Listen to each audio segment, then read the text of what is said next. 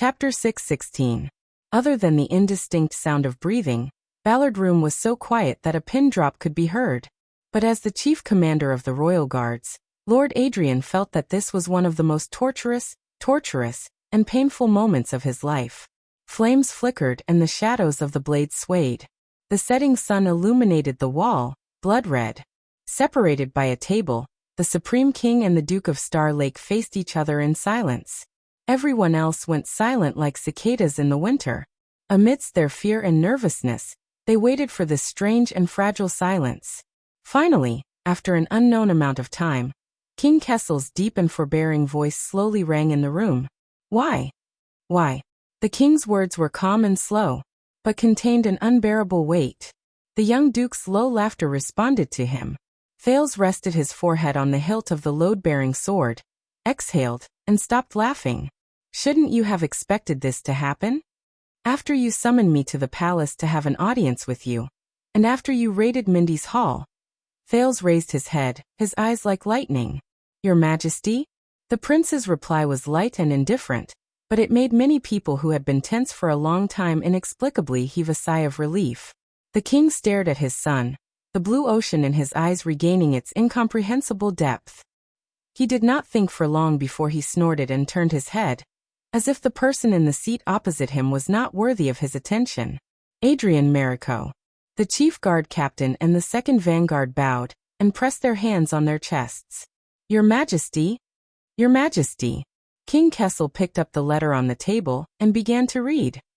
The Duke of Star Lake is overtired and mentally unstable. The king's casual words instantly made everyone's expressions change. Even Thales frowned slightly. Let the royal guards escort him back to Mindy's hall to recuperate. Keep a low profile. The imperial conference continues. Marico gladly accepted the order, and before he could wave his hand, one or two of the more daring and disgruntled guards had already stepped forward. Gilbert's face turned pale with fright. Your Majesty. No. Even Prime Minister Cullen frowned. Your Majesty, will you reconsider? The people from Mindy's hall outside the door were just as anxious, but Waya and Ralph, who were the first to move, already had a few swords pressed against their necks. Glover was pinned to the ground by a few of his comrades from the Vanguard Division, and he could not even breathe. Doyle, who was yelling loudly, had his mouth and nose covered. He could only shout, no. The battle-hardened Cohen used the black horse as a barrier and struggled back and forth, causing the royal guards to panic. But at some point, a scar-faced man from Ballard Room appeared behind him. He said something, but the ferocious man suddenly froze. Then, the scar-faced man struck the back of Cohen's head, causing him to fall to the ground. The restless Jenny bared her teeth fiercely, but an experienced old guard lit a burning torch and pressed it in front of her. The big black horse whimpered and immediately became obedient to protect itself. Thales looked away from the corner of his eye. He knew that he had no backup, even though they were muddle-headed when they entered the palace. But Your Majesty. Adrian, the captain of the guards, raised his hand to placate Marico, who was about to make a move, and said tentatively, From here to Mindy's hall. Fabio Adrian. The king was so absorbed in reading the letter that he did not even raise his head. When his full name was called, Lord Adrian immediately lowered his head and shut his mouth. I've been lenient enough today. No matter who it is. Even though he was speaking to the captain of the guards, everyone present, including Gilbert, the vassals, and the guards felt their hearts tremble.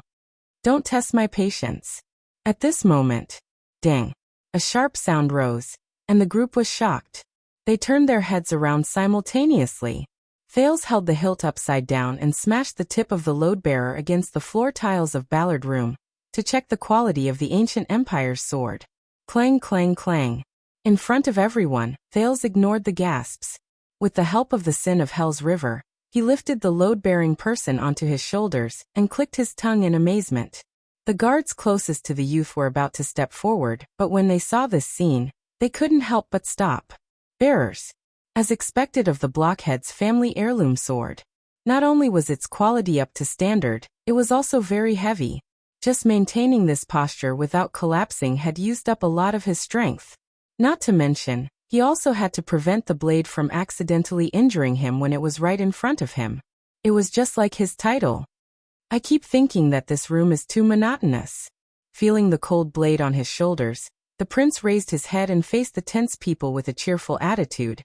Maybe I should hang one more painting such as. Thales narrowed his eyes, and his tone instantly became serious. Ascension King's sacrifice? At that moment, many people could not help but hold their breaths. Thales saw their reactions and smiled coldly. He became even more unruly and unruly. Or the Iron Hand King kills his son. Kills his son. The group was first stunned. Then they looked at the king nervously.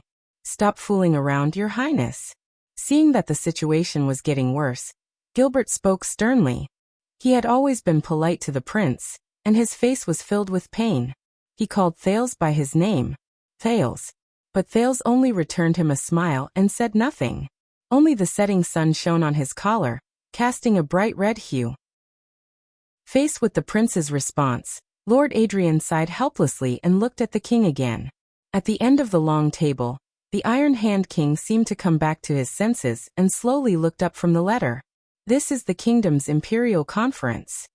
He glanced sideways at his son and snorted without a care. I don't have time to listen to an aggrieved brat cry his heart out. The vassals looked at each other.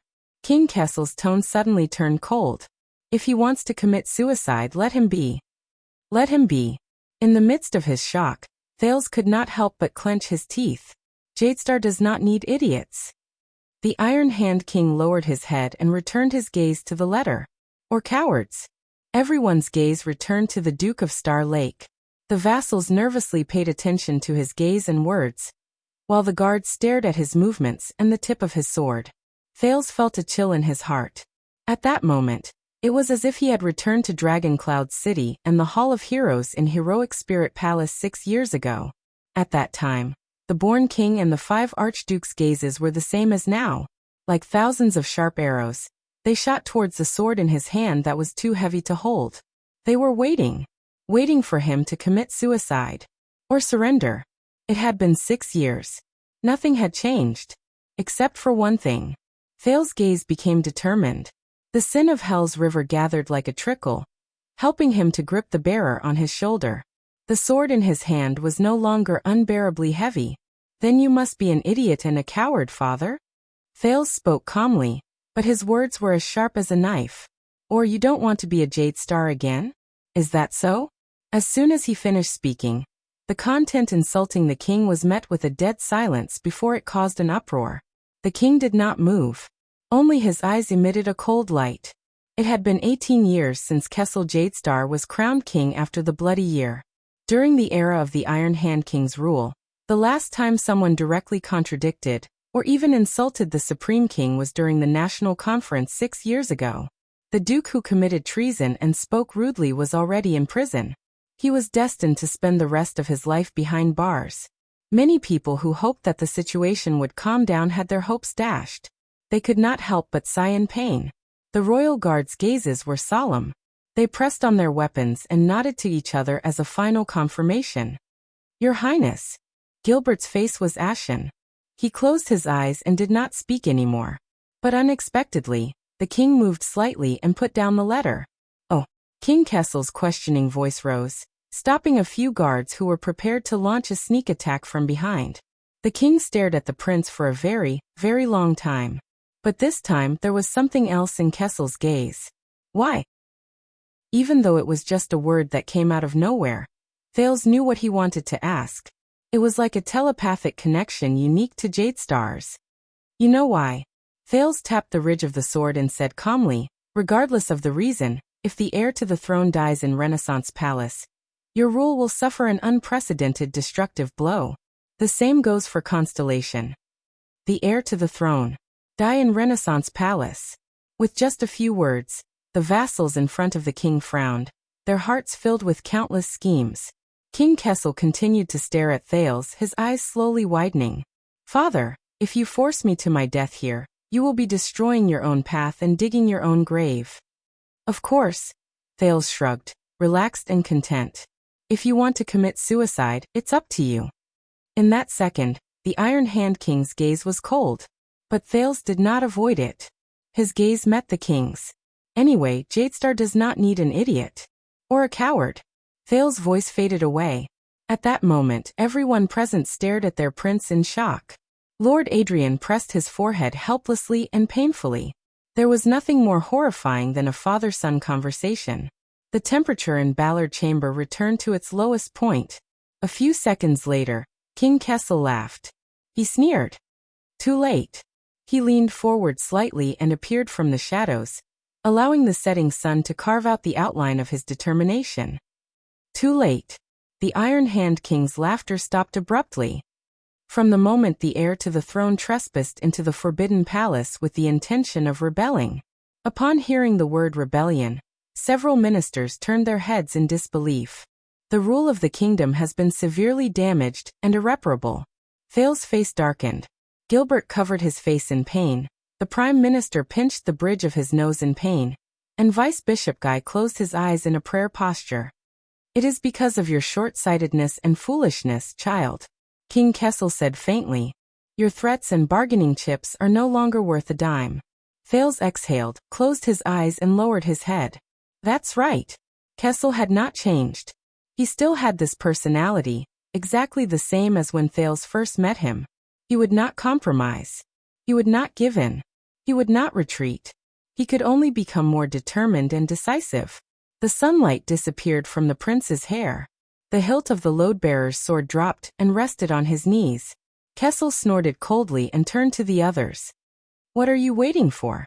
But in the next second, before the royal guards could react, Thales suddenly opened his eyes. Then why?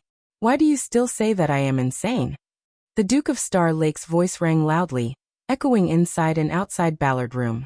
Why do you still want to drag me back to Mindy's Hall? Since it is irreparable, why don't you just give the order to kill me on the spot? Thales gripped the load-bearer tightly and sat up straight again. He faced his opponent. King Kessel snorted coldly and reacted just as quickly. Are you so sure that I do not dare? Of course you dare. The prince replied sternly. You can kill me here, secretly send my corpse out of the palace, then announce that Prince Thales died of an acute illness and passed away in Mindy's Hall, just like the former Fog King Mindy's the First. Fog King? No. Gilbert realized the worst outcome, and his face turned pale. The Iron Hand King's gaze was as sharp as a knife, piercing straight at Thales. But Thales did not wait for the other to reply and stood up with a bang. But the premise is, amidst the sounds of unsheathing and shouts, the prince held his sword with one hand and pressed the other against the table. He shouted angrily, everyone who witnessed the king killing his son, be it the ministers or the guards, must keep their mouths sealed for years, decades, or even a lifetime, even if you have to kill them. At that moment, Viscount Kenny, Lord Croppen, Advisor Sauter. The ministers looked at each other in disbelief. Chief Kirkirk reacted quickly. He pressed a hand to his eyes and said with a trembling voice, that I am only here for a meeting, I didn't see anything today. But before he could finish, Duke Cullen stopped the Chief of Finance like a lion. Shut up, Kirkirk. The Chief of Finance was about to say something when Sauter swiftly pulled him to his side and sealed his mouth. Lord Adrian hurriedly made hand gestures, trying his best to appease the defense line that was on the verge of losing control due to the sudden turn of events. The atmosphere was extremely tense. That's the only way. But Thales did not care about anything else. He only stared at the king in front of him, gritted his teeth and panted. You won't leak the news, repeat the evil example of the Ascension King's son, endanger the authority of the royal family, and threaten your rule. But he had obviously miscalculated. The Ascension King? Evil example? On the throne, King Kessel laughed angrily. If we can recreate Alan I's greatness, why not sacrifice a prince? As soon as these words came out, the ministers and guards were shocked again. Thales frowned hard and gritted his teeth. No one knew that his shoulder was starting to go numb from the pressure of Cohen's Duanmu sword. The sin of Hell's river surged into his veins, soothing his pain, but tightening his nerves. Compared to his many enemies, King Nuvan, King Chapman, Zayn, Fakenhaz, Asda Giza, the ugly-faced woman Stake, the Iron Hand King might not be the strongest, the strangest, or the scariest. But he was definitely the toughest. Impervious to the slightest threat. fearless of the worst outcome, not hesitant to perish together. Compared to him, Roman Williams, with his skull on his shoulders, was simply the most gentle, considerate, and easygoing person in the world. Your Highness, Your Majesty. Seeing that the situation was spiraling out of control, the host of the Imperial Conference, Prime Minister Cullen, had to speak up to ease the situation. We are both Jade Stars and we are father and son. The old Duke sighed. At this moment he spoke earnestly. Is there a need for this? We are both Jade Stars. We are both father and son. These words made Thales clench his fists and size up the Iron Hand King's sharp face again. But at the same time, what echoed in his ears was the desolate question of the traitor Samuel in the prison of bones. Is it a son killing his father, or a brother killing his brother? A son killing his father. The sin of Hell's River began to roar like a fierce beast, tearing at the cage that trapped him. Thales stared at the Iron Hand King's neck expressionlessly. He could not help but think of the night of dragon's blood, when the born king's head fell to the ground. Reality told him that the king's head was nothing special. Like an ordinary person, it would make a sound roll, and bleed when it fell to the ground. Like a hollow, rotten watermelon. Thales tightened his grip on the hilt of his sword again. Stay in your seat, Bob, Kessel said coldly, rejecting the Prime Minister. Since it's a family matter, outsiders have no right to butt in. These words were blunt, vulgar, and merciless. The senior and respected Cullen's expression immediately turned sour. No one else dared to interrupt. Family matter. Thales snorted and tried hard to get rid of it. Yes, such as domestic violence. Thales lowered his voice and said coldly, if you don't kill, no one will listen. Perhaps because his tone was completely different this time, the king's gaze paused. On the other side, Advisor Sauter thought of something and could not help but sigh. You remind me of His Highness Horace, Duke Thales. Lord Adrian frowned. For the first time, he put his hands behind his back and gave a secret order to the guards. Horace? Horace? The king sneered. He's still a long way off. The next moment, Kessel V did not give him a chance. The farce is over, child. You have 10 seconds to put down your weapon.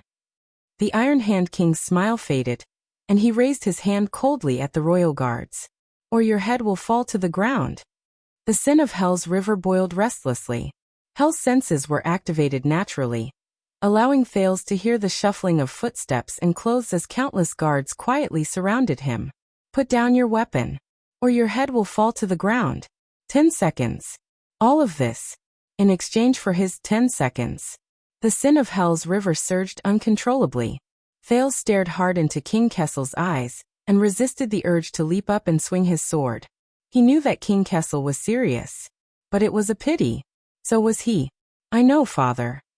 Thales' expression was grim and his tone was cold, just like his opponent. You disdain compromise and never show weakness. You still want to solve the problem as resolutely and decisively as before. Thales knocked on the spine of the load-bearer's sword, and was greeted with a dull metallic sound. But in the end, you're not doing this willingly. The young man forgot the different looks of the courtiers, forgot the footsteps of the guards following the king's gesture, and even forgot the heavy sword on his neck. He only had eyes for the end of the long table, for the opponent he could not choose and could only face. The sin of Hell's River kept surging. You don't want to lose the entire game because of one chess piece. Thales looked deeply at King Kessel, and moved the blade in his hand an inch closer to his neck. The entire game? The Iron Hand King sneered.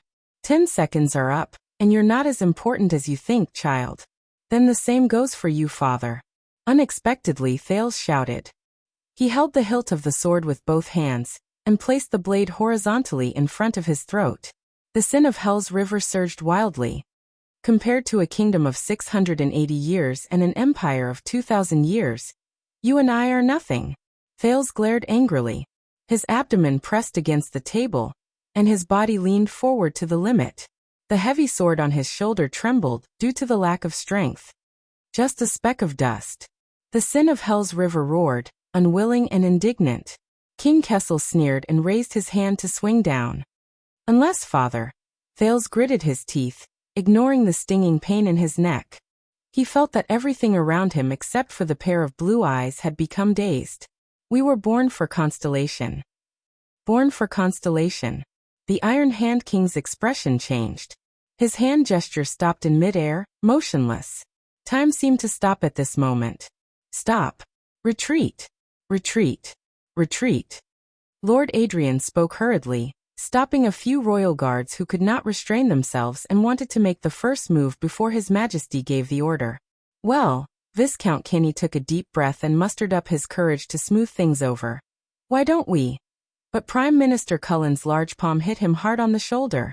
The Minister of Trade's sincere words were smashed back into his stomach. The Duke of Eastern Sea was expressionless. He just put his index finger to his lips. Accustomed to all sorts of situations, he knew that this was a conversation that only Jadestar could participate in, a language that only the royal family could understand. The silent oppression lasted for a long time, until the king's voice came faintly. What are you going to do? His voice was like fine sand, and his words were like a blade hidden in a sheath. Thales took a deep breath and smiled. At this moment, his tone was relieved and relaxed. A quarter of an hour. The prince said absent-mindedly, Constellation, the entire kingdom, all we need is for us to be alone. A quarter of an hour. Gilbert's eyes widened. A few drops of scarlet blood seeped out from between Thales' sword and his collar, and fell onto the meeting table. King Kessel did not answer. His gaze was fixed on the blood on the meeting table. 1 second, 2 seconds. Finally, the king slowly put down his left hand that was poised to strike. Instead, his right hand clenched into a fist and slammed it on the table. Everyone. King Kessel's voice was cold and stern. Stand down. As soon as he said this, the crowd burst into an uproar. Only Thales exhaled fiercely when he heard that. Damn it. The sin of Hell's river subsided unwillingly. The prince took a few deep breaths. He fell back into his seat and put the load-bearing sword down between his knees. Only then did he realize that although winter had arrived, the hilt of the sword in his palm was already soaked in sweat. At this moment. No, Mariko. At that moment, the sin of Hell's river in Thales' body suddenly woke up and roared violently. Oh no. Thales subconsciously wanted to raise his sword. But he was too late. Just like Adrian's exclamation. Thud. Thales only saw a shadow flash before his eyes. His chin hurt and he immediately saw stars. Bang. There was another muffled sound. Thales felt a sharp pain in his abdomen, and all his resistance was drained from his body. Asterisk clang.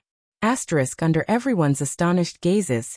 The load-bearing sword fell to the ground and swayed endlessly. 3 seconds later, the dizzy Thales opened his eyes and panted in pain. The rebellion is over, Your Highness.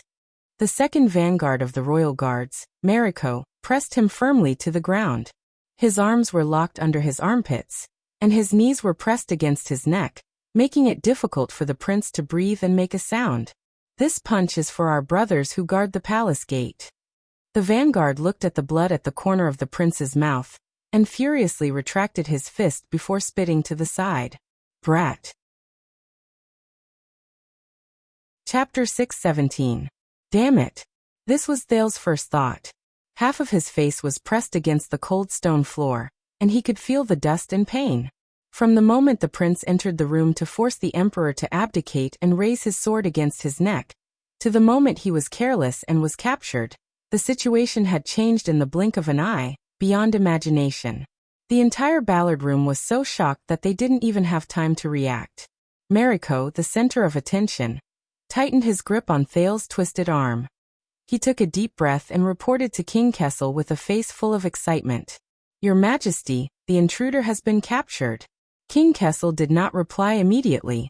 He only stared deeply at Thales on the ground. His face was as dark as the sea. No one knew what he was thinking. The royal guards were about to swarm forward, but Captain Adrian, who was frowning, raised his hand in a timely manner and stopped them 5 steps away. Many people finally reacted and heaved a sigh of relief. Is it over? Sauter stared blankly at the immobilized prince. Gilbert did not say a word. His face was dejected, and his eyes were red. Prime Minister Cullen remained silent as well, lowering his head in deep thought. My God. Thank God. Thank sunset, I knew it. Major Domo Kirkirk struggled free of Saldus' hand that was covering his mouth. He was still in a state of shock. Finally, the atmosphere in Ballard was no longer as oppressive as before. But Mariko keenly noticed that his superior, Adrian, who was standing beside His Majesty, had a serious look on his face as he shook his head at him. The king's voice rang out, silencing the room once again. By the looks of it. Kessel stared at Thales, who had slipped and been captured, and he seemed to be deep in thought. It won't be that easy for you to commit suicide. Child. Everyone had different moods, and their gazes all turned to the young captive on the ground. Of course.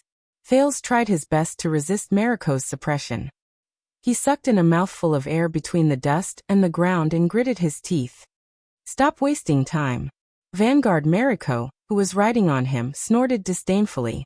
Seeing that the Duke of Star Lake remained defiant and unruly despite his defeat. Whispers broke out in Ballard Room. King Kessel narrowed his eyes. The sharp glint in his eyes almost tore Thales apart.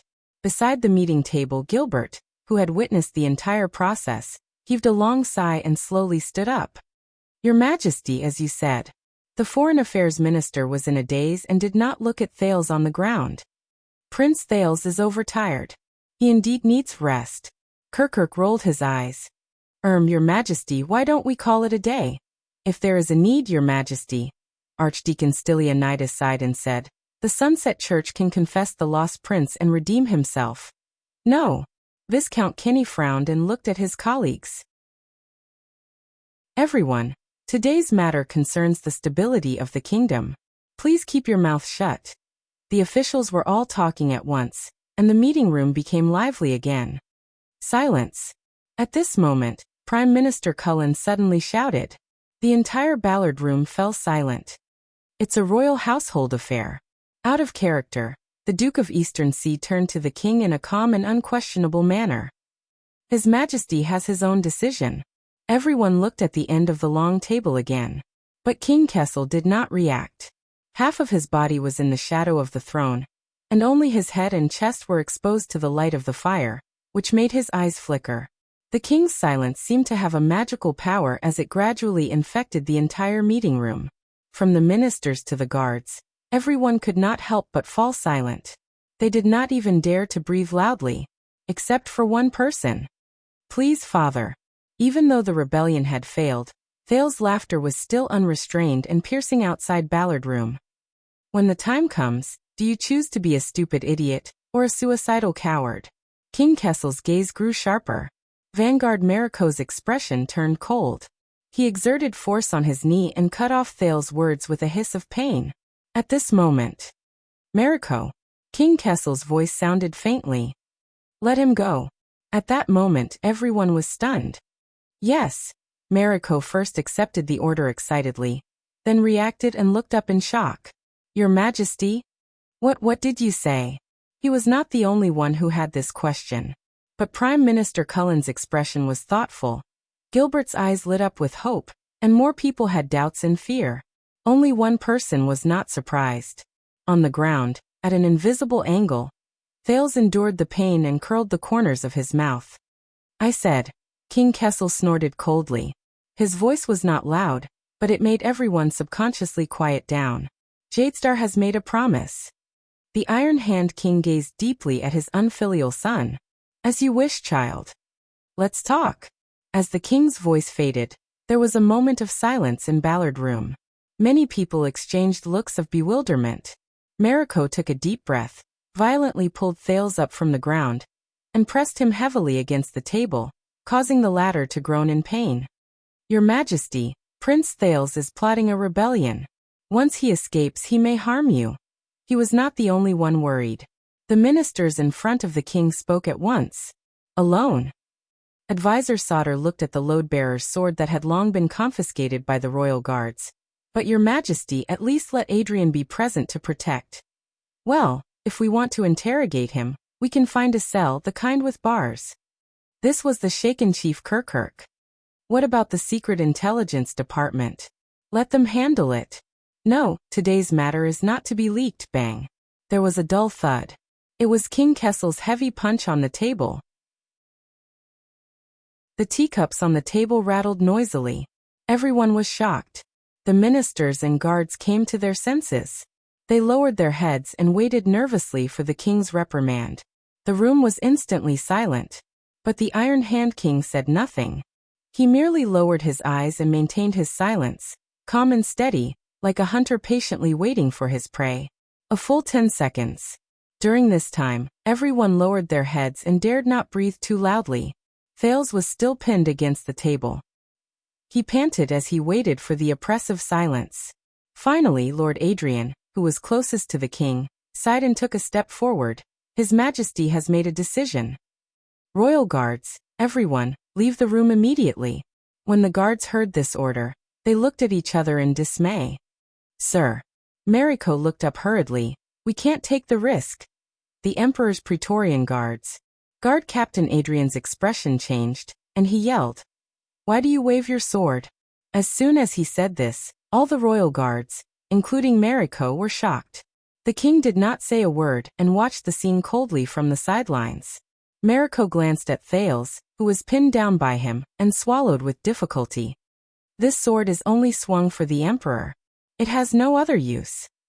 Adrian nodded expressionlessly, and did not say anything else.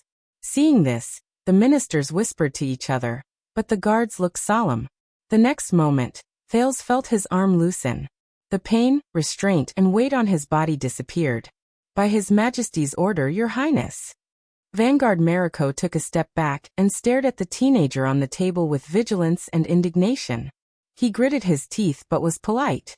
Please rise. Thales groaned and propped himself up from the table in pain. F***ck. He spat out a mouthful of blood, panted, kicked a chair away, and sat down heavily. Seeing that Thales had escaped, the expressions of the ministers changed slightly. The guards subconsciously put their hands on their weapons, but under Adrian's stern gaze, no one dared to act rashly. With a cold expression, Mariko bowed in the direction of the king and the commander, then turned around and arranged for the royal guards to leave the room in an orderly manner. My lords, the kitchen is ready for dinner, Lord Adrian said again, attracting the attention of the courtiers. Please. The guard captain raised his hand towards the door, his face beaming with joy and respect. It was as if this was just an ordinary court meal. From Gilbert to Sauter, from Kirkirk to Kenny, the ministers looked at each other. They looked troubled, doubtful, or worried, but none of them moved. King Kessel's gaze gradually turned cold. Just in time. I've been hungry for a long time. Let's eat, let's eat. Duke Cullen's cheerful voice rang out just in time to break the tension and awkwardness. The Prime Minister stood up excitedly and stuck out his belly. At that moment, he seemed to have reverted to the charmingly naive, pot-bellied Duke. Although Renaissance palaces' dishes are famous for being shabby and inflexible, and they never change. Just as they were about to reach the door, Prime Minister Cullen paused and turned around to give Thales a deep look. But I think there might be a surprise for this meal? There was a hidden meaning in his words, but no one dared to respond. Only the Iron Hand King snorted coldly. The Prime Minister chuckled, squeezed through the line of guards, and disappeared outside the door. Kirkirk, who had been fidgeting for a long time, looked left and right, shrugged with an awkward smile, and quickly caught up with the Prime Minister. With Kirkirk and Cullen as precedents, and the king's resolute attitude, the other ministers, despite their doubts and worries, did not delay. One by one, they filed out of the room. Your Majesty, if you need anything, Sauter said solemnly before he left, I'll be next door, waiting to be summoned. King Kessel seemed to come back to life and nodded imperceptibly at the military advisor. Don't worry, Sir Sauter. Thales tapped the arm of his chair and looked tiredly at King Kessel. I'll take good care of him for you. This will be a frank, sincere, cordial and friendly conversation. The teenager narrowed his eyes. Father and son. King and prince. Jadestar and Jadestar. Thales snorted softly. Isn't that so? King Kessel did not respond, but his gaze deepened. Sauter frowned and turned around decisively. Gilbert was the last minister to leave. He looked hesitant and hesitated, but in the end, he could not help but turn around. Your Majesty, even if the knot in your heart is difficult to resolve, please consider the fact that you are related by blood, and that His Highness is still young. King Kessel's gaze, sharp as a sword, turned and landed on the Foreign Affairs Minister. Gilbert paused for a moment, but Thales' voice rang out again. "Thank you, Gilbert." With his back to Gilbert, Thales smiled and said in an unquestionable tone, "But according to the standards of the age of the Empire, I am already an adult." Gilbert was startled. Thales turned around and flashed him a bright smile. "I can already wield a sword and fight, marry a wife and have children." King Kessel did not move, but Gilbert's gaze was complicated. The Foreign Affairs Minister sighed and said nothing else. He staggered away with his colleagues. Seeing that all the important figures had left, Adrian secretly breathed a sigh of relief. On the other side, Mariko led the last few royal guards out of Ballard Room while keeping an eye on Thales. "Be careful, Vanguard." Thales' sudden voice caused Mariko, who was holding the bearer, to stop in his tracks. "That sword is the heirloom of the Caribbean family." The prince turned his head. "It's very heavy." Mariko took a deep breath.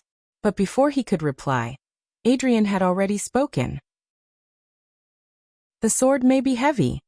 The chief guard captain came forward and tidied up Thales' messy clothes. He did not forget to tear off some clothes and bandage the wound on Thales' neck and shoulder.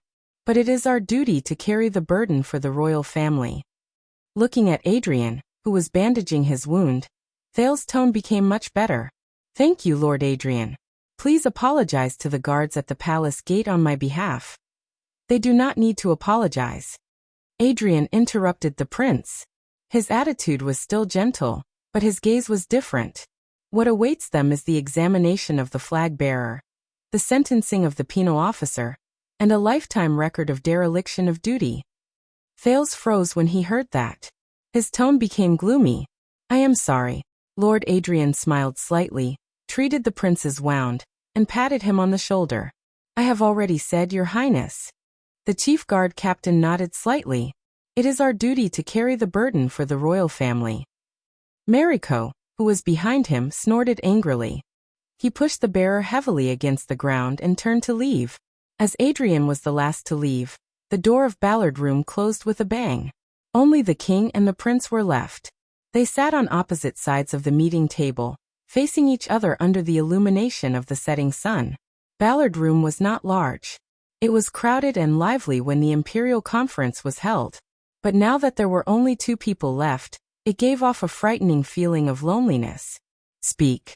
King Kessel did not waste any time. His cold words rang from the other end of the meeting table, as if separated by mountains and seas. "How do you live for constellation?" Thales did not answer immediately.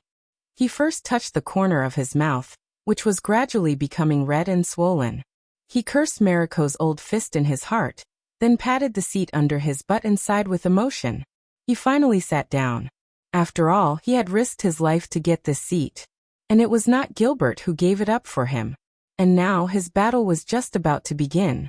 If you want to fight, be fully armed. As he thought of this, Thales raised his head and gave his opponent the most sincere smile. "Oh, I thought you didn't understand." The second prince picked up a teacup on the table. He did not care who had used it before, and drank the rest of the tea in one gulp. "Or you simply understood but pretended not to know." Jade Star. Hearing this surname, King Kessel moved slightly. Thales finished his tea, and tossed the expensive teacup behind him. Crack. The king looked at the prince's rude and undisguised actions. His gaze turned slightly cold. Seeing his father's gaze, Thales wiped the tea stain from the corner of his mouth and snorted. "All right, for the sake of this teacup, Baron Quentin would definitely criticize him in a sarcastic manner again. But who cares? I say, why don't you step down as well?" Thales suddenly turned his head and looked at the void around him. Yodel? Hearing this name, King Kessel narrowed his eyes. But Ballard Room was silent. There was no response except for the flickering firelight. Instead, King Kessel snorted coldly and looked at his son thoughtfully. Thales did not wait for an answer, so he scratched his forehead and laughed self-deprecatingly. "I thought he was here." King Kessel snorted coldly without mercy. Following Constellation's tradition, if a member of the royal family makes a mistake, the Iron Hand King's eyes were as sharp as blades, pinning him firmly to his seat. Their punishment will be personally carried out by the chief penal officer of the royal guards, from flogging to hanging. Penal officer. Personally carried out. Recalling the scene of Mallow's whipping Glover and Doyle, Thales was silent. Therefore, this position tends to favor those who scrupulously abide by the law, are impartial, and do not fear the powerful. King Kessel had no intention of waiting for Thales to answer. There was a hint of threat in his gaze. Based on what happened today, the second vanguard, Merrick, is a good candidate. Merrick. Candidate for penal officer. Thales recalled Merrick's glare at him before he left. Feeling the pain in his chin and lower abdomen, the corners of his mouth twitched slightly. He said with a headache, "Yes, Vanguard Merrico is quite good. Even Cohen and Glover together couldn't take him down.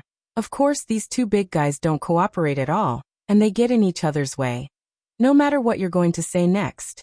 King Kessel interrupted him coldly. "Your foolish actions tonight have made the situation extremely ugly. The worst consequences have already occurred. Irreversible." King Kessel's gaze swept across him like a sword. "The same goes for punishment. Including you and all those who followed you in your foolish actions. Punishment. Him. And the people who followed him. Why, Ralph, Cohen, Glover, Doyle." When he recalled these people who followed him into Renaissance Palace in a muddle-headed manner, the corners of Thales' lips curled up. Just like 6 years ago, when they followed him into Heroic Spirit Palace, didn't they? The teenager exhaled and leaned against the back of the chair. "All right, I admit, now it seems that my actions were a little hasty, as well as risky." Thales shrugged and accidentally affected his injury. He could not help but grimace. I'll pay attention next time." Unfortunately, his father's face was still cold, and he had no intention of cheering for his joke. "It seems that you have learned nothing in the Secret Intelligence Department. Still impulsive, stupid, ridiculous, lame." King Kessel used 4 adjectives to complete this sentence. Thales pursed his lips and nodded politely. "Impulsive, stupid, ridiculous, lame. And do you know how many important things you've delayed on this occasion, and at this time?" "I know," Thales answered quickly. "But I also know." He collected himself, returned to his battlefield, and looked up at the king. "As we speak, there are still people in the kingdom who are waiting, anxious, and dying in despair." Thales' expression became serious. "There are even more people who do not know what kind of fate awaits them." He met his father's gaze. "So I had to come." "Had to come?" The Iron Hand King sneered, but there was no smile in his eyes. "I didn't bring the crown, but I brought the head." The king's voice turned cold. "Why, do you want to come and get it?" The setting sun just fell outside the window. Kessel V's figure was dark and blurry in the scarlet light. Thales smiled. He didn't bring the crown, but he brought the head. After King Nuvan's death, the blood-stained dragon scale crown flashed before his eyes. The next moment, the sin of Hell's river surged in his veins. The prince's expression turned cold. His figure flashed and he pounced on the king. Swoosh. As the chair rubbed against the ground, Thales' expression was resolute. He leaned forward from his seat, and suddenly extended his palm towards King Kessel opposite him. The Iron Hand King did not move. He was not surprised. He just stared coldly at the approaching Thales. Smack. With a muffled sound, Ballard Room returned to peace. The setting sun and firelight reflected Thales' figure in a bloody red light. His palm stopped above the meeting table, but was firmly restrained and could not move an inch. He was only a few feet away from King Kessel. The light flickered, causing the shadows to tremble, feeling the belated strong wind. "I say, you're really here." Thales was expressionless. He did not even look at the mysterious figure that suddenly appeared in front of him. Yodel. Yodel Cato, the masked protector he was all too familiar with, was kneeling on one knee on the meeting table. He held Thales' wrist tightly and protected the king behind him. Yodel did not answer. His mask was thick and rigid. His gloves were cold as ice. His movements were steady as usual. Thales looked at the place where his palm was and sighed. What a pity. Just a little more. The masked protector lowered his head slightly. On the table in front of the king, under Thales' fingers, lay a crumpled letter. On the cover, The iris-shaped wax was beautiful and exquisite. Yodel was momentarily stunned. He raised his head. The deep holes on the purple mask met Thales's eyes. "Let him go." The king's voice rang coldly. Thales curled his lips. He looked at the masked protector and raised his eyebrows. "I think he's talking about you?" Yodel was silent for a moment. In the next second, the air in front of Thales rippled and stirred up ripples. Yodel's figure became blurry. Faced with this familiar scene, Thales just stared at the mask, as if he could stare through it and stare straight into the other pair of eyes behind it. Soon Thales felt his wrist loosen. The ripples disappeared completely. Thales felt the lingering pain on his wrist. He sighed and chased the hint of melancholy out of his heart. Since he had already made his decision, he had no spare energy to reminisce about the past. The teenager reached out to grab the letter, retreated from the meeting table, and sat back in his seat. So this is the letter but leader was talking about. But leader? King Kessel frowned. Thales explained absent-mindedly as he read the letter. "Oh, you know, the Secret Intelligence Department has a group called the Princes, but..." "Forget it, it's not important." Seeing that the Iron Hand King did not care, Thales shrugged. He hastily scanned the elegant and calm words on the letter, and extracted the main points. TSK, paying taxes to serve, and supporting the budget of the regular army? Thales put down the letter, his eyes shining. "Congratulations. I'm sure Lord Sauter is very happy, and Lord Kirkirk is also very satisfied. Your wish to expand the regular army has been fulfilled, and everyone is happy?" King Kessel was silent for a while. "You broke the ban and barged into the palace," the king said faintly after a few seconds. "Treason of words and conspiracy of treason. Is this what you're saying?" Thales laughed. His laughter was so loud that it resounded throughout Ballard Room. But the king's expression remained indifferent, and he only looked at him coldly, until Thales' smile faded and he said solemnly, "Then where's the pit?" The Iron Hand King narrowed his eyes. His silhouette became brighter and clearer under the light, no longer a blurry shadow against the light. "Where's the pit?" Thales took a deep breath, leaned forward on the table, and raised the letter in his hand. "I say this petition is both flattering and self-justifying. Not only does it want to pay taxes, it also wants to abolish military service, and it doesn't even care about tarnishing its reputation in order to make a public appeal for the nobles in the country to follow suit. Other than that," the teenager narrowed his eyes, "how many pits did Zayn Covendier leave for you?" At that moment, King Kessel's pupils flickered slightly. How many traps? How many difficult problems? How many obstacles? How many flowery, beautiful words? How many of his smiling, sinister intentions? While you clenched your teeth in exasperation, and could not do anything to him. King Kessel did not answer, but the atmosphere around him grew colder. Seeing the other party's reaction, Thales snorted and shook his head. He did not press for an answer, and just leaned back in his chair again. "I know. Ever since he hired a vampire to assassinate me 6 years ago, and had to compensate you with a few crystal drop mineral deposits, your relationship with him has been pretty good. You and your subject get along well and cooperate at times. Or a deal? But believe me, Father, Zayn and I, we are old acquaintances." Thales stared at the letter in his hand, his gaze gradually turning cold. Better to die for a friend than to perish for an enemy. Compared to allies, enemies know each other better. The king looked at him carefully, and was silent for a few seconds before he snorted. "Interesting, you know Jade City?" Thales looked up and shook his head decisively. "No, I know nothing." King Kessel frowned. "But I know that Zayn is not a lamb waiting to be slaughtered." Zayn's image appeared in front of him, leaving Thales in a daze. He prides himself on being virtuous, but he is good at scheming, and never makes a losing deal. He puts on airs in front of others, but seeks revenge for the smallest grievance behind their backs. He is an exquisite and troublesome egotistical bastard.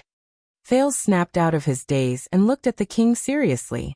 He will not accidentally lose a weapon at a banquet, or rather, he will not work himself to the bone for you and dedicate himself to a small matter like murdering the Prince of Constellation. The teenager's voice trailed off, but King Kessel's expression remained unchanged, cold as ever. It was as if he did not hear the sarcasm in his words. That's it, the king said flatly. Nothing else? Thales smiled. He observed King Kessel's reaction and found that, as usual, he could not sense the subtle changes in the other party's expression and movements. Even with Hell's senses, he could only see an iron wall and a cloud of fog. But so what? Of course you know all this very well. You also know him and understand him, Thales said with certainty. You already knew. Even though you foresaw all kinds of unfavorable situations, knew that Zayn was not easy to deal with, knew that he would not go along with your wishes. The prince was resolute. But you still chose him. You still took the opportunity to blackmail him, threaten Jade City and South Coast Hill, and threatened him to solve the budget gap for the expansion of your regular army. Thales stared fixedly at King Kessel, and suddenly had a realization. Neuven Chapman the Calamity, and now Kessel. Meet the enemy, observe the enemy, subdue the enemy. But it was another battle. King Kessel looked at him for a long time before he let out a faint, cold laugh. You're wasting my time. Why? Thales suddenly spoke, interrupting the king. Why does it have to be South Coast? Thales leaned forward slowly, and pushed the letter from Iris Flowers to the other party. He spoke softly. He said softly, why does it have to be Zayn who provides the budget for your army expansion? To make the call for you to reduce the conscription? To open the door for you to reform the military system? To pull the war chariot of the kingdom for you? The king's gaze shifted. Humph, King Kessel sneered. Because he bumped into the door, because he was stupid enough to reach out to Renaissance Palace. Thales closed his eyes and took a deep breath. No. He opened his eyes gently. The reason it's South Coast is because of Zayn. Because you have no other choice. Thales stared fixedly at the Iron Hand King. And the reason you have no other choice. But Thales could not finish. Before your people suffer along with you. King Kessel looked annoyed and gradually lost his patience. Don't you have anything else to say? With a rumble, Thales stood up, gritted his teeth and slammed the table. Bang. Because of Western Desert. Thales roared, interrupting the king's words. At that moment, the sin of Hell's river rolled over, helping Thales roar so loudly that it shook Ballard Room. Western Desert.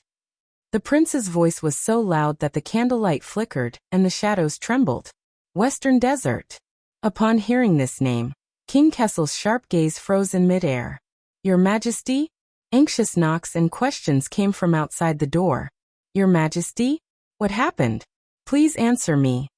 But at that moment, both Thales and King Kessel in the room had no time or intention to pay attention to the voices outside the door.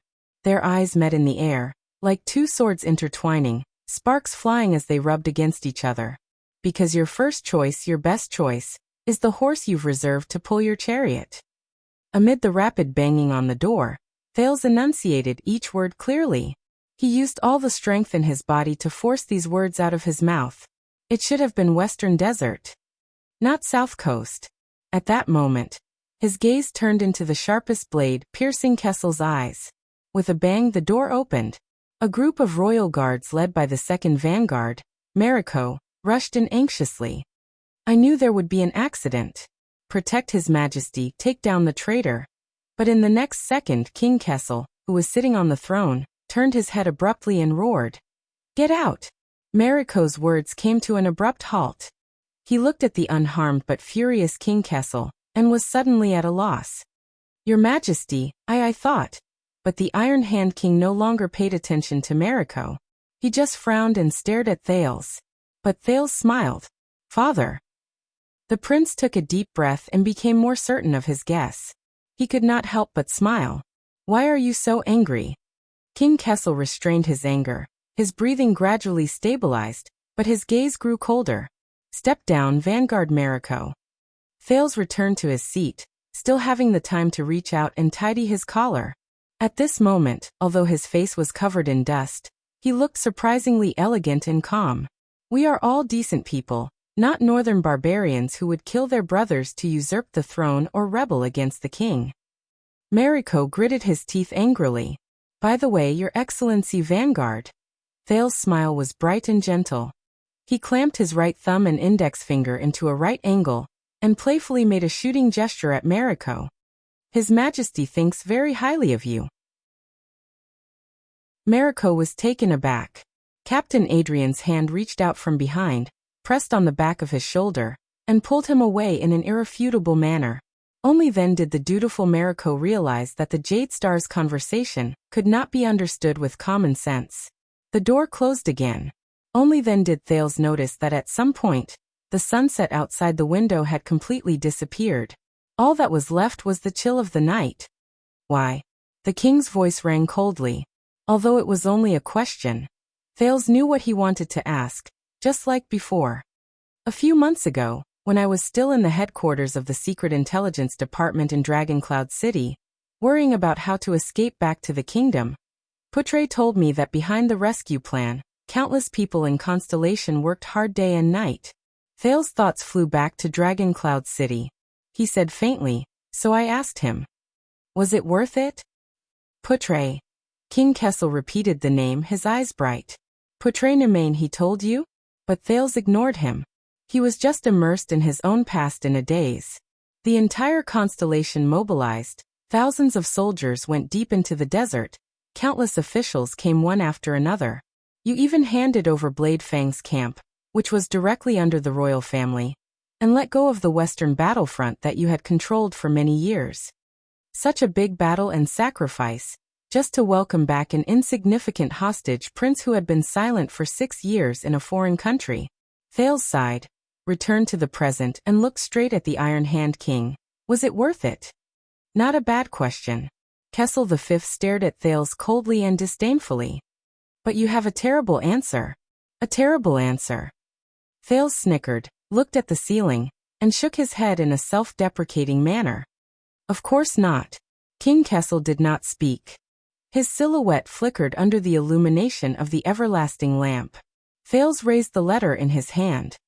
In 6 years, from the vampire to the banquet, I was murdered twice by Covendier. At that moment, his eyes were filled with complicated emotions. One after the other, you did not forget to ask for compensation from iris flowers, and made a lot of money. You haggled over the smallest details, you were calculative, and you were shrewd and calculative, father. How could you be willing to mobilize the entire country, spend countless resources, and lose an important military town just to do a loss-making business in exchange for an impulsive, stupid, ridiculous, lame? Thales paused for a moment, and sarcastically spat out the last word. Son. When he heard Thales use his own words against him, Kessel snorted coldly, unbothered. What, are you here to complain to me? Son.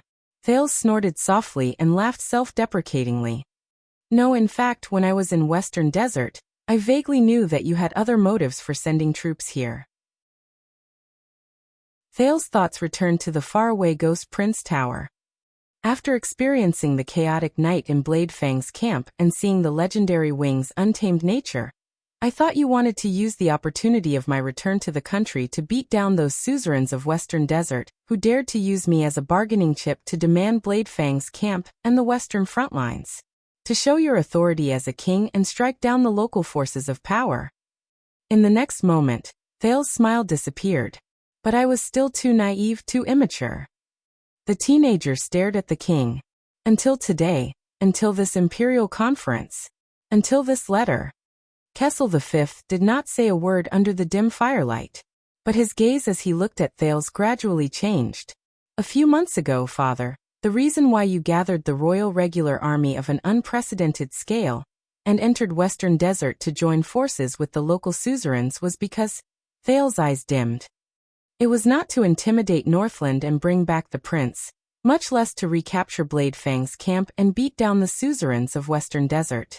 It was for a higher, greater, and more shocking grand goal that could affect the future of the kingdom, and even the world. At that moment, King Kessel's gaze sharpened like never before. Yes, I underestimated you. Thales took a deep breath, and with a stern expression he called out the king's name. Kessel Jadestar. I also forgot that you are not a merchant in the marketplace, but the king of a country. Your thoughts and desires are not limited to a single item, not even a city or a place. The light flickered, and the shadows trembled. The Iron Hand King stared at his son from afar, like a falcon staring at its prey. Thales furrowed his eyebrows tightly, feeling an unprecedented weight and pressure. You should not be described as haggling over every penny, being calculative and shrewd, but as Thales gritted his teeth and stared at the Iron Hand King in front of him, as if he was looking at the most terrifying enemy in the world. Stubborn and obstinate. Insatiable greed. Bone-crushing and marrow-sucking. Kessel did not speak. Thales stared at his father, just as the other man's gaze was fixed on him. 1 second, 2 seconds, 3 seconds. Now yodel. Just when Thales thought he could no longer withstand the king's gaze, Kessel V's emotionless voice rose into the air. You may leave. Chapter 6:18.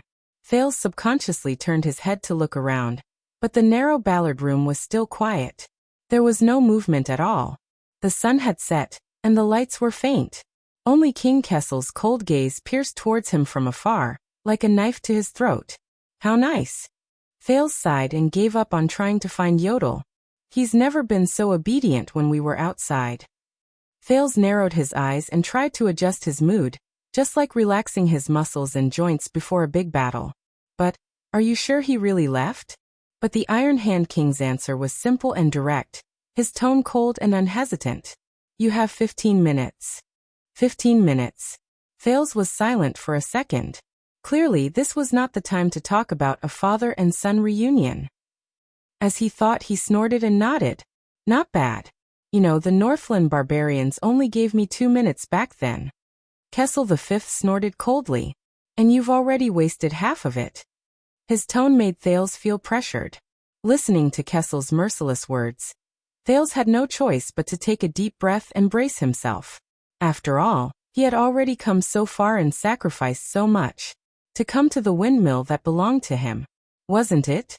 At this thought, Thales put away his expression and put on a stern face.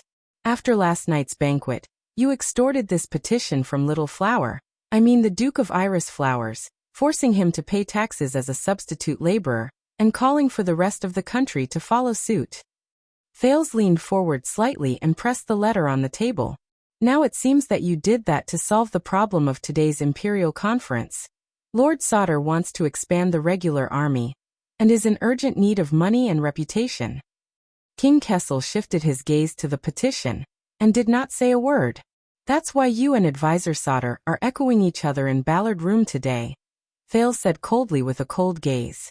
Or rather, it was the two of you who communicated with each other in advance. He charged in front, and you sat in the tent, coordinating with each other from inside and outside. But his words obviously did not have any effect. Ha, you must be a genius to have seen through the dark side of the kingdom. King Kessel mocked him expressionlessly, completely unaffected. Why didn't the other lords at the Imperial Conference think of this? Thales frowned slightly. Yes, this matter is very obvious. Perhaps even the Star Killer can see it. The ministers just don't want to expose it. Or he didn't dare to say it out loud. In the next second, Thales' expression changed. But something isn't right.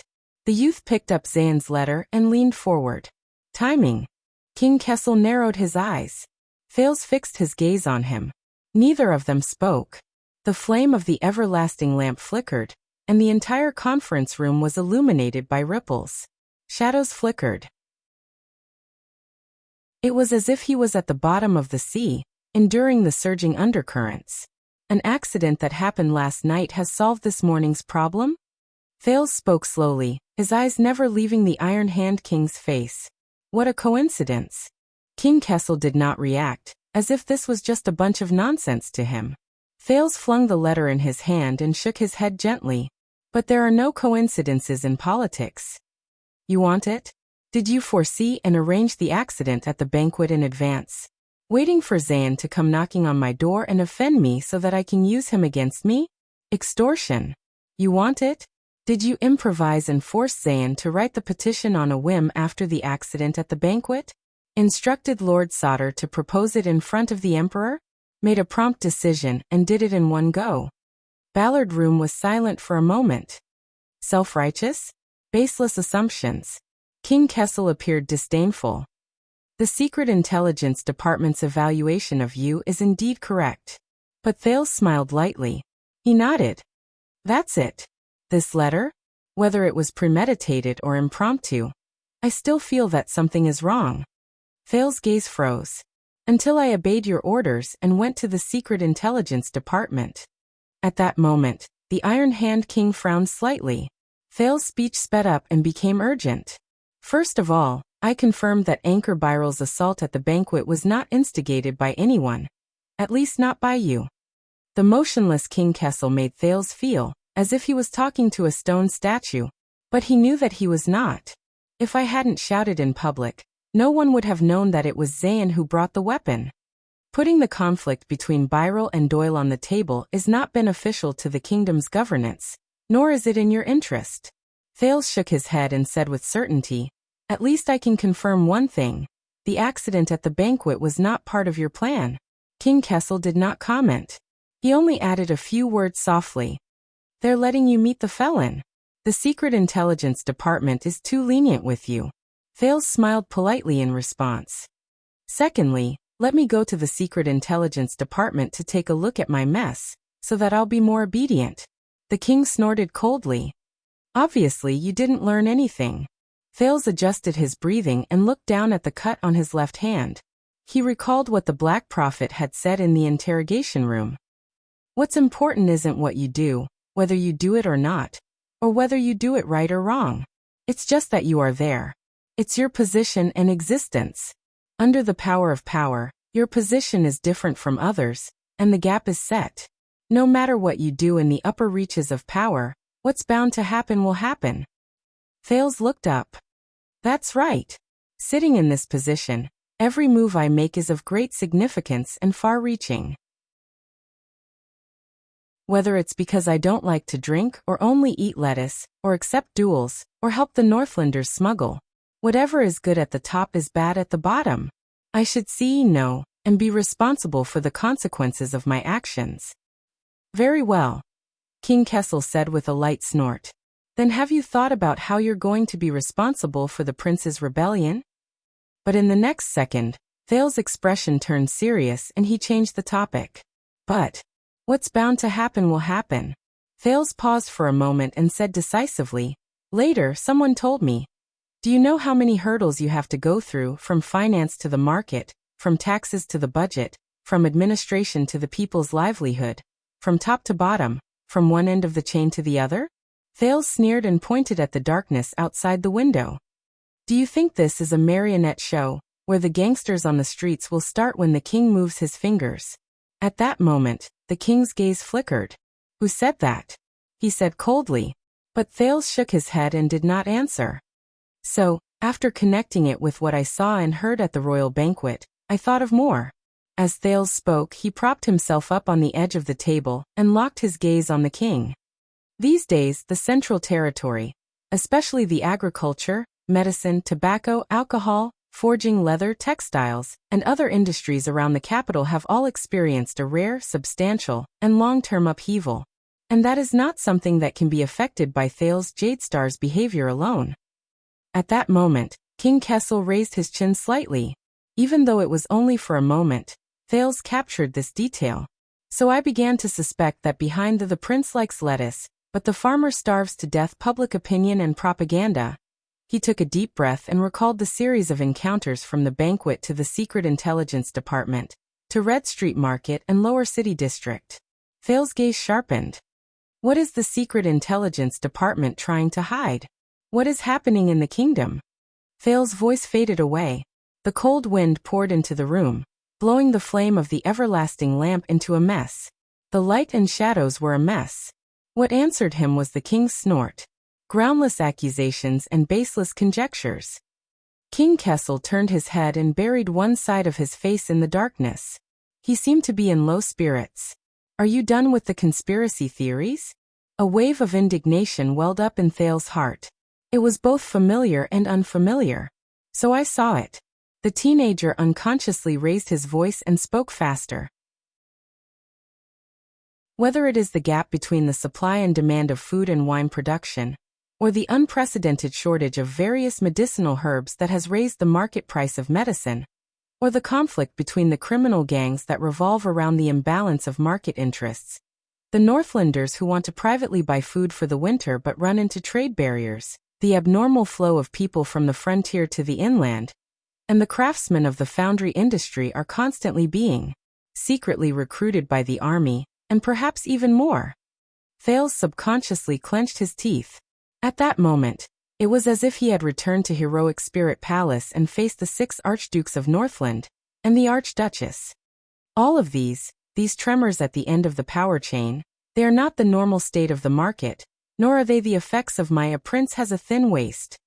They are more like the mess left behind after a certain power intervenes in various industries.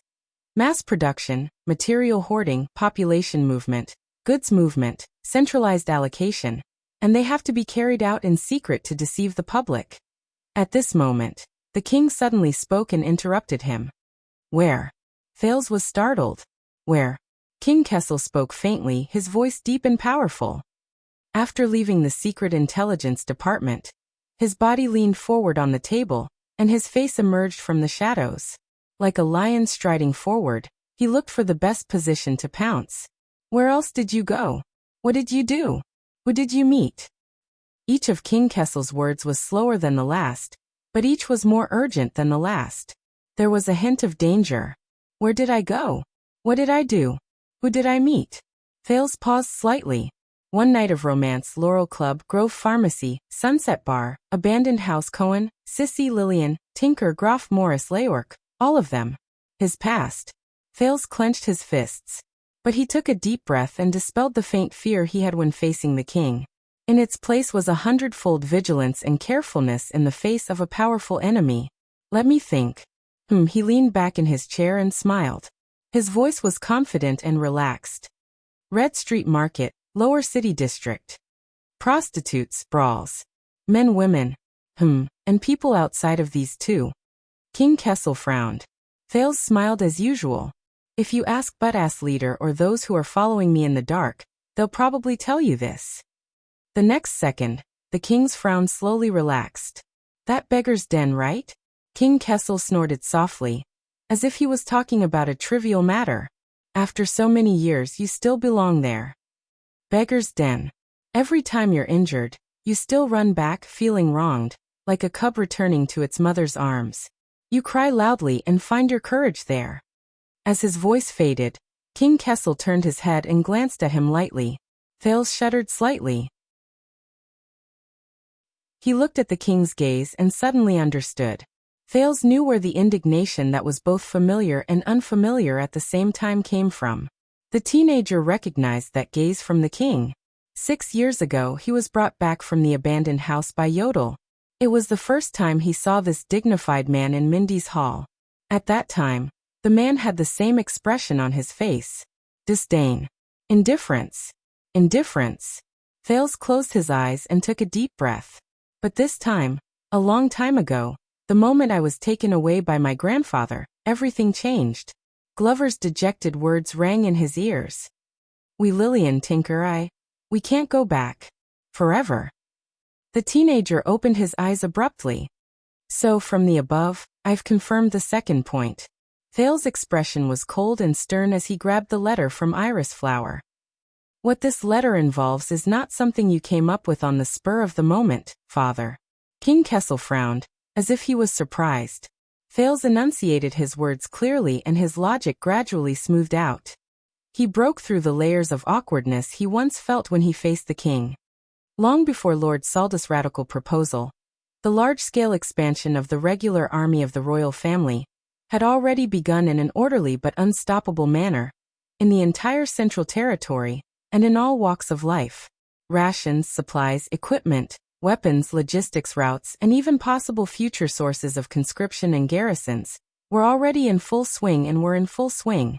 If we take into account the time taken to conceive, plan, prepare, investigate, coordinate, mobilize, and take action, it may have lasted several months or even a year or two, and has far-reaching implications. It's almost like a war mobilization, just that it's more low-key, more sneaky, no loud outcry, no declaration of war, to avoid market turbulence, and to prevent anyone from noticing anything amiss. Thales narrowed his eyes. So much so that the kingdom's secret intelligence department has no choice but to cover up leaks everywhere, and even use the prince's name. King Kessel's gaze turned sharp. Smack. Thales slapped Zayn's letter onto the table. From this, it can be seen that Lord Saldus' expansion proposal wasn't as simple as informing you and getting your approval. He stared intently at the king's cheek and said coldly, "You and the kingdom's secret intelligence department. You must have been planning this for a long time, and determined to succeed." Ballard Room fell into a long silence. Humph. A few seconds later, the Iron Hand King's snort sounded faintly. "In that case, you're not too stupid after all. At least a little smarter than the money-minded Kirk. Why would Banker promote him back then?" Seeing the king's reaction, Thales was even more certain of his judgment. He chuckled, forgetting the previous oppressive feeling. That brings us to the next question.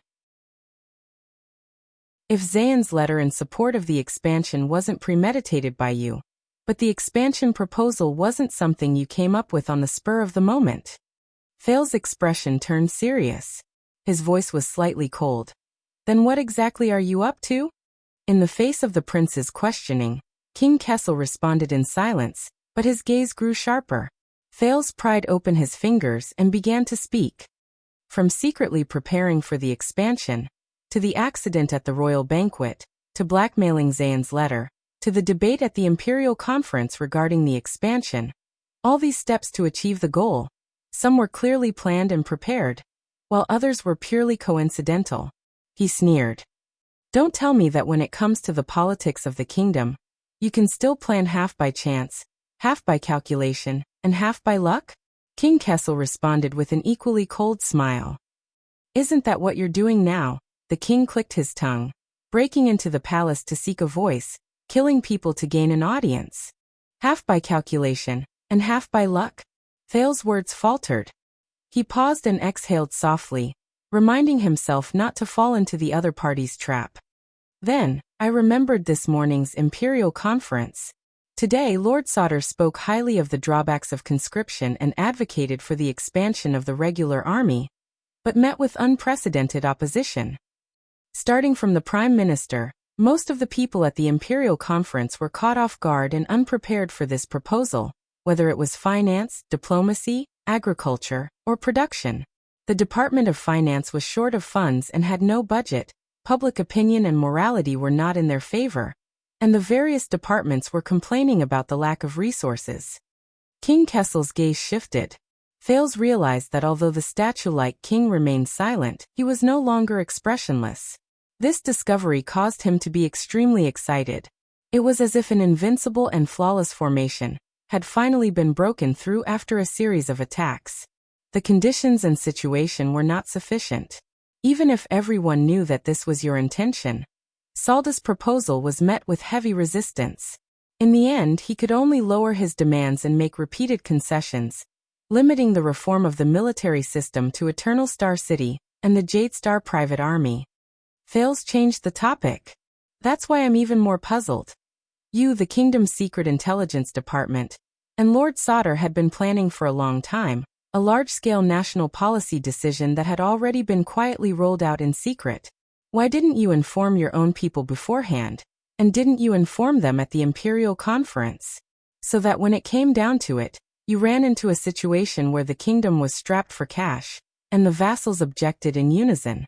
You lacked money, reputation, and manpower."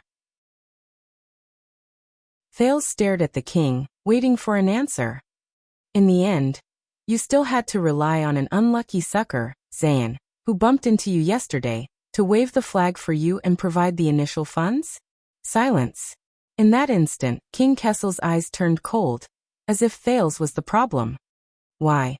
He restrained his unnecessary expression and said in an unfriendly tone, "Because you know nothing." "Nothing." Thales smiled. He was even more certain of his guess.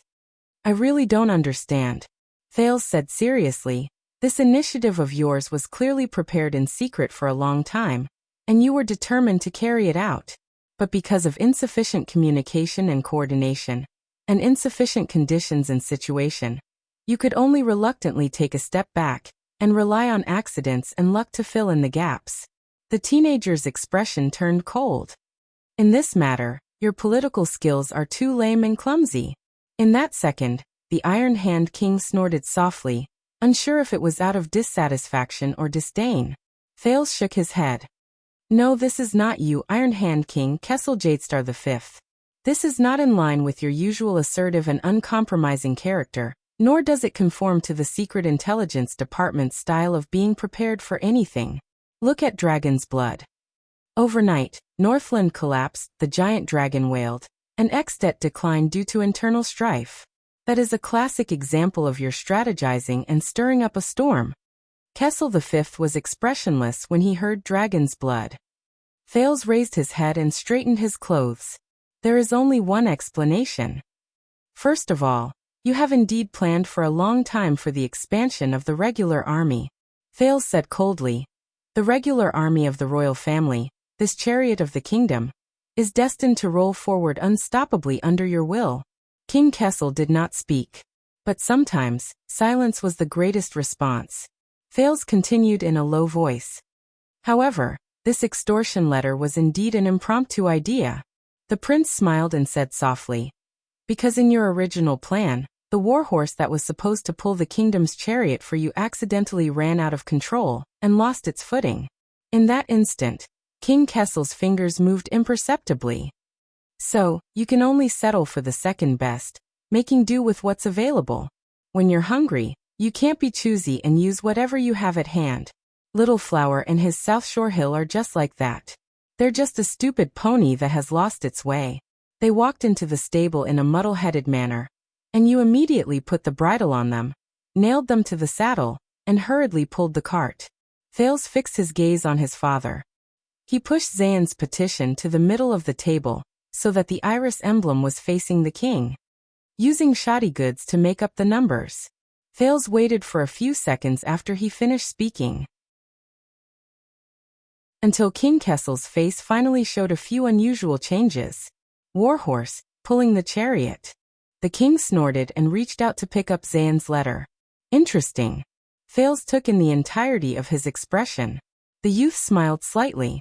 But as I said, Little Flower is not a lamb waiting to be slaughtered. The prince's smile faded and he said solemnly, it can be foreseen that this new fake horse is not only dispirited, but also unsteady in its steps. The boss is unwilling, and it will puff and puff when it pulls the chariot. At best, it can only be considered inferior. Thales' tone changed. As for the original, the genuine horse.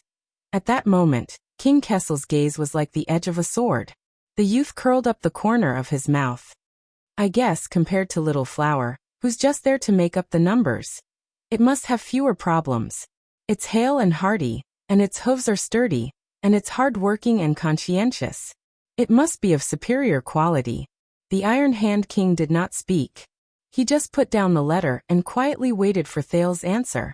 The prince's tone slowly rose, as if he was slowly unfolding a story. For example, it allows you to expand the regular army without having to worry about the shortage of money and food budget, without having to worry about the pressure of public opinion, and without having to worry about the ministers in the Imperial Conference. You don't even have to argue with the experienced departments of the kingdom. Thales spoke slowly, but saw King Kessel's frown deepen. As long as you, Sauter, and the Black Prophet are the three powerhouses of the king, the Ministry of Military Affairs, and the kingdom's Secret Intelligence Department, that's enough to solve the problem. Safe, smooth, successful, low-key, and leave no room for future trouble.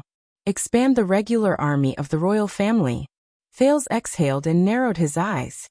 Or more. The Iron Hand King listened to the youth's words, but he did not respond immediately. Ballard Room fell into a deep silence. Even the lights seemed to have been frozen. But Thales was very patient. He was familiar with the battlefield he was in. The Iron Hand King was silent for a long time before he spoke in a low voice. So, how did you find that genuine horse? Thales stared at him for a very long time before nodding slightly. I learned about the situation in the West from many sources. The West? King Kessel did not speak. Thales said slowly. I know that since the Bloody Year, the Western front line has been maintained for so many years. The vassals of the Western Desert, led by Fakenhas, are so experienced and cunning that they have long reached the peak. No matter how you try to comfort them, warn them, or even beat them up, it will be useless. But you can't risk universal condemnation and fall out with them. You can't let go of the legendary Wing's vicious dog collar and let him carry out a bloody massacre. Treating the nobles the same way you treat the orc prisoners of war would cause the entire constellation to boil out of control. Thales became serious. So, it's very unreasonable for you to waste a lot of money and food a few months ago and send the regular army of the royal family to the quagmire of Western Desert. You're not there to beat the dukes, because it's useless. Nor to destroy their families, because I don't dare to. Nor to welcome the son of 1,000 miles away. Thales' eyes flashed. Because in your eyes I'm not that important. It was getting colder in Ballard Room. King Kessel's gaze slowly changed. He unknowingly left the back of his chair and leaned forward. That's right. Sir Salda's proposal this morning, such as reducing the Jadestar private army and experimenting with the expansion of the regular army in Central Territory, is just the tip of the iceberg.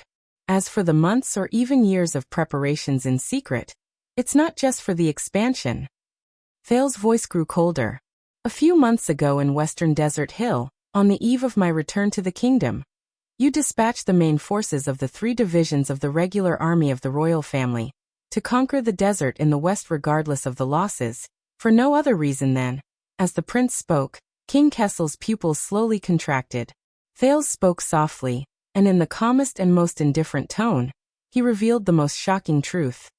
Just to legitimately expand your regular army of the royal family on a considerable scale after the Desert War, during the most urgent and tragic invasion of the orcs and barren bone people, you had to seize the rare opportunity of the Western Desert's feudal lords gathering in one place and using all their assets to plunder their wealth, absorb their nutrients, and fill up the army. Then take advantage of the moment when the feudal lords mysteriously lost the war and suffered heavy losses to disband their bloated and incompetent conscripted army in one go without any opposition. The cold wind whistled and the shadows of the lamp swayed. Thales' gaze froze and his heart was heavy. Based on the advantage that the Western front line has been under military control for a long time, implement a military reform on the spot, redesign the border defense, and re-establish rules and regulations. In the end, just like Blessing's town that has lost its autonomy, you had to abolish the independent military obligations and rights of the vassals of Western Desert from their roots. King Kessel lowered his head slightly. The flickering lights reflected the shadows under his eyes. Thales gritted his teeth. Power begins with violence. After Mendes III spent more than 100 years to weaken their economic, political, cultural, diplomatic, and status privileges, you Iron Hand King, Kessel V, you wanted to command the power of thousands of troops, the might of a thunderbolt, the speed of lightning, and the momentum of a tidal wave, on this piece of land in Western Desert, completely and thoroughly sweep the natural military rights of the feudal lords and feudal lords since the founding of the country into the trash heap of history. Thales stared at the silent King Kessel, but could not help but think of Chapman Lampard, whom he had faced in heroic Spirit Palace. Once you succeed, the Western Desert families as illustrious as Fakenhas and as insignificant as Byril will completely become rich men and landlords with empty titles and assets, leaving only their genealogy and history, but no longer able to resist the might of the king, and eventually expand to the whole country, forging a new normal of Constellation's rule. Thales said faintly, completing the sage's chess game, the ultimate step. King Kessel did not speak. He just stared at the second prince with a profound gaze. All of this, finally after a while, King Kessel's voice came softly. Did you think of it yourself? Thales' gaze shifted. Of course not. Someone told me. King Kessel's gaze shifted. Who? Thales raised his head and accepted it calmly. Everyone. King Kessel looked puzzled. Thales showed a smile. From the nobles at the top, to the common people at the bottom. Even you. Your Majesty. King Kessel frowned hard. But Thales snorted. Do you remember what you said to me the first time I met you after returning to the country? That sword. And that it was because of that sword that I became the Duke of Star Lake. King Kessel narrowed his eyes. The Duke of Star Lake looked up, his eyes glowing. And the reason why you were so dissatisfied with me accepting Fakenhas's sword, Thales said coldly. Not because of what has already happened, but because of the things that should have happened in Western Desert in your plan, but did not happen in the end. King Kessel's eyes slowly widened. Yes, your operation in the West Baron failed. You didn't follow your original plan to complete your military reform in the West Baron under the rare conditions. And the horse stumbled and fell short of success, not because of anything else. It is precisely because. Thales raised a finger and pointed at himself gently. Me. The prince's voice faded away. Ballard Room was dead silent, and there was silence everywhere. For a full 10 seconds, the Iron Hand King did not respond at all. But the way he looked at Thales slowly changed. From the previous disdain and indifference, it became, now I know. Finally, Kessel V spoke softly. How did you survive in the north? Polaris. Polaris. Under the table, Thales clenched his fists tightly. He was not mistaken. At that moment, the king's eyes revealed a deep solemnity, unfamiliar, and wariness. Thales smiled faintly and spoke more briskly. Now, have I grown fast enough? King Kessel's eyebrows twitched. Enough to bear the weight of constellation? Thales narrowed his eyes and sized up the king. Enough for me to participate in this game of chess? Thales' tone was relaxed with a hint of mockery. But at that moment, the Iron Hand King suddenly looked up, and his aura suddenly changed. From just now until now, Kessel's tone was extremely cold, and his gaze was incomparably sharp. Can these things you have said make up for the stupid consequences of your brazen intrusion into the palace? Thales was stunned. Maybe these are two things. But King Kessel snorted disdainfully and rudely.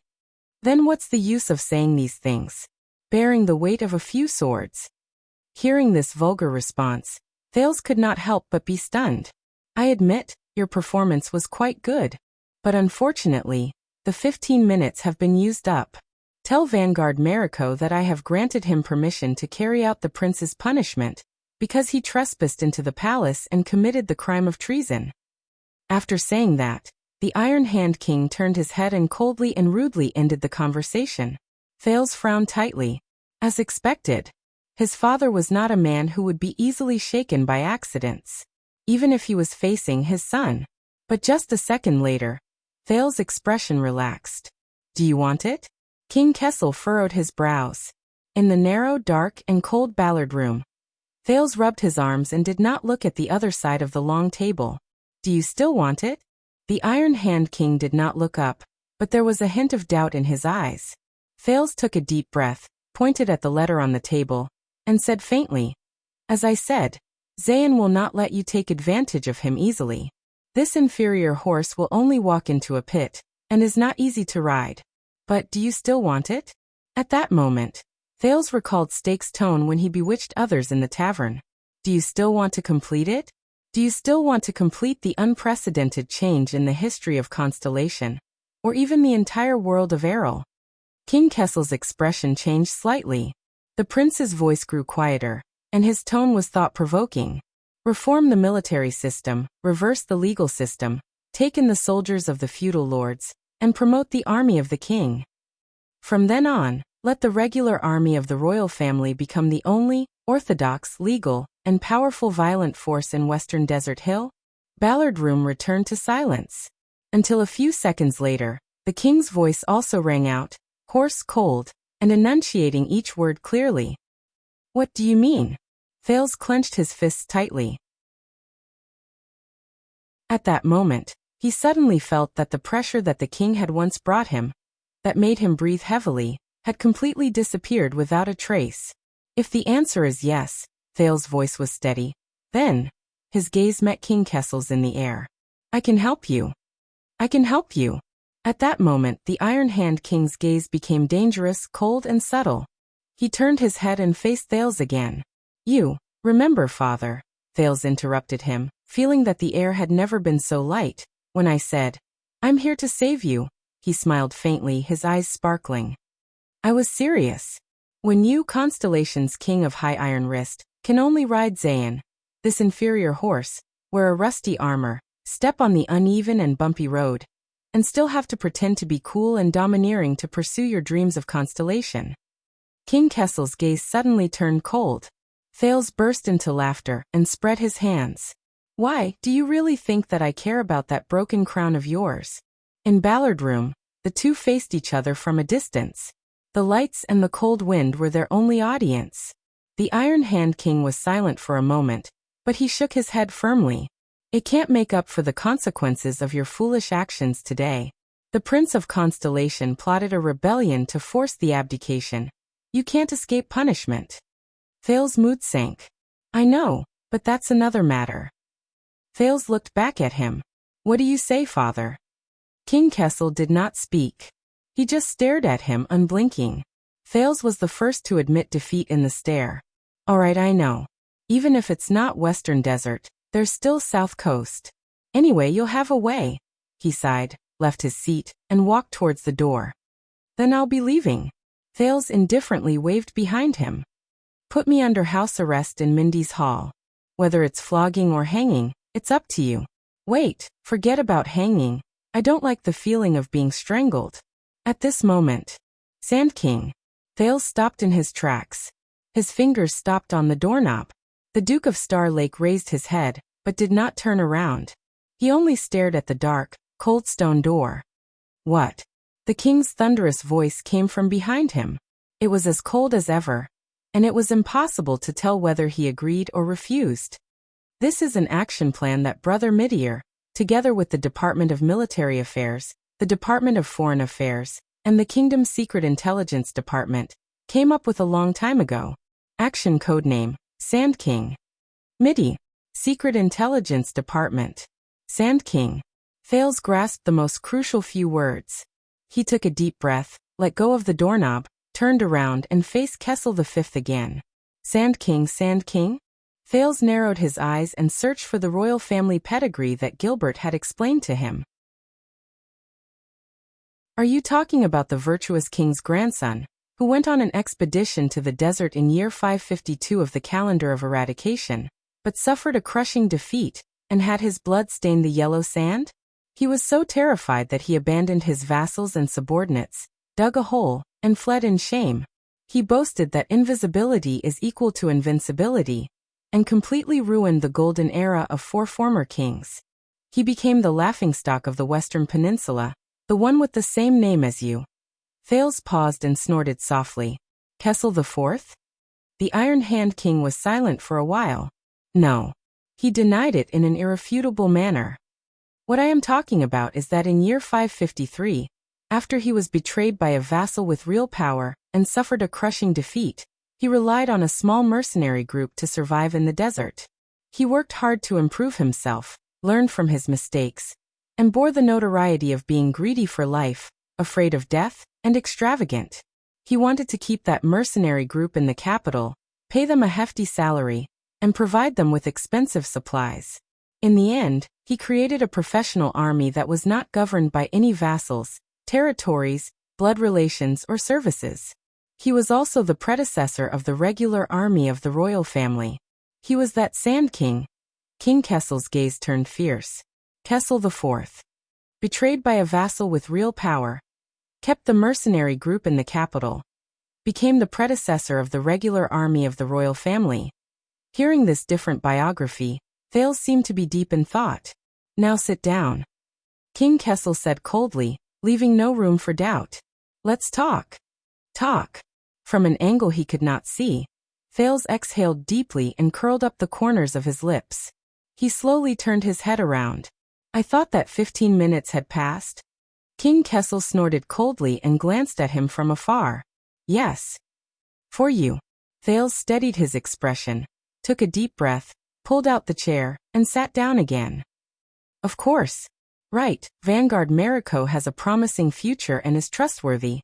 The prince seemed to have suddenly thought of something and said gently, but I think it is better to let him take over as the chief penal officer, and be in charge of punishing the members of the royal family? He smiled slightly and stared at King Kessel's expression. What do you think, Your Majesty? But at the end of the long table, King Kessel only looked at him quietly. Hit. Before I let Mariko drag you out and hang you. The Iron Hand King's gaze was dangerous and his tone was unfriendly. Put away that smug face of yours.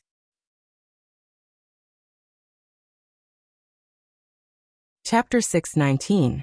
Cold wind blew into the room. Thales could not help but tighten his clothes. So, since last year, you instigated the Alliance of Freedom to rebel against Extet, stirred up a political storm in Dragoncloud City, sent Constellation's cavaliers through the desert, and made me return to the country via Western Desert. All of these are part of the Sand King? The fire was faint. The king across the long table was silent for a while. Some of them are. King Kessel looked up and stared straight at Thales. Some of them are not. Thales exhaled and connected all the things that had happened since the previous year until now. Then why not the Northern Territory? The prince sounded slightly tired. Why not the place where you also have Broken Dragon Fortress as a fulcrum, and the Duke's family has been completely overthrown by you? It's almost like a direct jurisdiction? The king did not answer. He only stared coldly. Thales sighed and looked back at the king. Please, if you don't tell me, I can't help you. King Kessel did not reply.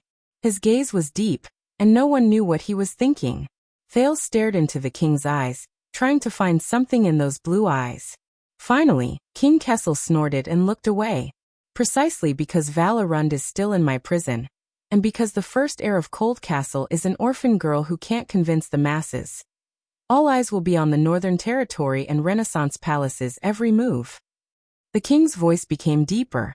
And the officials sent by the kingdom to the Northern Territory are still young and lack prestige. In comparison, Western Desert's state of emergency control is still in effect.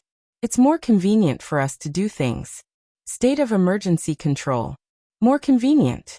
Thales could not help but think of Blessing's town and what he saw and heard on his way to Western Desert. This makes sense, Thales said calmly. But it's not enough to stop you from reaching out to the Northern Territory. The Iron Hand King suddenly looked up. A few seconds later, he spoke slowly. The Northern Territory is, after all, adjacent to Extet. Thales raised his eyebrows in realization. That was the reason. King Kessel said in a low voice. It is adjacent to an enemy king who has just been crowned and is in his prime. Chapman Lampard can bring too many unexpected and unpredictable surprises. As he said this, he glanced at Thales and changed his tone. Of course, compared to you, he is still far behind in this aspect. Thales ignored his sarcasm. Why me? The prince said calmly. What's the Sand King's plan? Why did it have to be me? The Iron Hand King didn't say a word and just looked at him coldly. Thales sighed. Do you always talk like this? You can't even say a word? The king stared at him, but his eyes were strange, as if he were looking at someone else. After a long time, King Kessel finally spoke. Because we need a reason. Reason? King Kessel shifted his gaze and looked at the dark night outside the window. Because we have to deceive the cunning and treacherous people of the Western Wilderness, so that they won't be suspicious of the regular army of the royal family marching into the Western Wilderness, and use it as a bargaining chip for all our actions. Thales understood now. Oh, to ensure the safe return of the heir to the throne. That's a good enough excuse, Thales snorted softly. They probably think that there are very few kings in the world who would not care about the safety of their heir. The Iron Hand King's gaze was as sharp as a blade. It was just a joke. Thales shrugged. That's it? I'm a reason to cover the regular army's march to the west? King Kessel said coldly. We also need a guarantor. Thales frowned. King Kessel continued, so that the people of the Western Wilderness will believe during the bargaining that the regular army of the royal family was forced to give up Bladefang's camp and withdraw from the Western front line, in exchange for the support of the troops mobilized by the Dukes of the Western Wilderness, so that you can be protected and brought back to the capital. And I will be that guarantor, Thales said faintly as he came to a sudden realization. He said faintly, I guarantee that there is nothing fishy about the Western front line that is within their reach. I guarantee that this bait is not harmful and can be taken without worry. The Iron Hand King nodded, seemingly disdainful, because there are very few kings in the world who would not care about their heir. Thales was stunned at first, then he snorted in displeasure. Petty. I just made a sarcastic remark. How vengeful. Thales sat up straight and stopped thinking about it.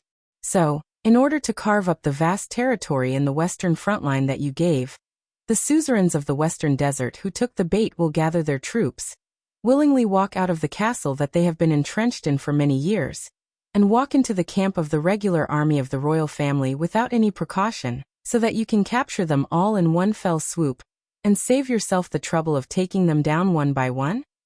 King Kessel was silent for a while.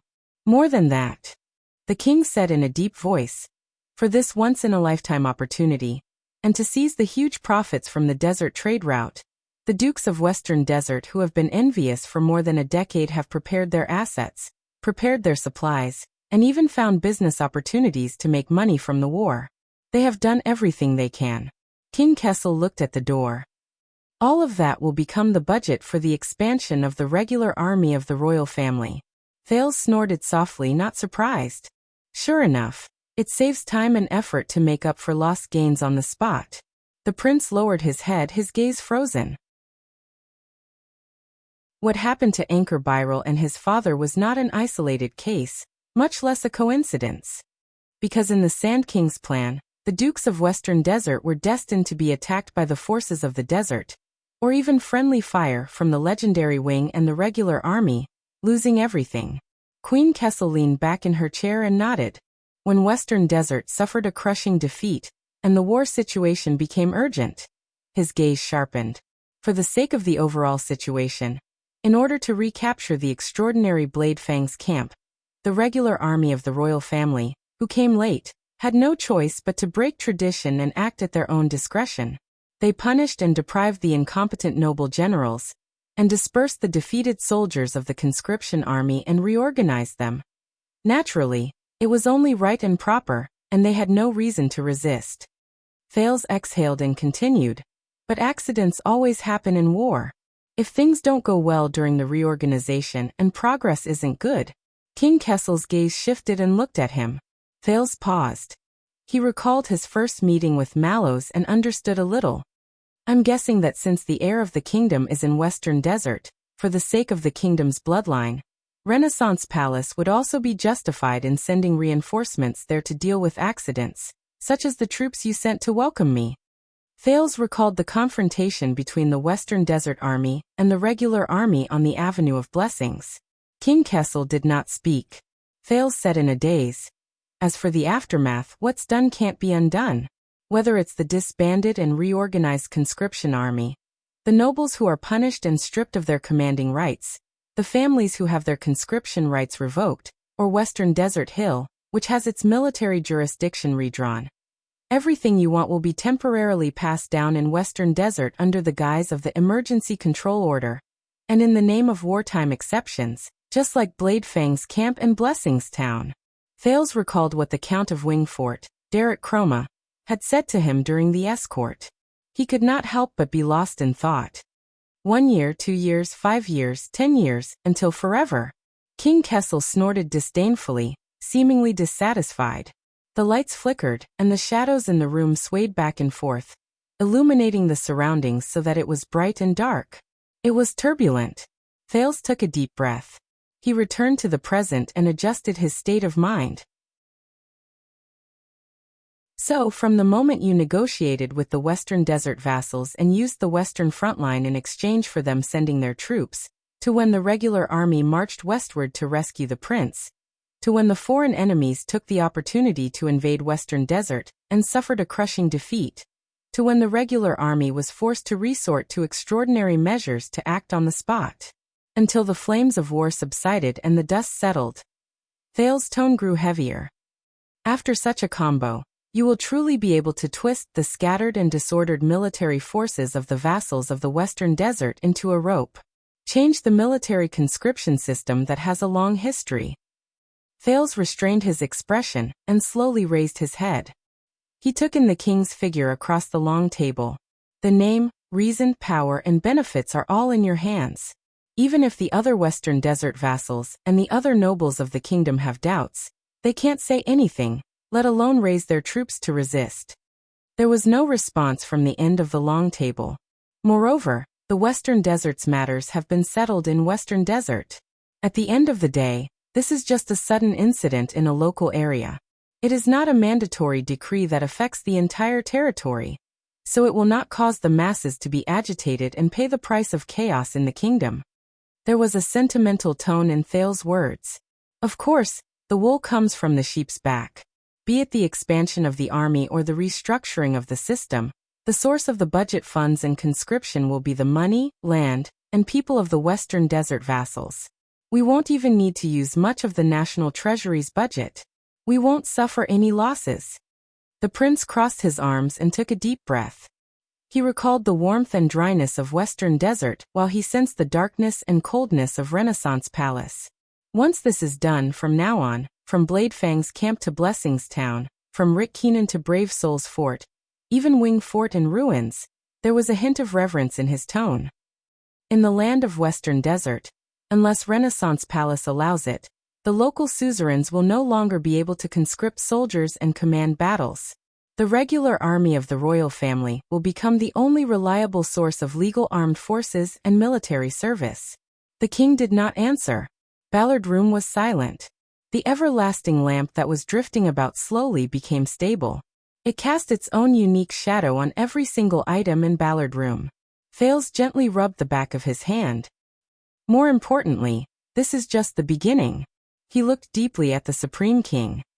With the precedent set by Western Desert, suzerains conscripting soldiers and vassals owning soldiers are no longer an inviolable natural tradition. When people slowly got used to the idea that only a king can have an army, the reform of the military system in all of Constellation also had precedents to follow. When the conditions were right, success would follow. Thales suddenly remembered the great battle he saw in the desert. Just like a cavalry charge. No matter how flawless a defensive formation is, once a gap is breached and the flanks are exposed, he said in a daze, what's left is a wave sweeping through, like a hot knife through butter. King Kessel still did not speak. But this time he turned his gaze away and no longer looked at Thales. What a sand king! Thales could not help but sigh. In that case, Western Desert is really a good horse. It can completely pull the chariot of the kingdom. But, until you appeared. The king's voice suddenly rang, interrupting Thales' thoughts. The prince could not help but frown. The Secret Intelligence Department's report after the incident stated that you encountered the regular army's patrol unit in the Great Desert, but you did not meet up with them according to the plan. Instead, you concealed your identity and disappeared without a trace. The king's words seemed to have power. Accompanied by the howling of the cold wind outside the window, the everlasting lamp in the room kept flickering. Thinking of the past, Thales hesitated. But King Kessel did not allow the prince to interrupt. His gaze became sharp and cold. On the night the operation started, you mysteriously appeared in the eye of the storm, and you even brought quite a lot of friends with you. Shadow Shield, Northlanders, Secret Room, and even quite a number of sword sellers followed you into the Prison of Bones. One-day tour? Thales' heart tightened. About this, the king snorted coldly and no longer looked at him. The people at the Western front lines do not have the boldness of those in Renaissance Palace. They are cowardly and hesitant, not daring to take the risk of losing their heirs. So they bided their time and dispersed their manpower, causing the operation to be seriously disjointed. And our spies should have urged the warlike orcs and barren bone people to attack the suzerain's army while the regular army was away. But they seem to have sensed something beforehand. Not only did their main force not come, even their siege was just a feint, and they retreated the moment they came into contact. When Thales heard this, he could not help but say, yes, I heard that there is an orc called Kandarl in the desert. But in the next second, King Kessel's gaze was like a blade. Thales put away his smile and decided not to say anything else. It's fine. The king ignored him. Instead, he stared at a weak and drifting everlasting lamp. The coldness and dissatisfaction in his gaze was clear. Williams was lying in ambush at the side of Bladefang's camp. That idiot has always been swift and decisive, but on that day, he dragged his feet and waited until the battle was almost over before he led his troops back to the camp and delayed the battle. When he heard the familiar name, Thales instantly froze. This allowed the suzerains of Western Desert in Bladefang's camp to retreat calmly. The main forces of the ruins, Wing Fort, Brave Souls Fort, and the three great families of Western Desert were also unusually vigilant. After they noticed that something was amiss, they stayed far away and did not fall into the trap. Thales recalled the Duke of Western Desert telling him that power comes from violence, and his frown deepened. After that old man Faken has visited Bladefang's camp in front of everyone. Not only did he chat cheerfully with you, he even gave you his family heirloom sword. The news quickly spread throughout the kingdom. Thales took a deep breath and remembered the sentinel sword Faken has gave him. He subconsciously clenched his fists. As for Crow and Black Lion, they acted as if they were fawning over the king. They ostentatiously and respectfully escorted you out of Western Desert. They also blocked the reinforcements sent by Renaissance Palace while they were at it. King Kessel snorted softly. In the end, the kingdom's secret intelligence department activated an emergency plan to try their best to reduce their losses. His gaze was directed at Thales. At that moment, it was as if he wanted to dig out his heart. As you said, the matter in Western Desert was a failure. The Sand King failed on the verge of success. Thales closed his eyes, leaned against the back of his chair, and heaved a heavy sigh. So that night, when he was running for his life in Bladefang's camp, in places that he couldn't see, many soul-stirring and significant things were happening.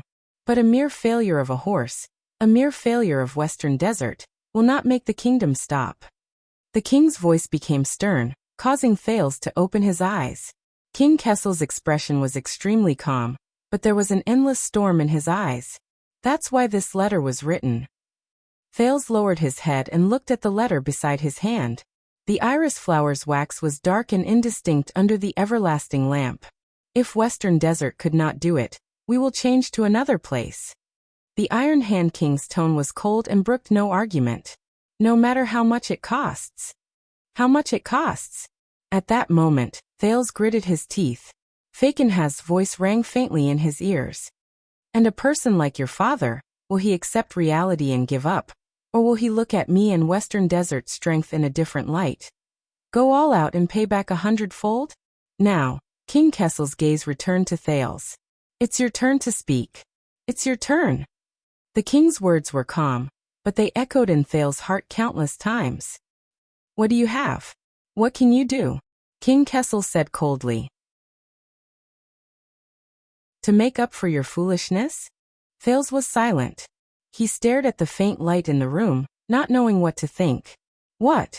King Kessel sneered, his tone mocking. You can't even say a word after so long? But in the next second, Thales suddenly spoke. Do you hate me? His tone was ethereal and indifferent. At that moment, even someone as calm as King Kessel could not help but feel puzzled. What? Thales took a deep breath and stared at the empty corner before he spoke absent-mindedly. I'm asking. From Broken Dragon Fortress to Dragon Cloud City, from Eternal Star City to Western Desert, you have constantly schemed against me and used me. You have also repeatedly put me in danger, trapped me to death, and left your own son to the wolves. King Kessel frowned deeply. Why? Thales sighed. Why do you hate me so much? Is it like what's written in many novels, that my birth caused my mother's death, so you bear a grudge against me? At that moment, King Kessel's gaze turned fierce. Or is it that my mother, Therangerana, did something that angered the heavens and made you hate her for the rest of your life before she gave birth to me? Thales stared at King Kessel. Therangerana. Sure enough, the name worked. Because the Iron Hand King, who had always been resolute, was now frowning and his gaze was deep. It was as if he was facing an unprecedented chess game. Thales smiled. How can I complete the Sand King, promote the reform of the military system, and use it as a bargaining chip to prosper the kingdom? He gritted his teeth and stared at the silent Kessel V. Can't I get the truth about my mother in exchange?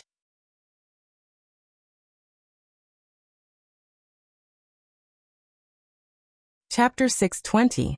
Really? King Kessel's voice came from the other side of the long table, extremely cold. This is what you can't forget. The king's shadow was dragged to the wall behind him by the firelight, and there was faint mockery in his eyes. Your mother? Thales stared deeply at King Kessel. Theron Jorana, head ritual master Licia, Queen Kia, the old crow Glee Ward. Almost everyone who knew his mother had a different evaluation of this woman. Then what about his father? Don't forget, the prince said softly. I inherited her name. Or more. The king snorted softly. Gilbert should not have let you choose that middle name. He spoke slowly, but his words were as cold as ice. Meaningless. Thales also smiled softly and shook his head.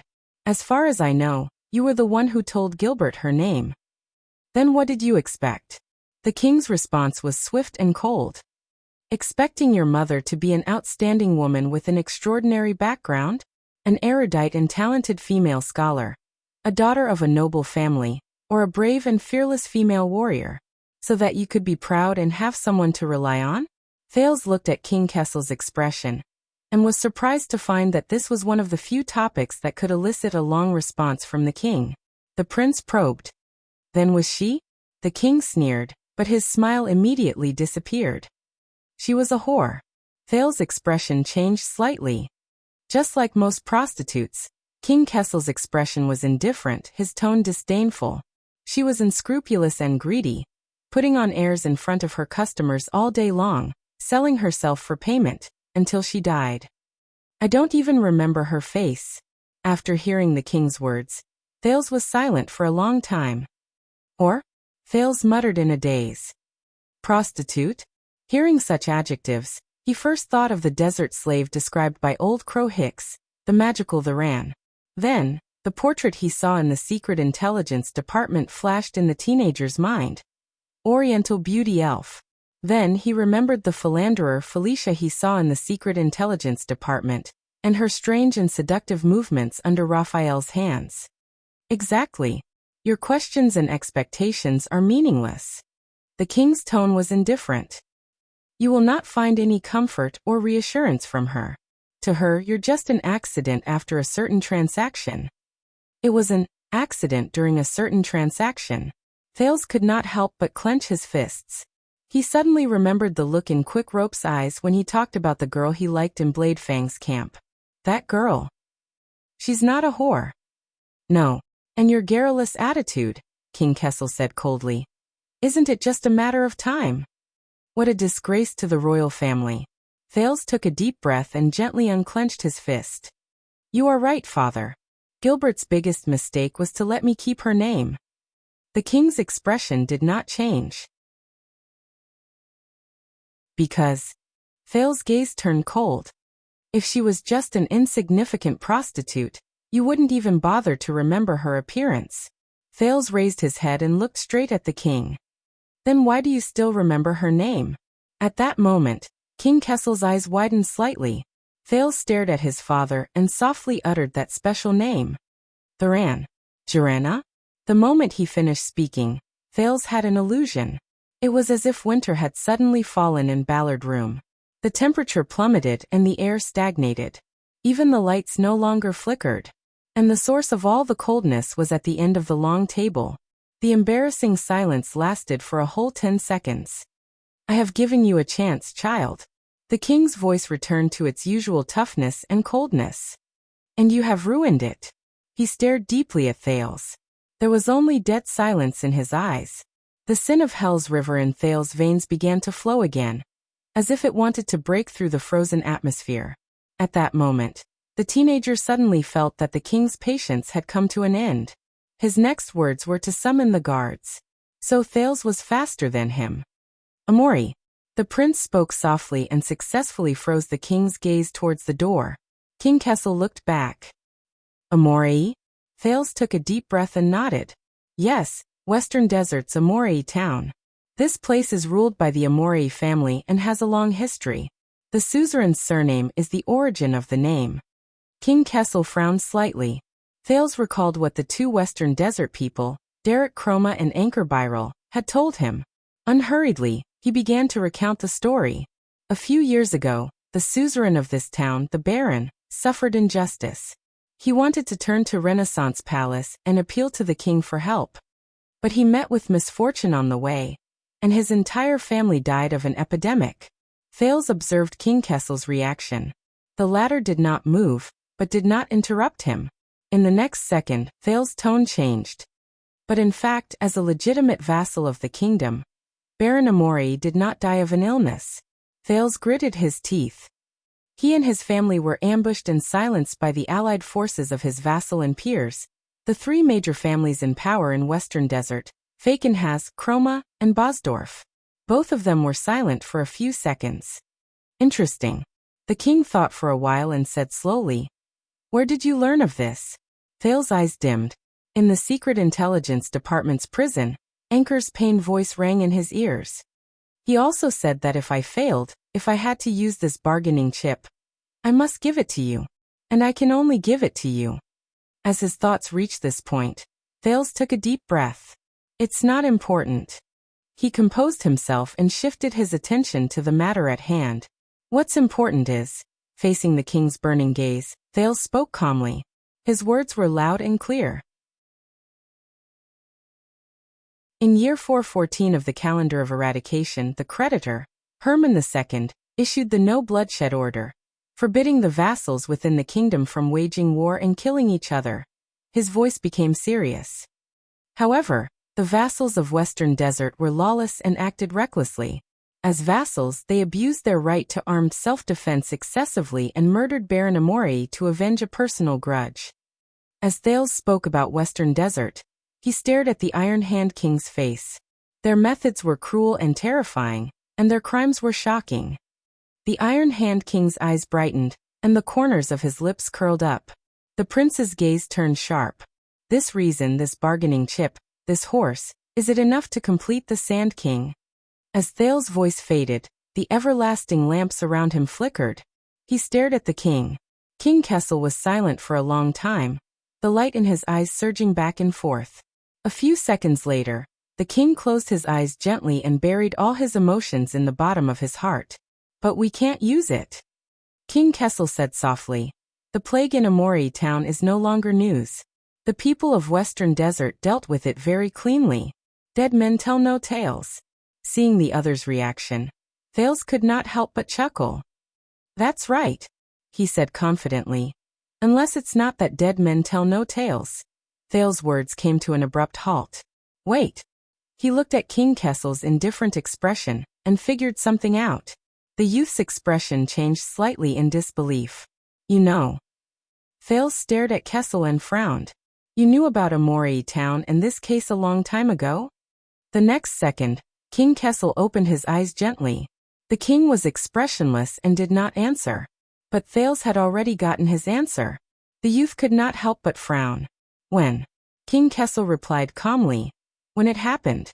Thales was stunned. What? Why? Thales realized that at some point in time, the conversation between him and King Kessel had become extremely tacit. For example, now he did not even need to complete a sentence like, why did it happen? King Kessel stared at Thales quietly. A few years ago, the Border Development Tax Exemption Order affected a group of suzerains. Lord Amori of Western Desert was just one of them. The Iron Hand King narrowed his eyes, the most impatient one. With a little provocation, he took the bait. Thales' gaze froze in midair. With a little provocation, he took the bait at that moment. Raven Derek Chroma's words rang in Thales' ears once again. According to the Baron, the countless nouveaux riches spawned by that decree are nibbling away at his interests every day, taking away his subjects and cutting off his livelihood. At the bottom of the Secret Intelligence Department's prison, Anchor Biral's desperate words reappeared. Obviously, Baron Amori could not bear the pain. The king's decree dealt him a huge blow. King Kessel sighed slightly. His next tone was slightly regretful. However, that Western Desert bumpkin is especially sensitive to the slightest disturbance at his doorstep. Before he could reel in the fish, the line was cut. Thales was stunned. Reel, a tangent. Derek and Anchor's words continued to appear. Baron Amori recruited soldiers and mobilized his army, intending to cross Western Desert and create a big news for all of Constellation to protest against His Majesty and the kingdom. So much so that he decided to abandon his tacit understanding with the three main families and act rashly. Thales froze in his seat. It's you, Thales said in a daze. Baron Amori raised his army to protest because you secretly pressured him and deliberately instigated him? To find an excuse to intervene in Western Desert? The Iron Hand King scoffed. As I said, he's just one of them. One of them. At that moment, Thales thought of Anchor, who was tortured and bruised in the Secret Intelligence Department, and his lover, whose family was ruined and whose identity was unknown. So the tragedy of Baron Amori being silenced and his entire family killed. Thales' voice was hoarse. You're the instigator. Thales stared blankly at the table in front of him. The king's figure was projected on the opposite wall, dark and oppressive. These people. Their misfortune. But the dust that power crushed. You flatter me. The king's voice was still calm, as if he did not care. I didn't ask the Western Desert bumpkins to silence them. Nor did I ask them to be ruthless enough to wipe out the entire family in the castle, including the militia and servants. Not a single person was left alive. Looks like they learned a lot from Williams. Silence them. Everything was wiped out. Amori, Byral, and that miserable family in Blessingstown whose name he could not recall, and that night in Bladefang's camp, where countless families were destroyed. Nobles, ha, these scumbags. What kind of F***king trash are they? On the land of barren rocks, the sentiments of the Raven of Death echoed in his ears. At the thought of this, an indescribable weariness came over him. The youth could not help but feel suffocated. Thales took a deep breath, trying to maintain his emotions. I understand. The prince lowered his head, avoiding the other person's gaze, holding back the disgust in his words. I see, good plan. No, it's not good. But King Kessel's voice still penetrated his eardrums unstoppably. We underestimated the Western Desert people's sharpness and decisiveness. Not only did we get a headless case with no evidence, but we also alerted them and made them even more vigilant. The king's gaze sharpened. Until now. Thales trembled slightly. King Kessel raised his head abruptly. It's not that there's no evidence, right? You have evidence. His attitude was firm and unquestionable. Thales' arm tensed. Evidence. Anchor's final voice echoed faintly.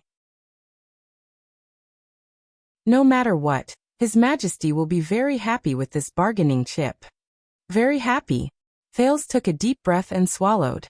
He looked up with difficulty, and looked straight into the king's eyes. But at that moment, there was only endless depth in Kessel's eyes. A few seconds later, the youth used all his strength to squeeze out 2 words through gritted teeth. I have. His tone was extremely tired. Ironclad evidence. Ironclad evidence. His voice trailed off. Not bad. King Kessel's expression did not change as he said calmly, I'm listening. I'm listening. Thales took a deep breath, but paused the moment he opened his mouth. So, Your Highness, what's the price? Anchor's despairing voice rang out of nowhere. Thales coughed unnaturally and forced himself to continue. In that tragedy there was another person. And Tina. She will never forgive me. Thales froze again. There was another person. Thales' lips parted, his words stuck. Wait a minute. Once he told her about it, she would be the first one to speak. That girl, Anchor's lover, who had been ruined by the savagery of power and her family. And Anchor's siblings, who had lost their parents and brothers and were isolated and helpless in the Western Desert. What kind of future would they face? How many people's fates would be affected and changed because of his words? Thales breathed in a daze. Seeing him like this, the king frowned. That girl named Tina. She's good? The best.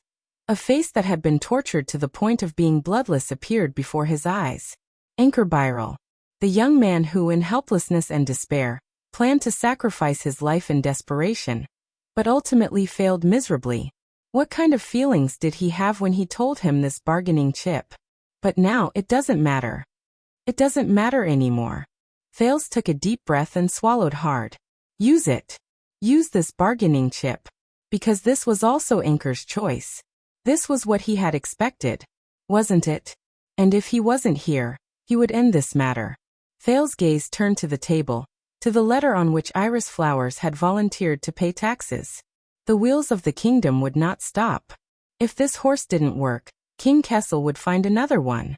even if he had to face more bloodshed. Thales clenched his fists. So he had to continue. He had to. Thales looked up and forced himself to appear resolute. Baron Amole, who died a wrongful death, still had an orphan daughter. The king's eyes lit up. That poor girl witnessed a terrible scene. She escaped the butcher's knife and was lucky to survive. Thales clenched his teeth, concealing his dazed and dispirited look. Her identity and experience will prove to the world that the most powerful families in the West Desolate continent have made a grave mistake. And Renaissance Palace's reform of the military system to restrict the vassals from abusing their military power is a matter of course and urgency. As his voice trailed off, Thales let out a long sigh, his gaze dejected. He had said it anyway. The color in the king's eyes slowly changed. He stared at the prince across the long table for a long time, as if he was sizing up a fine steel weapon. Finally, King Kessel laughed. His laughter was soft and faint, but it effectively lightened the atmosphere in the room. This orphan girl who survived. The Iron Hand King slowly leaned back, his tone calm and relaxed for the first time. Where is she? Where is she? Thales was saddened to realize that the king did not even bother to ask for her name. But, then think about it carefully. What have you become after you became a prince? A long time ago, quick rope sentiments in the small house rose again. Can you still choose your own path? Follow your own heart? Thales' arms trembled slightly. Are you still Thales? Or have you become something else? I'm listening. The king was interested. Duke Thales. Thales took a deep breath and forgot about these thoughts that caused him to hesitate. He then adjusted himself. You will know. Thales suddenly looked up, his expression firm. But first of all, everyone who followed me into the palace today must be acquitted. And I don't want to try Vanguard Mariko's whip, even though he did his duty. At the end of the long table, King Kessel said nothing. Thales let go of the anxiety in his heart and gritted his teeth. Secondly, unseal Mindy's hall and release my guards. If there's anything in the future, come to me. Don't make things difficult for them. The king still did not speak. He just tapped his fingers on the table. Also Anchor Byril, who barged into the banquet with a sword and offended the royal family. Thales frowned.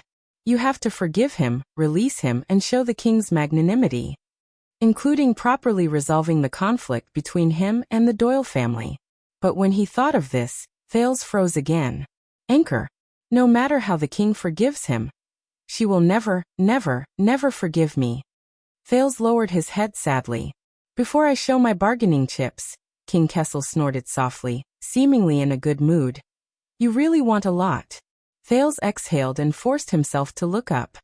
And I'm not done yet. Finally, about Sand King. Sand King. King Kessel's gaze shifted. At this moment, Thales' expression was firm and cold. Your plan to expand your army in Western Desert, including how to deal with the local suzerains, must be handled by me personally and completed by me. Asterisk thud. Asterisk the Iron Hand King's fingers knocked heavily on the meeting table, producing a shuddering thud. The king slowly raised his head and met Thales' eyes. The prince did not avoid it, but stared back at him resolutely. You say that again? The king spoke softly, hoarse but cold. Thales puffed out his chest and faced his father. Yes, I will personally write a letter to the Duke of Western Desert and the others, using this case, this bargaining chip, to threaten them into submission. Thales said decisively, I promise that Cyril Fakenhas and his vassals will listen patiently, they will be receptive, they will cooperate with Renaissance Palace's schedule, and support all the initiatives of the Military Affairs Division. They will reflect on the oversight of their own military system, and gradually reduce the number and frequency of conscription. They will accept your regular royal army stationed there, and accept the reorganization of Western Desert's defense. They will be happy to support the daily work of the Legendary Wing, and pay taxes to support the expansion of the regular army, to fill your financial gap, and to protect the kingdom's border security. Thales took a deep breath. Western Desert will become a good steed, and your plan for Sand King will not fail, he said solemnly. The chariot of the kingdom will still roll forward. Ballard Room fell silent again. But this time, the silence was particularly ominous. A few everlasting lamps burned to the end and quietly extinguished. King Kessel's gaze changed as well. The fire in his eyes disappeared, and they were overflowing with darkness. You. He looked at the prince from afar, and his tone was playful. You'll do it? Thales nodded decisively. Me. I'll do it. King Kessel's gaze sharpened. Why? Thales tidied up his expression and replied seriously. Because of that orphan girl. I am the only one who knows this bargaining chip the best and how to use it. He paused slightly, gritted his teeth, and told both his father and himself. Because this is the only way. The only way. King Kessel did not respond immediately. He just sat quietly in his original position, as if he had turned back into a statue. A few seconds later, the king spoke calmly. Tell me, how did you know the whereabouts of that orphan girl? Thales froze. His expression did not change, and he did not leave any loopholes. I have my own channels. Faken has. King Kessel spoke softly, interrupting Thales. Faken has. As soon as the surname came out, the prince was shocked. The king snorted and looked elsewhere. His tone was thought-provoking. He gave you far more than a sword, didn't he? Thales' expression did not change, but he sighed in his heart. He knows. The king said coldly. His gift is the reason why you have the guts to break into the palace today.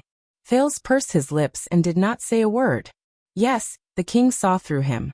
But with just a few words, he saw through him. From just now until now, all his little tricks were exposed in front of him. Just like in the past. But Thales took a deep breath and slowly exhaled. Yes. Thales looked up at the king. His tone was calm and indifferent, and his attitude was magnanimous. The matter of Amelie town, including this bargaining chip, was indeed given to me by the Duke of Western Desert, through some means. The king let out a snort, as if he had expected it. And you accepted it, listened to the bewitchment of that old bone, came before me and bargained arrogantly. Without waiting for him to reply, King Kessel shook his head slowly. Stupid.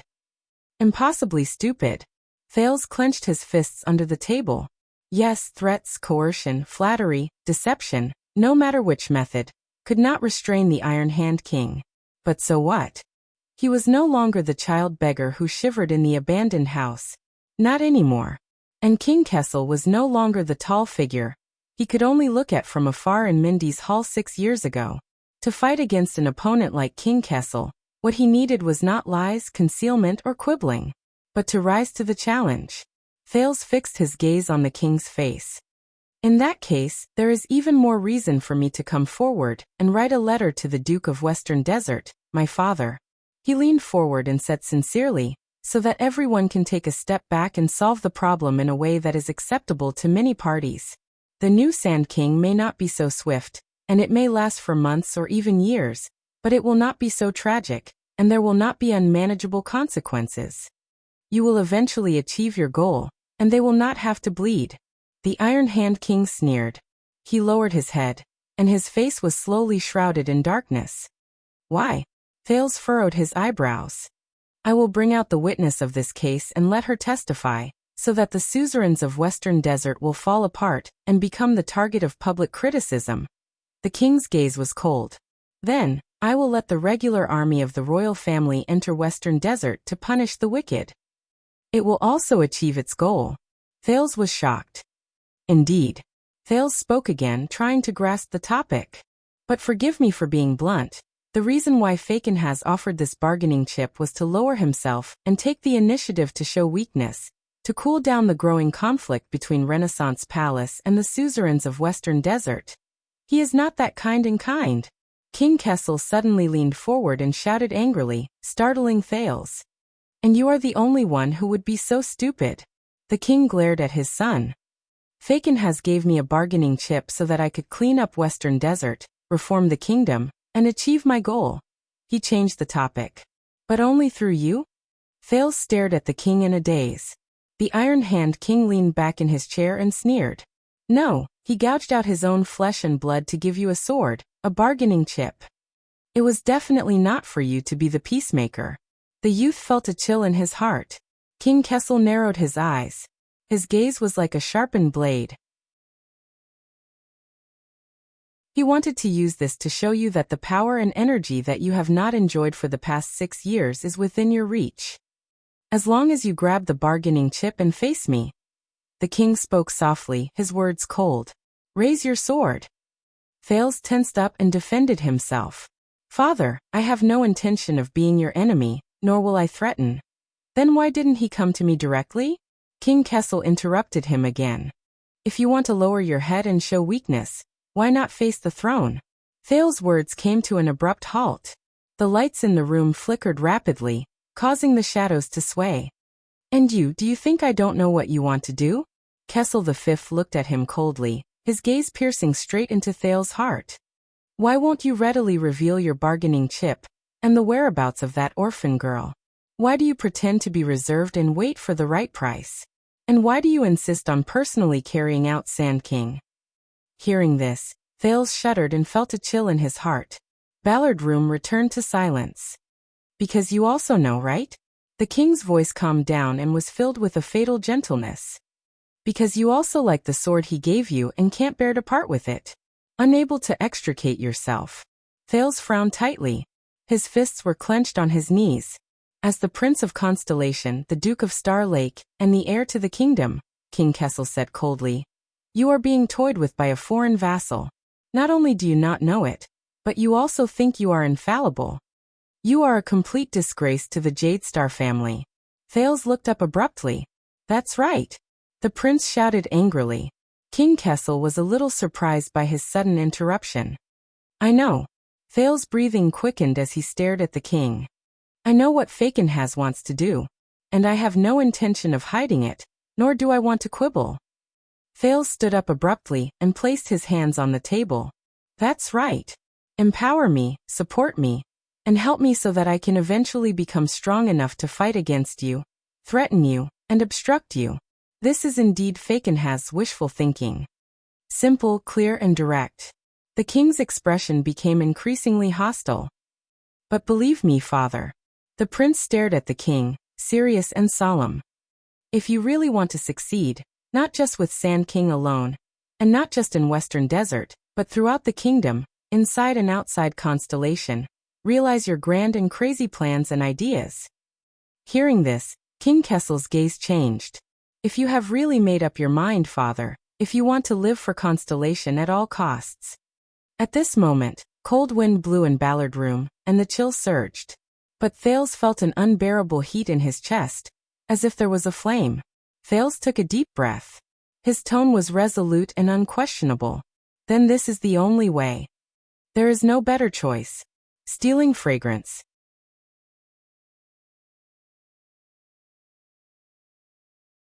Chapter 621. Trust you? The only way? There's no better choice? King Kessel chewed on these words and seemed to be deep in thought. Thales controlled his breathing and stared at the king. The king paused for a while and laughed coldly. Ha ha ha ha. The laughter was deafening, and the lights around them flickered. Thales subconsciously clenched his fists. He felt a heavy weight in his chest, and the air around him was heavy. But he had no way out. The laughter slowly disappeared. From what I saw, Duke Thales of Star Lake Fort, the Iron Hand King's tone was calm, but it was even scarier. The crown is not on your head. The crown? An inexplicable sense of fear came over him, causing Thales' breathing to become slightly irregular. Even if you don't take this path, the king said faintly, the wheels of the kingdom are destined to never stop. The teenager pressed his fist against the table and felt the pressure and pain coming from his fist, as well as the strange agitation of the sin of Hell's River. He knew what the other party cared about. He knew. Or did he think he knew? Thales took a few deep breaths and looked up. Of course, you are the Supreme King of Constellation. The Iron Hand King was expressionless. You can ignore me, scoff at the West Baron, and reject this proposal with one vote. Thales adjusted his mood and changed the topic. Anyway, you are very confident, and you have more than just Sand King in your hands. He pointed at the letter on the table and maintained a calm tone. Just like how you can threaten John and Lay to replace Western Desert and force South Coast Hill to pull your carriage for you. You can do it again in another place. King Kessel snorted in disdain. But what's the price? In the next second, Thales changed the topic. In order to execute Sand King, father, how much have you invested? How much have you paid? As he listened to Thales' words, King Kessel frowned slightly. Whether it is the huge amount of money spent on preparations, the astonishing scale of the standing army of the royal family, or the western front lines that you have been operating for more than 10 years. The prince was unhurried as he continued to speak.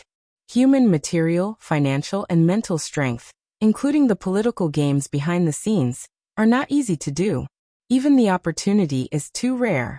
It's not every year that there's an unlucky prince wandering outside, convenient for you to use as an excuse and bait.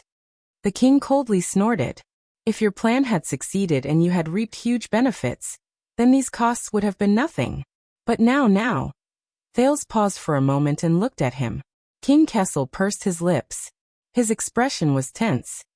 My guess is that the reason why Supervisor Kirk complained about being poor in the Imperial Conference, and why the Department of Finance had insufficient budget is because... Thales spread his arms towards the table. In the end, it was because you mobilized the regular army for Sand King and emptied the national treasury, didn't it? At that moment, King Kessel suddenly raised his eyes. His gaze was so sharp that it was as if it had physical form, and he inched closer to Thales. The atmosphere in the room was extremely stifling. That bargaining chip, that orphan of the Amelie family. A few seconds later, the king spoke coldly. Where is she? The teenager exhaled and glanced at Zayn's letter. In that case, father, you're not satisfied. You don't want to give up on Sand King's efforts for nothing. You're denying yourself and wasting all your efforts. Iron Hand King's eyes grew colder and colder. However, Thales' tone became harsher. He withstood the pressure and insisted on finishing his sentence. Otherwise, father, your so-called Sand King plan will be tantamount to a tyrannical and evil act. The gains do not make up for the losses. It will harm the kingdom. The crime lies with you. At that moment, the coldness in King Kessel's eyes reached its peak. It could not be any colder. The everlasting lamps in the room seemed to have sensed something. They flickered rapidly in that second, as if they were shivering. It seems that the sword Fakenhas gave you is really useful. The king enunciated each word clearly. It was meaningful and ominous. Who told you to be arrogant and fearless? But the prince only laughed bitterly and ignored the king's hint. But this is not the end. The Iron Hand King's gaze was fixed on Thales. It was as if his gaze was about to pierce through him.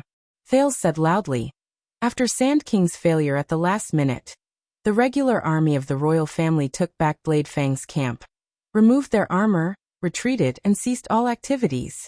The people of Western Desert returned to their hometown dejectedly. They were dejected and admitted that they were unlucky.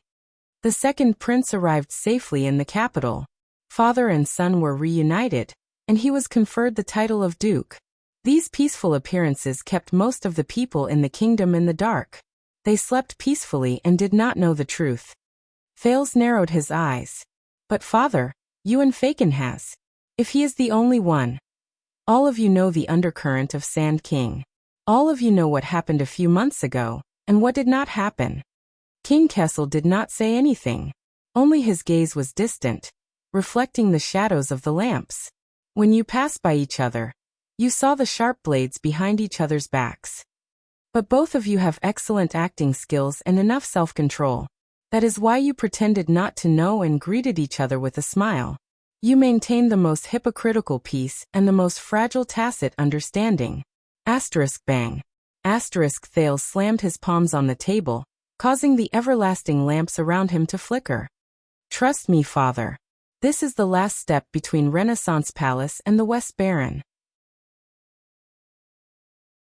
Behind us is a bottomless abyss. The prince stared at the king. Next time you will not be so lucky. King Kessel lowered his eyes.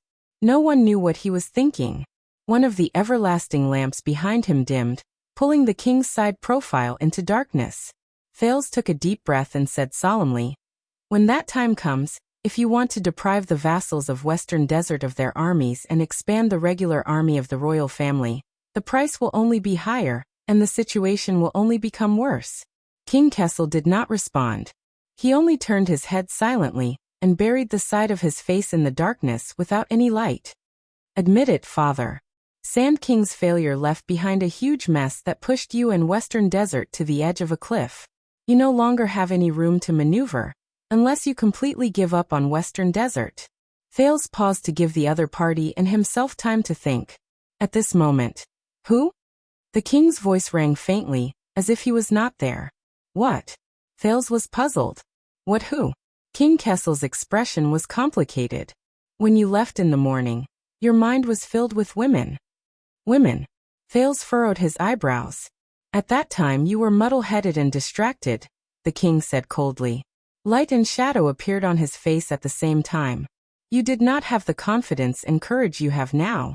You did not care about the kingdom, politics, and all these things when you were blinded by women this morning, let alone risking your life to barge into the palace and give advice to the emperor. King Kessel leaned forward slightly and stared at Thales with a thought-provoking gaze. What changed you when you were outside the palace? Thales was stunned. What changed me? He snapped out of his daze and gritted his teeth. That is not important. Thales tried his best to sound more sincere. What is important is, father. Now, when we are at our wits' end, we have another choice. King Kessel pursed his lips. Thales suppressed his restless power of eradication, slowed down his tone, and probed. Fakenhas was the first to take a step back. For this, they offered their most powerful bargaining chip, enough to suppress Western Desert. King Kessel turned his head and snorted in displeasure. Amore. The prince nodded and fixed his gaze on the king. Accept it. Even if you don't earn a lot, at least you have a chance to make up for Sand King's huge loss. Accept it. Perhaps you can't solve the problem once and for all, but you can minimize the worst consequences. Accept it. Let me communicate with them, give us a chance, and give Western Desert a way out of this mess. The king snorted softly and did not comment. Please believe me, be it from a realistic perspective or a long-term perspective, this is the only way. It is also the most efficient, easiest, most peaceful, and the path closest to success. Thales' words had unknowingly become urgent. If you still want to complete Sand King, father, at least don't let it become a mess. Then this is not only the best choice. It is also the last choice. Thales looked straight at the king. Father, for the sake of the kingdom, don't be rash and act in a fit of pique. Don't drag this out until you are beyond cure.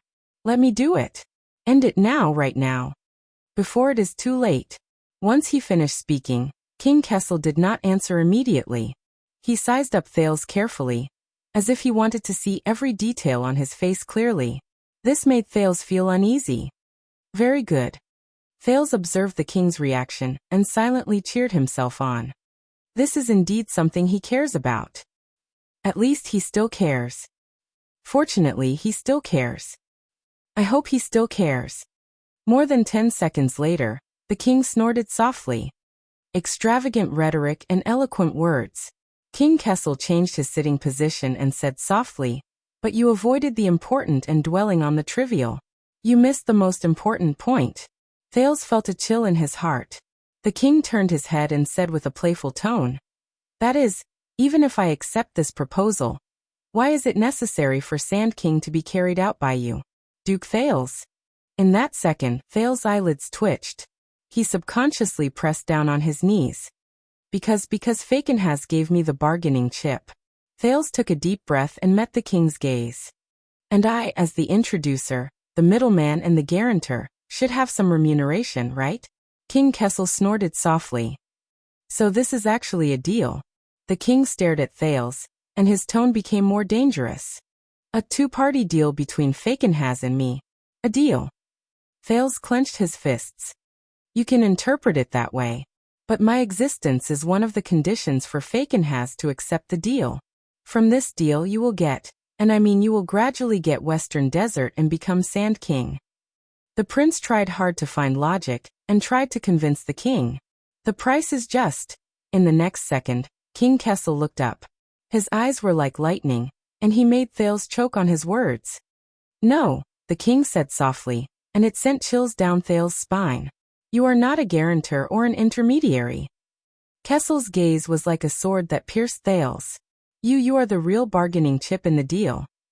Thales Jadestar. The heir to the throne. Thales' breathing froze. In this deal, I will hand you over to him. The king said slowly, but every word he said was unsettling. Only then will he hand Western Desert to me.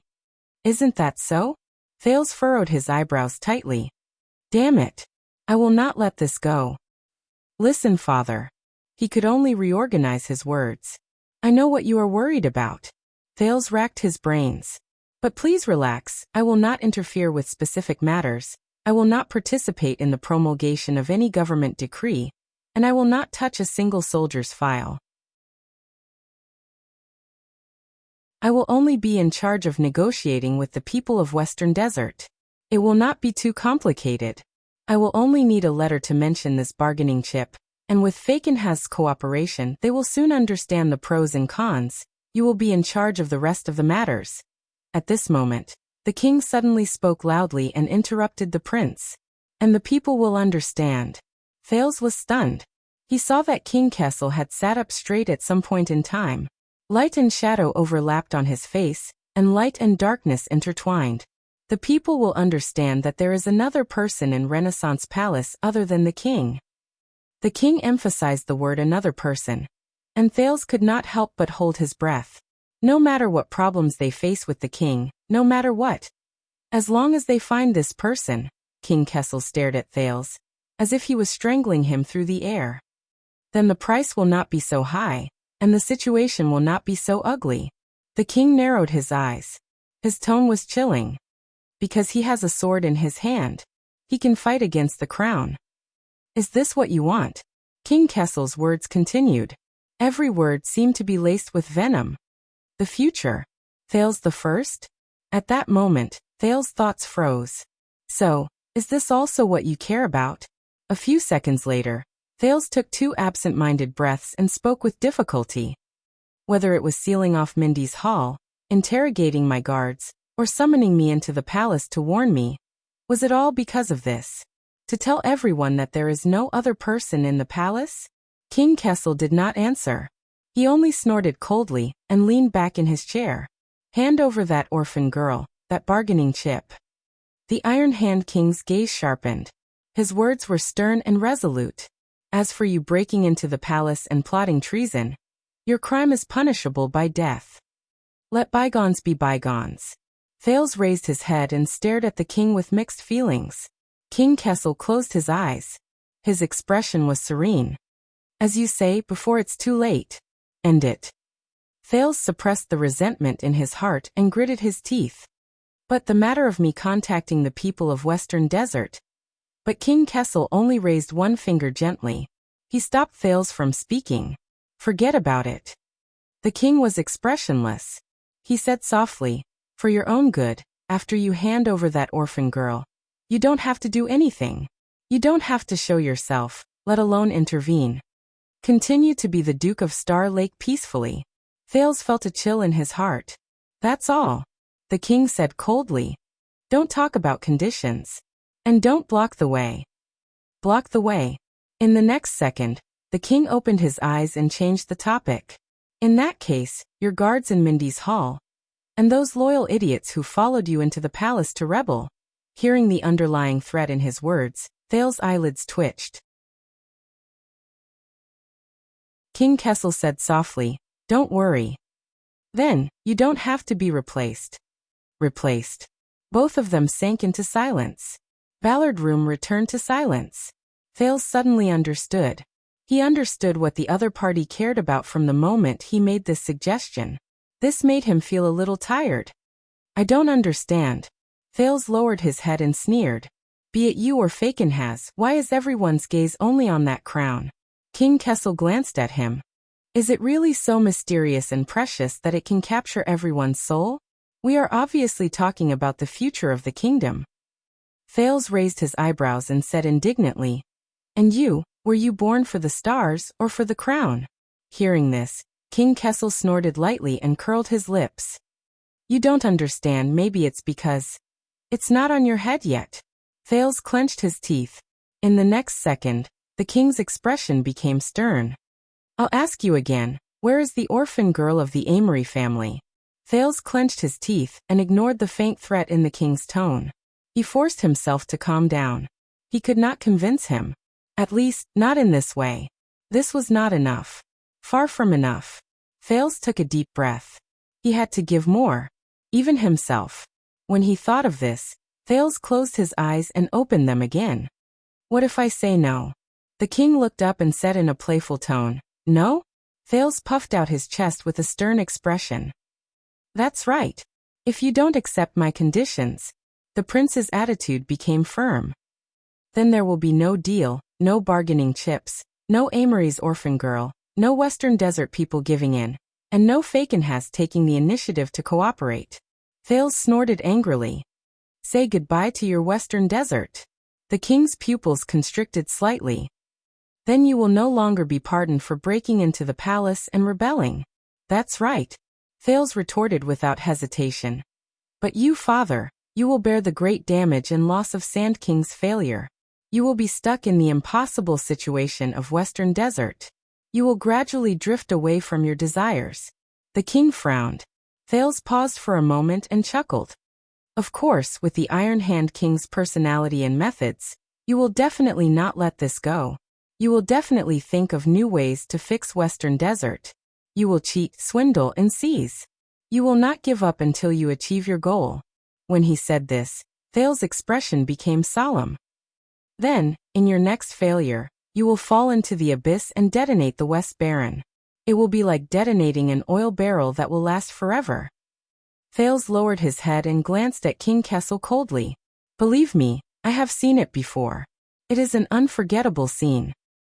The Iron Hand King's gaze turned cold. Are you threatening me? No. Thales snorted and shook his head. I am just showing you the future reign of Kessel V. Thales' smile disappeared. Western Desert is just the beginning. When the situation there is completely out of control, and there is no way to control it, you will finally ignite the entire kingdom. King Kessel's expression became even more unpleasant. Tell me, father, do you really want to? Thales paused. He stared at the king, took a deep breath, and said word by word. When you see the next, the bloody year? The bloody year. His voice faded away. The room was silent. King Kessel was silent, and he did not move. Only a pair of eyes gazed into the void, reflecting the light. He did not seem to care. Thales stared at him aggressively. Until the next second. You are asking the wrong person. The king's voice rose faintly. After all, you are the one who holds the bargaining chip. In the next moment, Thales shuddered. He felt the sin of Hell's river roaring angrily in his blood vessels, bringing with it a piercing pain. It made him restless. You should ask yourself, if I do not accept your conditions, if I am not willing to give you the weight of the crown. The king's words were very slow and intimidating. Then you would rather hold the bargaining chip in your hands and watch with folded arms. Watch the stars fall to the ground and the kingdom burn? Thales suppressed his power of eradication, but he could not help but be stunned. King Kessel lowered his head slightly. His gaze was like a blade pointing at Thales. Tell me, Thales Jadestar. Thales forced himself to meet the king's gaze, but he could not help but gulp. Do you want to witness the bloody year with your own eyes while you are alive? The king said casually. Believe me, I have seen it before. That scene is unforgettable. Thales' breathing froze. He was about to refute, but he stopped himself. The king laughed coldly. See, if you really understand what it means to be born for the stars, then you should not hesitate on this question. As for whether you will be the one to carry out the Sand King's orders, you should not care. Thales was stunned when he heard this.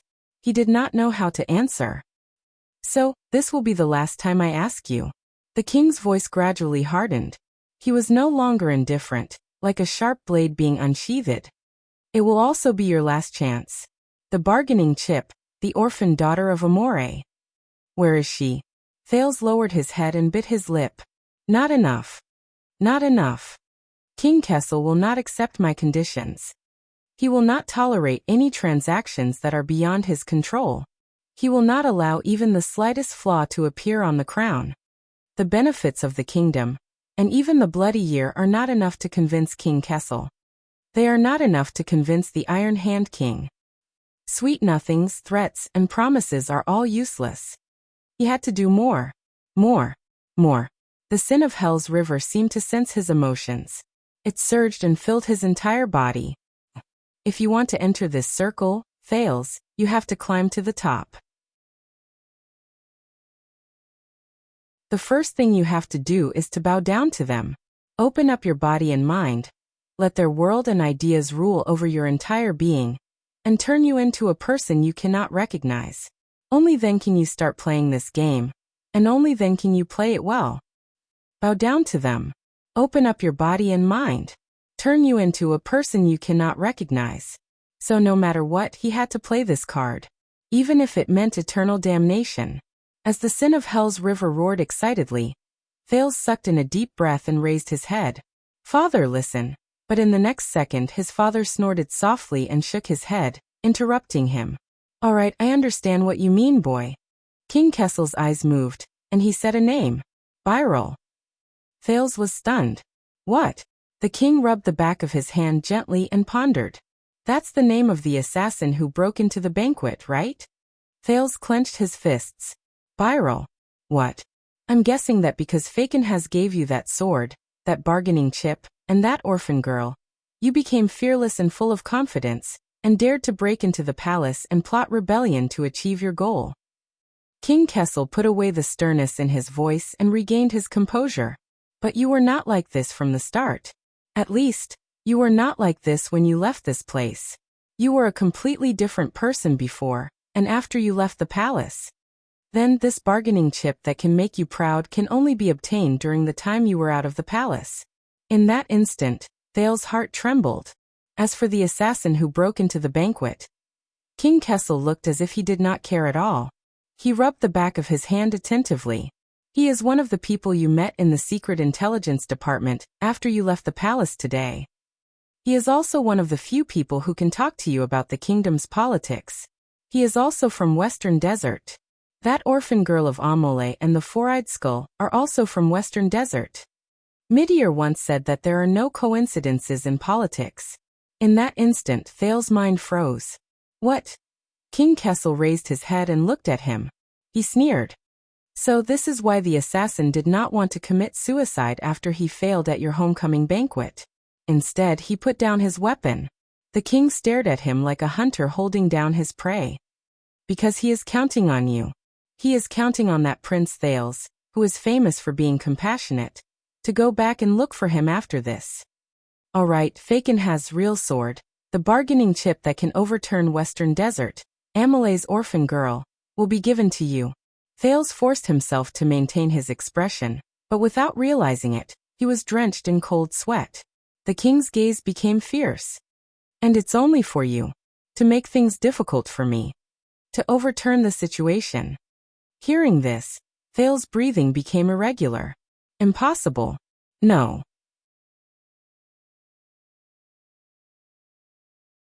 His bargaining chip, the only card he can use to bargain with King Kessel. Just like that, it was easily overturned by his opponent. The king chuckled and no longer looked at Thales. It was as though the latter was no longer important. It's all right, Murat will pry everything out of his mouth. King Kessel leisurely said, including that orphan girl. Pry everything out. Thales' pupils slowly dilated. Byril. Ankh Byril. Thank you, Your Highness. Thank you for being willing to come here and listen to my voice, or my last words. Although there is no sunlight here, it is not that dark, right? No. When he thought of this, Thales took a deep breath and clenched his teeth with difficulty. No, you are wrong. Fakenhaz and I have a secret communication channel. Then it is the others, Kessel V interrupted him without hesitation. The others you met after leaving the palace. It does not matter. It is enough to know that this orphan girl is alive. The king did not even look at him. Whether it is the people you met after leaving the palace, or the places you went, the secret intelligence department will know what to do. The people you met. The places you went. Lilian Yani, the abandoned house. No. Thales could not believe it. His breathing gradually became stiff. King Kessel raised his eyebrows and spoke in a relaxed tone. Do not worry, that orphan girl will soon regain her title with the support of the royal family, and become Baroness Amory. Her surname is destined to go down in history, the king said playfully. If her father knew after his death, perhaps he would be proud of it? Go down in history. Thales was in a daze. So, Your Highness, what is the price? The Birol family will become traitors and the target of public criticism. Tina, she will never, ever forgive me. No, no. Thales looked up abruptly. Under the influence of the sin of Hell's River, an unprecedented resentment surged into his chest. The teenager no longer hid it and glared angrily at the king. You are not listening to me seriously, are you? Thales clenched his teeth and said angrily. You talked to me for so long just to figure out where I found out about Amory's orphan girl. King Kessel snorted lightly, unbothered. Thank you, child, but you have completed your mission. By the way, no matter who played along with you in this farce. The king's tone was calm, but every word was piercing. They will pay the price. For your foolish actions. Thales took a deep breath. Why, Ralph, Doyle, Glover, and Cohen, who I tricked into coming here. No. You can't do this, the prince said with difficulty. Remember, it's not that I didn't give you a chance, many chances. King Kessel did not even look at him and responded coldly. You gave it up yourself. The Iron Hand King reached out gently and turned the handle on the table to inform the people outside. Now get out of my meeting room. He concluded the entire conversation in a low voice. Go and ask Vanguard Mariko how many lashes he should receive for trespassing into the palace and offending the king. At that moment, Thales felt a bone-chilling cold. Western Desert Hill Ruins Floating Sand Palace. Yo, Scarface, come over here and play chess with me. Duke Fakenhas, who was by the window, tightened his cloak and waved at the Baron Bone Man behind the pillar. The tall and strong Baron Bone Man turned his head and approached the Duke, causing his ponytail to swing back and forth. A younger guard looked at the sawtooth tattoo on the Baron Bone Man's body, and put his hand on the hilt of his sword warily. However, he was stopped by another older guard. The Baron Bone Man walked past the nervous young guard. He did not even look at him, as if he was used to it. He came before the Duke of Western Desert, and rudely slammed his butt on the chair. He looked at the chessboard between them and frowned. Fakenhas gestured happily. The Baron Bone Man shook his head. His words were stiff and unpleasant. Koh, you won't. Fakenhas sighed and quickly waved his hand. I know. Why else would I look for you? Koh was stunned for a moment. He looked at the chessboard, then at the Duke. His face was full of disdain. He pointed at the moon through the sandstorm outside the window. Little crowhead, let's go. After him. Koh's words were unpleasant and difficult to understand, but Fakenhas did not seem to be affected by it. He shook his head. No. Let Derek go. He has to rush back to Wingfort to prepare for important matters. The Duke looked at the victory and loss record book for the entire afternoon with resentment. Besides, why should I chase him back? I can't win against him. Little bone cub, I'm here. After him. I was the one who taught my son how to play chess. It's meaningless to play against him. Fakenhas clapped his hands. Come, let's play chess. Koh snorted angrily. He extended his hand and moved a chess piece randomly. Scarface, how can you move the queen first? That's not how you move. But it's okay. Look, I'm eating it now. Tisk, tsk. That move of yours is not smart. It's the same as giving me a chess piece to eat. Clack. Ha ha. Koh, you don't understand. It's okay if you don't understand. You'll understand once you lose more. Koh food. Don't go. Ask the servants to bring you whatever you want to eat and drink. Come look at my move. Koh kill. Don't be angry, Scarface. It's just a game of chess. Winning or losing is not important. Back and forth. Fakenhas was having a lot of fun. Not long after, the chessboard was filled with Koh's pieces that had been eaten. After he finished his last move, the Duke grabbed Koh's hand in satisfaction and pushed the latter's king down. He lay on his chair and sighed. It's been a long time since I had such a satisfying victory. Awesome. Awesome. Awesome. Fakenhas leaned back in his chair and shook his head. However, the Baron Bone Man stared at the satisfied Fakenhas and said in a muffled voice, "Bone Cub kill." When he said that, Fakenhas' smile disappeared. The Duke got up from his chair and stared coldly at the Baron Bone Man. His expression was disgusting and terrifying. Koh stared back at him without showing any signs of weakness. A few seconds later, the Duke of Western Desert laughed and waved his hand. "Nonsense, I'm playing chess. Why would I kill someone for no reason?" However, Koh shook his head. His gaze became terrifying. The surrounding guards felt a sense of discomfort. "Bone Cub," the Baron Bone Man said sternly. "Kill, great kill." Fakenhas' smile froze again.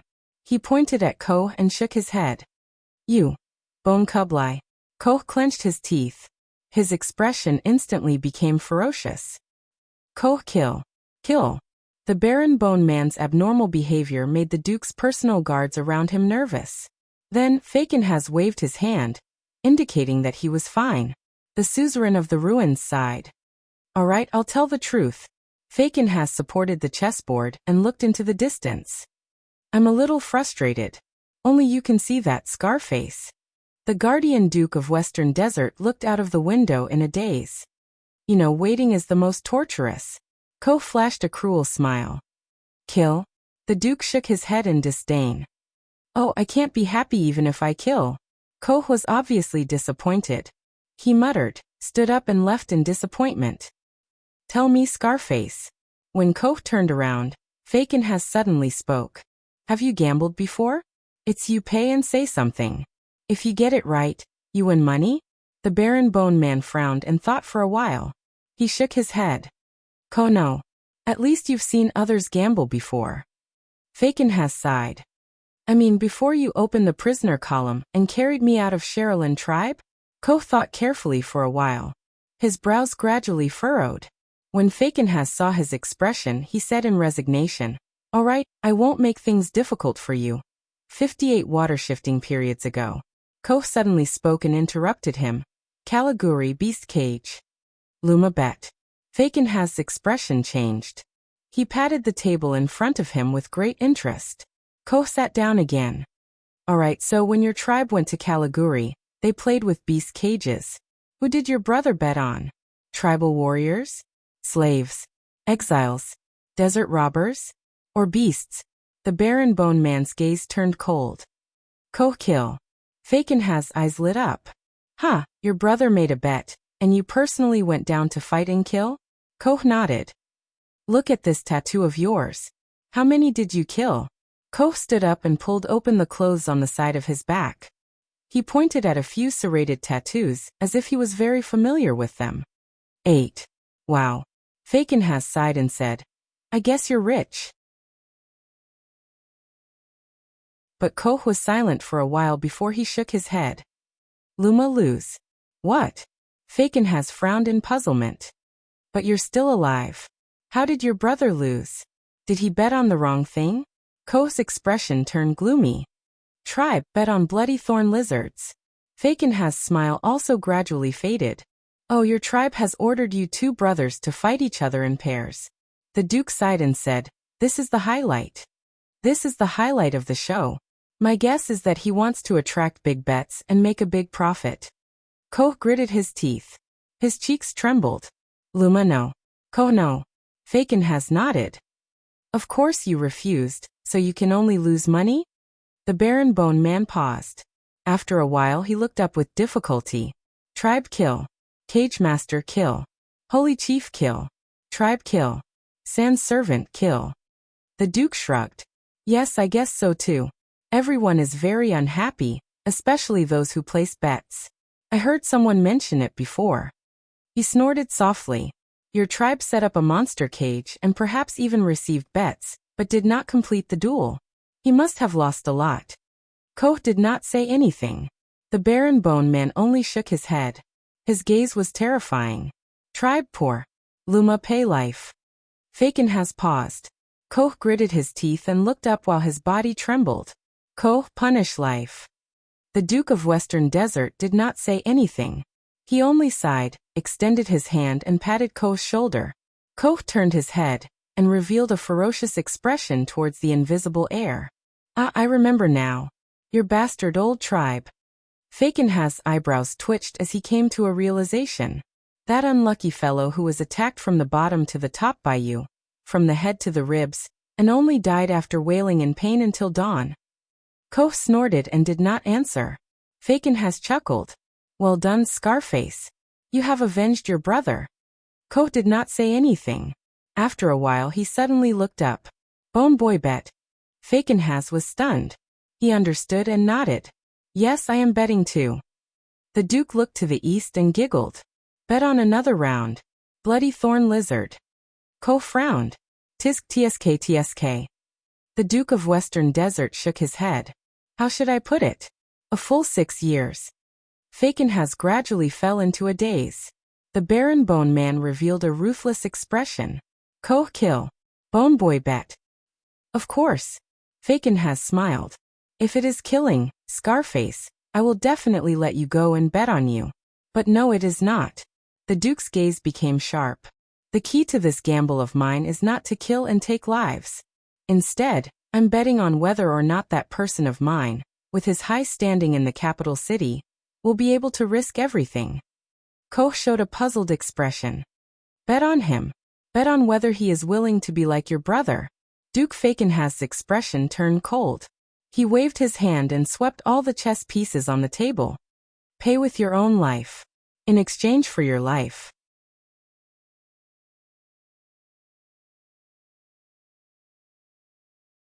Chapter 622. You can't do this. Thale's despondent voice rang in Ballard Room. But what welcomed the teenager was the king's nonchalant reply, as if the thrilling confrontation was over. "Get out." Thale's breathing froze. His nails dug into his palms, bringing pain. "No. It's not over. It can't be over." Thales took a deep breath and made one last effort. "That orphan girl is a bargaining chip to control Western Desert, but it's just an excuse, even though it's a shocking excuse." He leaned forward on the table and gritted his teeth. "And the real bargaining chip, as you said, is me." But the king was unmoved, his expression indifferent. "Are you going to protect your dignity and get out, or are you going to wait for the royal guards to come and drag you out?" Thales tried his best to ignore the king's words and refocused on the topic. "Without me, Fakenhas won't go along with you. Without me, Amoliai's orphan girl is worthless in your hands." But King Kessel had clearly lost interest. He lowered his head and pondered again, no longer responding. "Damn it, damn it, damn it." Thales was anxious as he looked at the king's stubbornness. "The Duke of Western Desert won't let you get what you want." Thales unconsciously raised his voice. "Since he dares to take the risk and offer a bargaining chip, he must be prepared. He might even lead the Western Desert people to retaliate fiercely, causing the situation to deteriorate." But he was disappointed. King Kessel still did not respond. "When that time comes." Thales stopped. He looked at the king, who was deep in thought with his eyes closed, feeling tired and annoyed. What to do? What to do? Anxiety and resentment burned in his chest at the same time, causing the sin of Hell's River to become untimely excited, making Thales even more irritated. The man in front of him was stubborn, headstrong, not threatened, unwilling to compromise, self-centered, and did not listen to advice. He refused to be convinced by the hard way, and refused to be hooked by the soft way. He was covered in thorns and disgusting. Why wasn't such a person beaten to death when he was young? How did he become king? Were the nobles who made him king all blind? Hey! The king's attitude angered the teenager. He stood up abruptly and slammed the table. "Hey, buddy! Didn't you hear what I said?" King Kessel seemed to have turned back into a statue and did not move an inch. "I'm fucking talking to you." Thales threw away all manners and shouted rudely and angrily. "Kessel Motherf * Kurjade star." There was a cracking sound behind him. The door to Ballard Room opened. What followed was a cold wind and a cautious request. "Your Majesty, we're ready." "The king is still alive." The prince interrupted angrily. "If you really want to kill your father, for the sake of the sunset goddess, Without turning his head, he roared angrily. I will warn you before I act, Vanguard Mariko, son of AB***. Thales's roar echoed in the corridor, eliciting whispers from the royal guards outside the door. A few seconds later, as if someone had given them a hint, the air became completely silent. On the other side of the long table, King Kessel finally opened his eyes and frowned. Very well. Thales looked at the king and exhaled. His anger had yet to dissipate. I thought you'd had a stroke, father. A friendly cough came from behind, but it was not Mariko. My apologies, your highness. The voice of the chief commander of the royal guards, Lord Adrian, was heard along with his footsteps. I'm just here to deliver dinner. Thales turned around and saw the chief guard captain walk steadily into the room with 2 trays in his hands. The royal guard stood guard outside the room, still vigilant. Thales was a little surprised, but he slowly came to his senses. After he calmed his breathing, he became more and more disappointed. It's over. The royal guards came in. That meant, I know. Dinner is supposed to be Baron Quentin's job. Lord Adrian walked to the king's side and served the food nimbly to ease the atmosphere. But after he settled the bill with a few glass merchants, he had a headache and asked for sick leave. King Kessel interrupted him. You're right. No need, Adrian. The king glanced at Thales coldly, then looked at the vigilant guards outside the door. We're done talking. Thales felt a chill in his heart. Captain Adrian had just finished preparing the king's meal, and his movements also froze when he heard that. He put away his smile and turned to Thales, deep in thought. Really? So fast? King Kessel did not move. Thales took a deep breath and slowly exhaled. His heart gradually turned cold. You really don't care, do you? With despair and exhaustion, Thales said dejectedly, I don't understand. If the whole kingdom is destroyed, what's the point of all the things you've done? The expeditions, the reforms, the tax increases? What's the point? The volume of his desolate question was extremely high, and his words echoed in the corridor. King Kessel turned a deaf ear to the prince's questioning, and only curled his lips in disdain. But Adrian's expression changed. He hurriedly turned to the door, and signaled his subordinates to close the door. Once he was done, Adrian sighed and carried the tray to Thales' side. Don't bother, Adrian. He won't be eating here. The king said coldly. Of course, but Adrian put down the tray, picked up a small wine pot, and filled Thales' cup. He squeezed out a smile. As far as I know, you haven't had a good meal all day, your highness. At least have a cup of wine to refresh yourself. Northern rye from the Northern Territory. I hope it's to your liking. But Thales had no interest in dinner at the moment. He just stared at King Kessel with bloodshot eyes. I don't drink. Oh right, I heard Mallows say that before. Hearing that, Adrian had no choice but to take the wine pot away and sighed. It's a pity. From the harvesting of raw materials, brewing in the cellar, long-distance transportation, to the selection of dishes in the kitchen, countless people overcame all difficulties and advanced wave after wave, just to deliver it to you. Countless people overcame all difficulties and advanced wave after wave, just to deliver it to you. Just like himself, he fought hard just to sit here.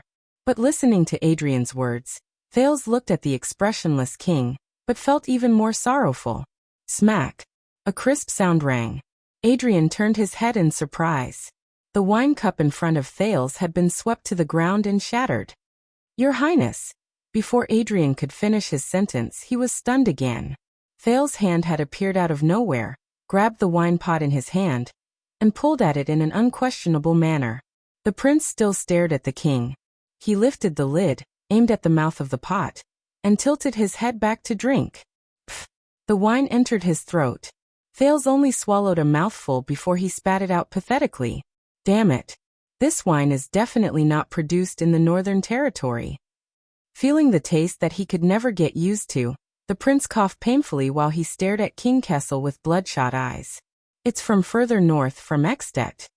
Is that so? Adrian was slightly surprised. Then I admire them even more. How far did they have to go? Adrian. The king interrupted the guard captain with a cold expression. Escort Prince Thales back to Mindy's hall. Panting, Thales clenched his fists. Adrian's smile faded, and he turned to bow. Yes. The head guard captain, who had been in office for many years, had a telepathic connection. His reply was undecided as he waited for further instructions. King Kessel paused for a moment, and gave Thales a deep look. My son is young and frivolous, and he is in love for the first time. He is dissatisfied with the arrangements of the marriage, and rashly barged into the palace to demand an explanation.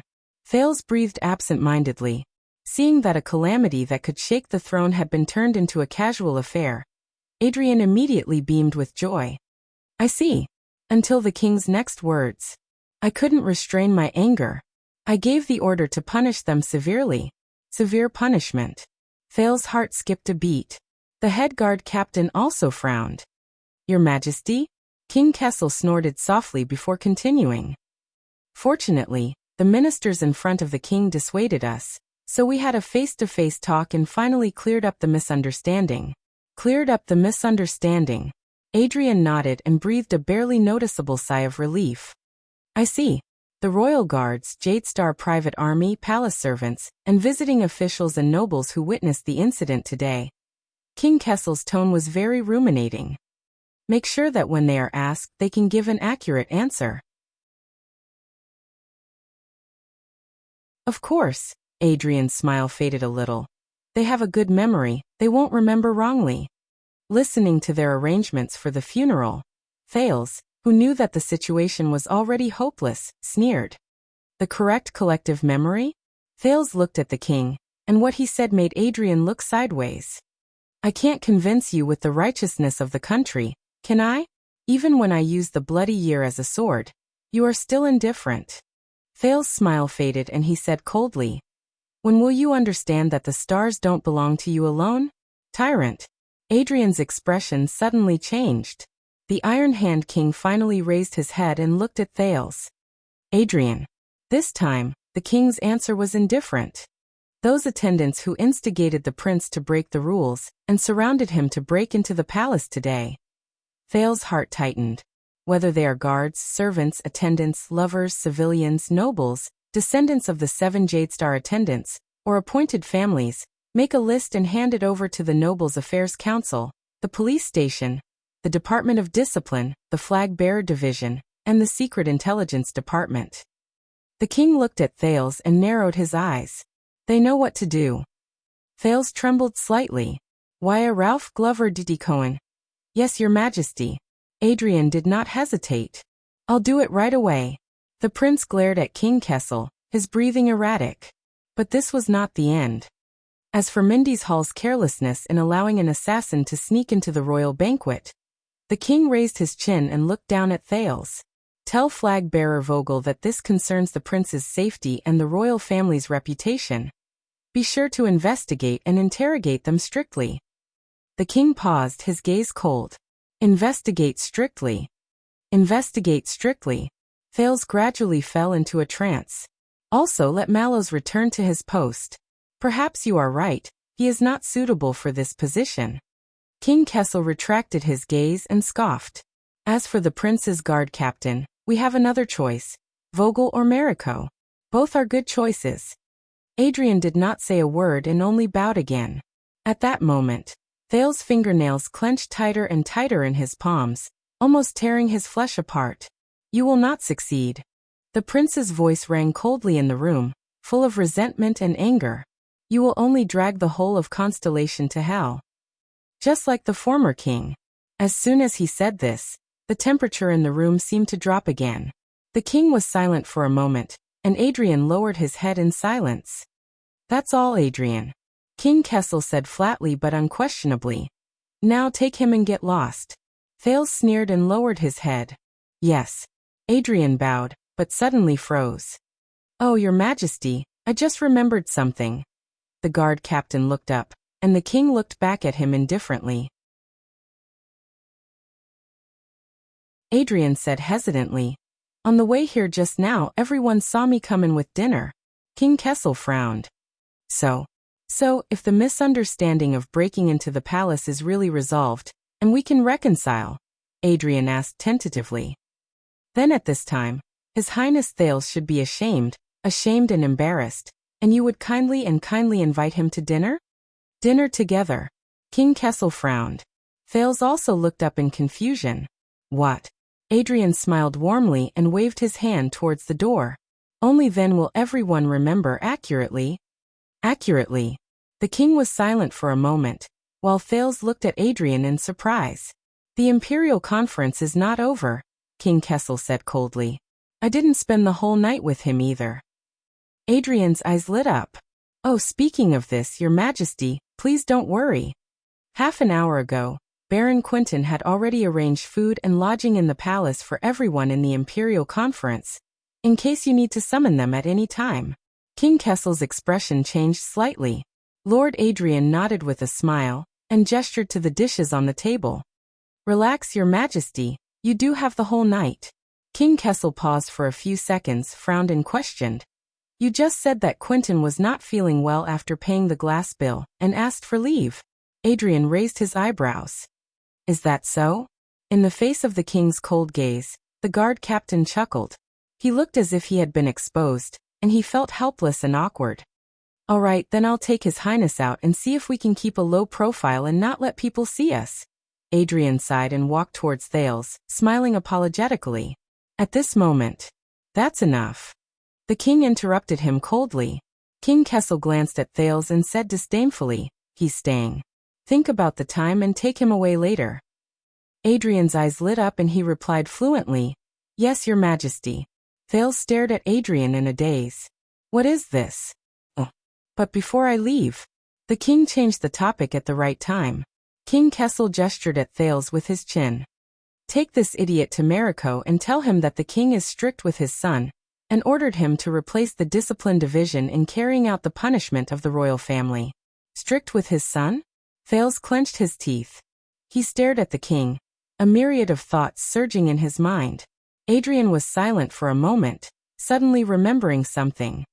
Oh, speaking of this, I'm sorry, Your Majesty, I just remembered. The guard captain looked up, his face full of smiles. Mariko has left for some reason. I just sent him to Mindy's Hall to meet up with the flag-bearer division, to express my condolences to the brothers of the Star Lake Guards who were detained for some reason. The king sneered. Just? Left for some reason? Just like Quentin on sick leave. Yes, just like Quentin, Adrian answered without hesitation, but he realized something was wrong halfway through his sentence. He chuckled and said, You're right. He chuckled and said, maybe it's still different. There was a moment of silence in the room. The king turned his head and glanced at Thales, who had a complicated expression on his face. You take good care of him. Of course. Adrian did not even blink and answered without hesitation, as if he could not read between the lines. Mariko is still young, he should run more errands and train more. Bang. The king slammed his palm on the chair. Adrian. King Kessel snorted angrily, his gaze as sharp as a sword. You've made up your mind to go against my wishes? Adrian's expression turned solemn. It's my fault, Your Majesty. He took a step back and bowed deeply. It may not go against your wishes. The guard captain said respectfully. But it suits your needs. King Kessel stared coldly at his guard captain, anger boiling in his eyes. Suits your needs. Thales watched the confrontation between Adrian and the king in silence. Dinner together. He suddenly understood what the other party was doing. But what's the point? His battle in Renaissance Palace. 10 seconds of silence. King Kessel did not answer, but the anger in his eyes slowly faded. It's Gilbert. Did he beg you to soothe his cheeks? Adrian looked up. He was confused at first, but then came to a sudden realization. What? Oh, Your Majesty, if you want to summon Count Casso, I'll. King Kessel exhaled, feeling a little helpless and annoyed. Enough, get lost. The king waved his hand impatiently. I'll give you 5 minutes. Come back and take him away. Lord Adrian nodded, obedient and convinced. As you wish.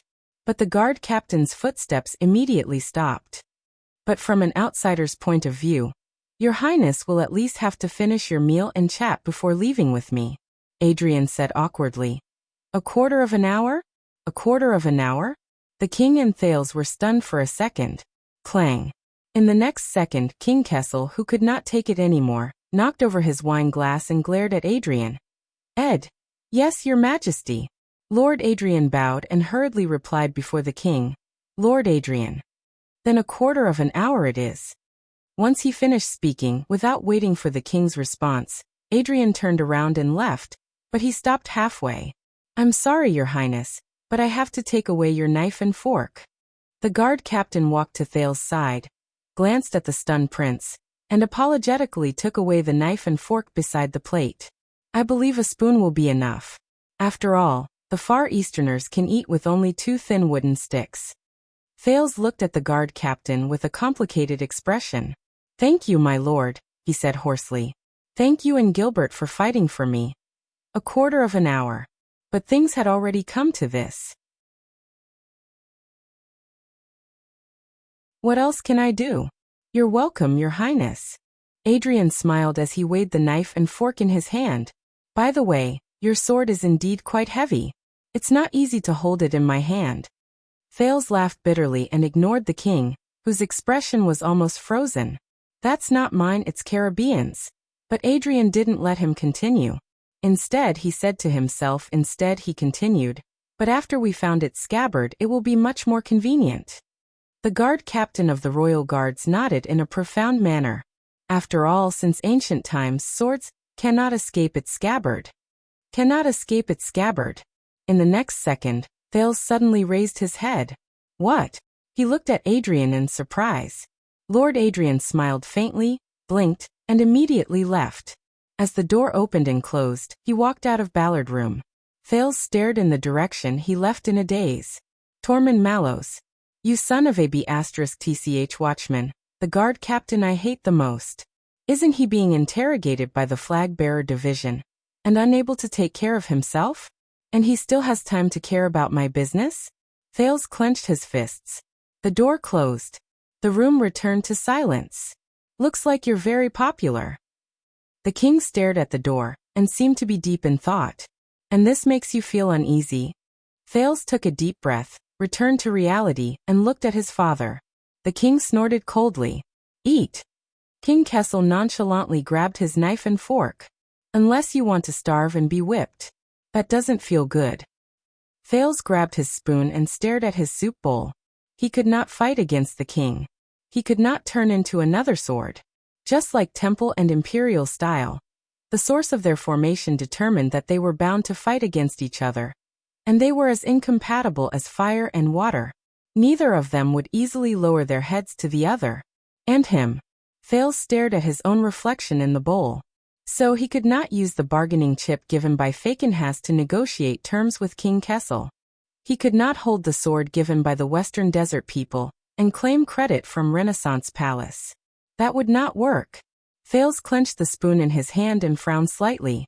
Not enough. He had not given enough. Not enough. Far from enough. The sin of Hell's River surged and filled his brain, but it made him think more clearly. He had to give more. More. Since ancient times, swords cannot escape their scabbard. 1,000 blades are sealed, and they are evil. Thales stared at King Kessel, who was quietly eating. He slowly became lost in thought and gradually understood. "Are you ready?" Deep in his heart, a small voice reminded him. "Thales?" In the next second, the prince suddenly raised his head. "I know." Thales fixed his gaze on King Kessel. His tone was calm and unperturbed. "I know that I can't hide Amoliai's matter from you. As long as I still want to use it as a bargaining chip, I can't hide it from you, much less convince you." But Thales' tone changed. "But you won't succeed, even if you have that orphan girl in your hands. But it's not because Fakenhas won't compromise, nor is it because you lack means." Kessel V did not say a word. He just lowered his head and ate. Thales sucked in a deep breath. His next words were directed at the king as well as himself. "But because this is destined." The king responded to him with a cold snort. But Thales was not discouraged, nor was he impatient. He pierced a piece of what looked like a sausage with his spoon. "Your Majesty, I just figured something out. That is, whether there is a Sand King or not, whether you want to centralize power, expand the army, reform, or make the country rich, No matter how many years pass, you are destined to lose everything. Across the long table, King Kessel, who was cutting meat, paused. The prince's expression did not change. He continued to focus on his plate. Remind me, how did the Sand King fail? From vision to goal to assumption, from planning to preparation to execution. It was grand, precise, and logical. But at the last moment, it fell short of success. He was forced to take a step back, fold his cards to stop his losses, and win with less losses. What exactly went wrong? The king did not answer, but he slowly raised his eyes and looked at Thales. Was it the imperial conference that held each other back? The kingdom's secret intelligence department spoiled everything? The regular army was eager for quick success? The legendary wing was short-sighted? The vassals of Western Desert were shrewd and vigilant? Or the forces of the desert were unruly and uncooperative, and refused to cooperate with your performance? The prince chuckled and took a bite of the sausage, but he could not taste it at all. Or is it that no one has a problem here, or is it that everyone has a problem? King Kessel did not move. He only fixed his gaze on Thales. Wait. Thales narrowed his eyes. You don't really think that it's my fault, do you? The king still did not respond. But Thales did not expect him to answer. No. The teenager snorted and laughed. The truth is, even if everything goes smoothly for the Sand King, and everyone does their duty, the second prince's gaze sharpened. It is also destined not to succeed. Because it has a link, and that itself is the biggest problem. Thales completely abandoned table manners. As he chewed, he pointed his spoon at King Kessel. You.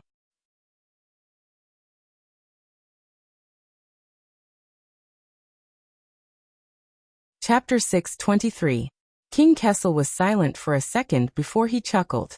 Me. The king put down his knife. He looked interested, but his words were cold. Let me guess, Fakenhas thinks the same? Thales shook his head. When the branches rot and the leaves rot, one must ask the root. If there is a problem with your rule, Your Majesty, the first person in the kingdom to pay the bill, and the first person to reflect and hold accountable, is definitely and only you. The king's disdainful sneer rang out in the room. He lowered his head again and continued eating. Thales smiled as well, unperturbed. Yes, you probably think that if the kingdom's rule is unsatisfactory and there is a problem with Constellation's development, it must be due to the officials' deviation in execution and the poor governance of the lower ranks. Minor adjustments and corrections will not harm your grand strategy of ruling the country, nor will it harm the wisdom of the nobles before you, or the wisdom of your king. Just like the Sand King. In your eyes, how could it be wrong? It must be that the people who do things are not courageous. There must be mistakes in execution. The enemy is too cunning. There must be accidents that happen more frequently than expected. It must be that unlucky prince's problem. But Thales' smile turned cold. Only the simplest and kindest of citizens would have such naive and beautiful fantasies. Only the most sinister and vicious scoundrels would say such slanderous words. Thales pointed at the king and said seriously, "No, the reason why the Sand King failed is because of you, your Majesty." The sound of a knife clashing with a plate responded to him. Yes. Perhaps certain that victory was in his grasp, King Kessel did not even raise his head as he spoke perfunctorily. I, the King of Constellation, am the kingdom's weakest link? But Thales shook his head decisively. On the contrary, your Majesty Kessel.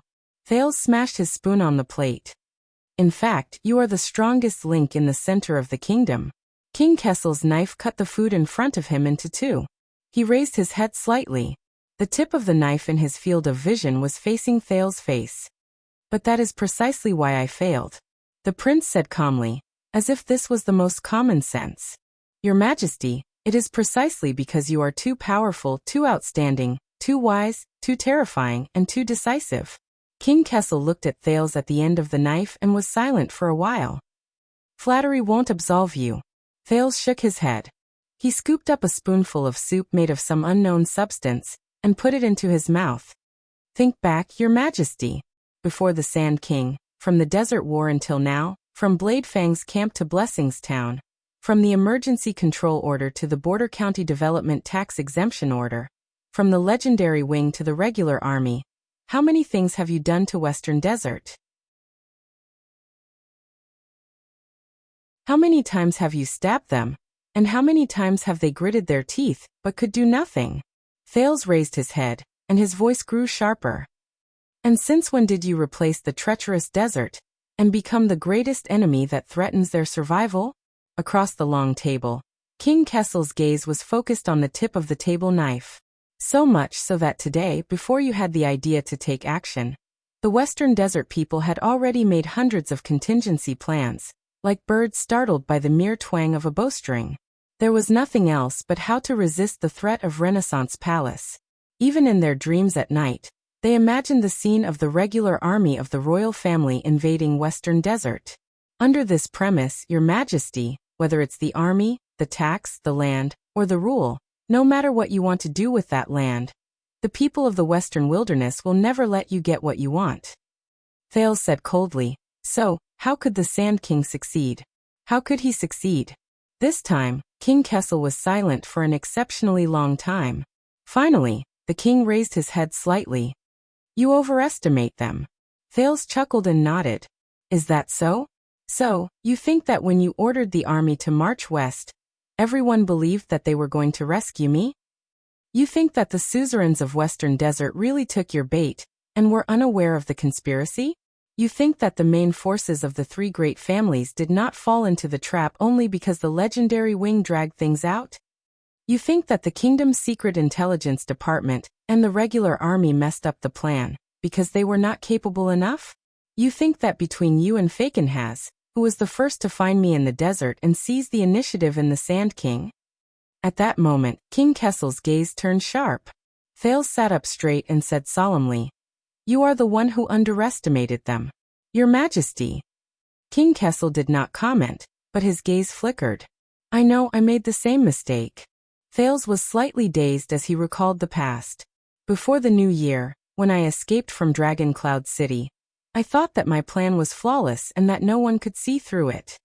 With the help of the kingdom's secret intelligence department, such a complicated political situation, such a strange situation, and such a coincidental time, anyone would first suspect that Prince Thales was kidnapped by the forces of Dragon Cloud City, and did not sneak away on his own. Thales heaved a deep sigh. But I was still caught. On the first day I escaped from Dragon Cloud City. King Kessel's gaze shifted. Thales stretched out his left hand and rubbed an abnormal bone. He furrowed his eyebrows tightly, as if he was feeling the pain of it cracking again. I was caught by a boorish man in Dragon Cloud City, who was one of the best in the Western Peninsula when it came to sword-wielding, but whose political IQ was said to be the lowest in the world.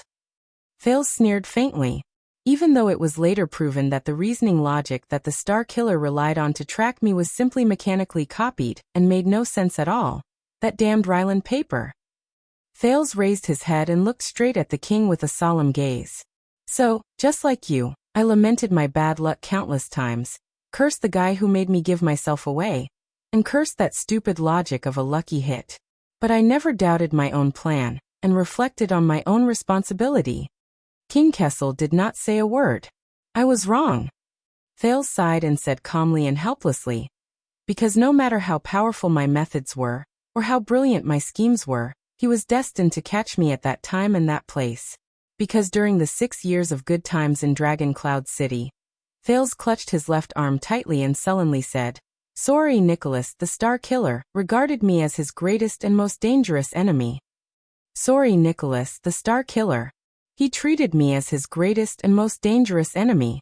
If he ran into an accident, he would suspect me. If he was attacked, he would be wary of me. If he made a mistake, he would look at me. If I suddenly disappeared, he would still think of me. Even if one of the sewers in Heroic Spirit Palace was clogged, the prince sneered indignantly. In his eyes, I must be the one playing tricks behind the scenes. It was a shocking conspiracy that I had been planning for 6 years. So I was caught, and almost brought back to Dragon Cloud City. Thales looked into the distance, which he could not see. And later, I understood that the reason why I was targeted by him was because I was caught in a trap of my own making. I went on a rampage that night in Dragon's Blood and turned myself into the most terrifying, bizarre, and dangerous variable in Dragoncloud City in the eyes of others. I changed the fate of all of Exdet. The king listened quietly, his thoughts unknown. It's the same in Western Desert. Thales sighed and returned to the reality before his eyes. Especially when they see you as the strongest enemy, your majesty.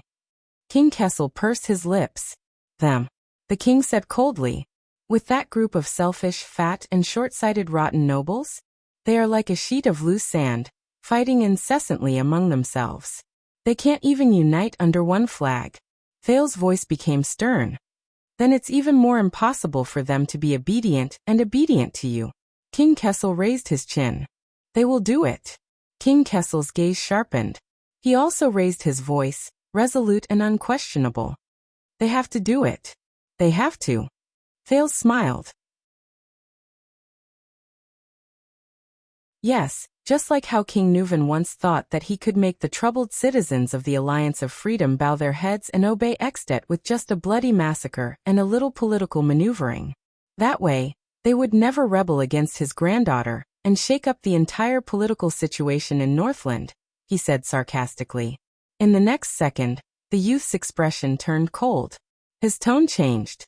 But do you really think that as long as you are strong enough and clever enough, everyone will bow their heads and everything will go smoothly? Then why don't you simply declare that everyone in Western Desert is a traitor and rebel, and order the regular army to attack and annihilate them in order to pacify the country? Why do you still do everything possible to bypass the Imperial Conference and keep a low profile to advance Sand King? Why do you still use me as a famous chess piece and bait? Thales paused, looked at the king, and called him by his name. Because you also know this, Kessel. The king frowned. Looking at King Kessel's deep expression, Thales understood something.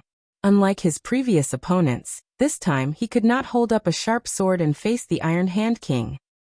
In the face of a ruler, a person may cooperate, be loyal, or obey. Thales recalled the conversation in his memory. But a large group of people? That is a giant beast with a bottomless appetite, an insatiable shark, who will always respond to the ruler unexpectedly and catch you off guard. The youth pointed behind him. If you order Vanguard Mariko to whip me, I can guarantee that he won't even bat an eyelid. But what if your order is given to a group of people, such as the entire Royal Guards? I can also guarantee that there will be people who hesitate, some who are doubtful, some who are uneasy, some who are troubled, some who shrink back, some who are secretly indignant, some who deal with the situation, and some who pretend to comply but secretly oppose. At that moment, Thales' thoughts returned to the prison of bones in Western Desert. He thought of the former group of guards. King Kessel did not speak. He just stared at Thales. The youth gulped, walked out of the past and continued. When your army wreaked havoc in Western Desert, Your Majesty, would you have thought that a few months later, one of the sons of a Western Desert noble would hide a sword, crash a banquet, and commit murder, causing the entire kingdom to be in a mess and caught unprepared?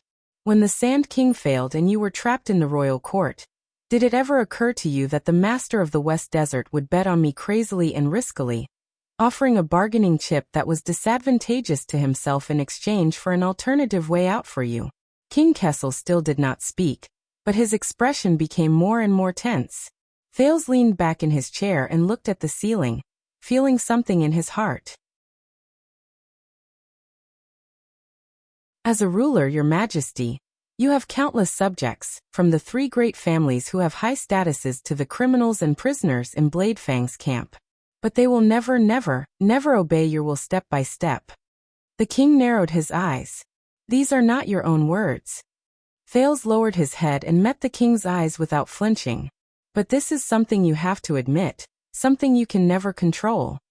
Sand King is just one example, and this situation is not limited to Western Desert. Thales got up from the back of his chair, pushed away his plate, and leaned back on the table again. It was like returning to the battlefield, to the place where he fell. Yes, Amoliai's orphan daughter. She may be able to help you solve your difficulties and awkwardness for a while. And the 3 noble families may humbly cooperate with you to avoid the fate of being ruined. But what then? What then? Thales' expression was solemn as he repeated. What then? What about beyond Western Desert? What about Land of Cliffs, Eastern Sea, Blade Edge, and the Northern Territory? After the military reform, when you become stronger and more powerful, what if you want to do more and more outrageous things, and have no choice but to provoke more and more enemies? Thale's expression was stern. Are you hoping that there will be a second Fakenhas, a second old man who is bold, adventurous and slippery, who will hand over the chips to you by accident and let you butcher them however you want? The Iron Hand King still stared at Thales without saying a word, but the emotions in his eyes were different. As for this letter, Thales reached out and grabbed the Jade City's petition for servitude, which had been forgotten for a long time. He snickered. Why, do you really think that the young Zayn Covendier, the master of iris flowers, the guardian duke of South Coast, is really as elegant, easygoing, and knowledgeable as he appears? And that this temporary inferior horse will successfully pull the chariot, starting from South Coast Hill, benefit the entire country, and bring you the ending you want? In the next second, the king's gaze changed. Thales exerted force in his hands and tore the letter in half without hesitation. King Kessel finally spoke, unable to hide his shock and anger. But Thales' smile faded and he interrupted him. Believe me, your majesty, even if you march the regular army into Jade City's Palace of Clarity, the crafty Zayn, do you know what method he used to make the vampires catch up to me back then? Can still cause you a lot of trouble, and it will not be any easier than in Western Desert. And this is only Western Desert, only South Coast. Only the powerful feudal lords here disgust you, obstruct you, and frustrate you. And next time, there will be other people in other places, countless people, for the same reason and concern, who will use more and more complicated ways to disgust you, obstruct you, and frustrate you. Thales was unusually determined. He tore the letter into pieces without hesitation. Not just the Sand King, not just the military, not just the suzerains and vassals, not just the Imperial Conference. Further away, there's the National Conference 6 years ago, New Star, and Valorund whom you defeated. Even closer, there's the accident at the royal banquet, and Zayn's hypocritical petition that has buried countless holes in it. Thales spread his hands, letting the pieces of the letter fall to the ground. King Kessel stared at the pieces from afar, gripping the arm of his chair tightly. His eyes were filled with anger. Once their interests are harmed, their rule is in trouble, and their living space is squeezed. Thales' voice continued, sounding cold and ruthless. Their first reaction will always be to resist and counterattack, and the first target they will fight against will always be Renaissance Palace. It's you. At that moment, Thales' gaze was as sharp as a sword. Because to them, the Iron Hand King is too powerful, too terrifying. So powerful that you can't do anything. As long as you're still sitting on the throne, you're already everyone's enemy. You're bound to encounter their instinctive vigilance and resistance, whether it's on the surface or in the dark. Because to them, the Iron Hand King is too obvious, too special. Now that things have come to this, the excuse and convenience that the bloody year gave you to revive the kingdom have been used up. Your actions can no longer be hidden, and Renaissance Palace has long surpassed all threats without them realizing it, becoming their main enemy. King Kessel took a deep breath, suppressed his raging anger, and closed his eyes. But Thales was not affected at all, as if everything was within his expectations. So when you look around, there are enemies everywhere, and when you move forward, every step is arduous. So from the inside to the outside, everything is not going well for you. From the top to the bottom, nothing is going well for you. Thales shook his head gently. No, your majesty. You can't do anything. Can't do anything. His voice was deep and sorrowful. Can't do anything. In the next second, King Kessel suddenly opened his eyes. Alarmist, he said coldly. Eloquent and eloquent. Thales hummed in agreement and spread his hands. But there's nothing you can do. The youth's eyebrows gradually furrowed. You can defeat them, but you can't destroy them. Faced with a pile of loose sand and a mess, you are caught in a dilemma and don't know where to start. You don't even know where they will jump out to stop you, or which part of the chain will go wrong. Throughout the Sand King, you looked awe-inspiring and took the initiative to attack, and no one dared to face you head-on. In fact, most of the time, you were just swinging your sword in vain and suffering from hidden losses. At that moment, King Kessel's expression became a little ferocious. But Thales's words continued, making him feel uneasy. And they are all over the kingdom, at all levels, all over the world, north, south, east, west. They are hiding in every gap of interests, ambitions, desires, stances, and will. They are unexpected and unpredictable. They can change from cowardice to fearlessness at any moment, from meekness to zealotry, from indifference and selfishness to fury and desperation, and from conformism to boldness and aggressiveness. You can never see them. When you swing your sword to kill, the opponent is nowhere to be seen. But when you suddenly look back, you are shocked to find that enemies are everywhere. Thales thought of something and could not help but snort softly. It's just like a police officer on the streets of the capital. It's useless to only kill the most ferocious and vicious criminals, because he's facing the entire lower city district. His enemies are hiding in the unreachable corners, and the most inconspicuous mediocrity. They are constantly sprouting and sprouting, leaving him overwhelmed and powerless. Thales raised his gaze and looked straight into the king's eyes. And you, your majesty, what you are facing is the entire constellation. At the end of the long table, the king sank his face into the darkness where the light could not reach. The enemy is weak, I am strong. The enemy is rotten, I am new. The enemy is scattered, I am one. Thales said in a low voice. That is your greatest and only advantage. But the enemy is divided and I gather. The enemy is hidden and I show. The enemy is in the dark and I am in the light. The enemy is confused and I am clear. The enemy is outnumbered and I am outnumbered. The enemy is strange and I am upright. Thales said coldly. These are your most painful and uncomfortable predicaments. King Kessel looked at Thales with a strange gaze.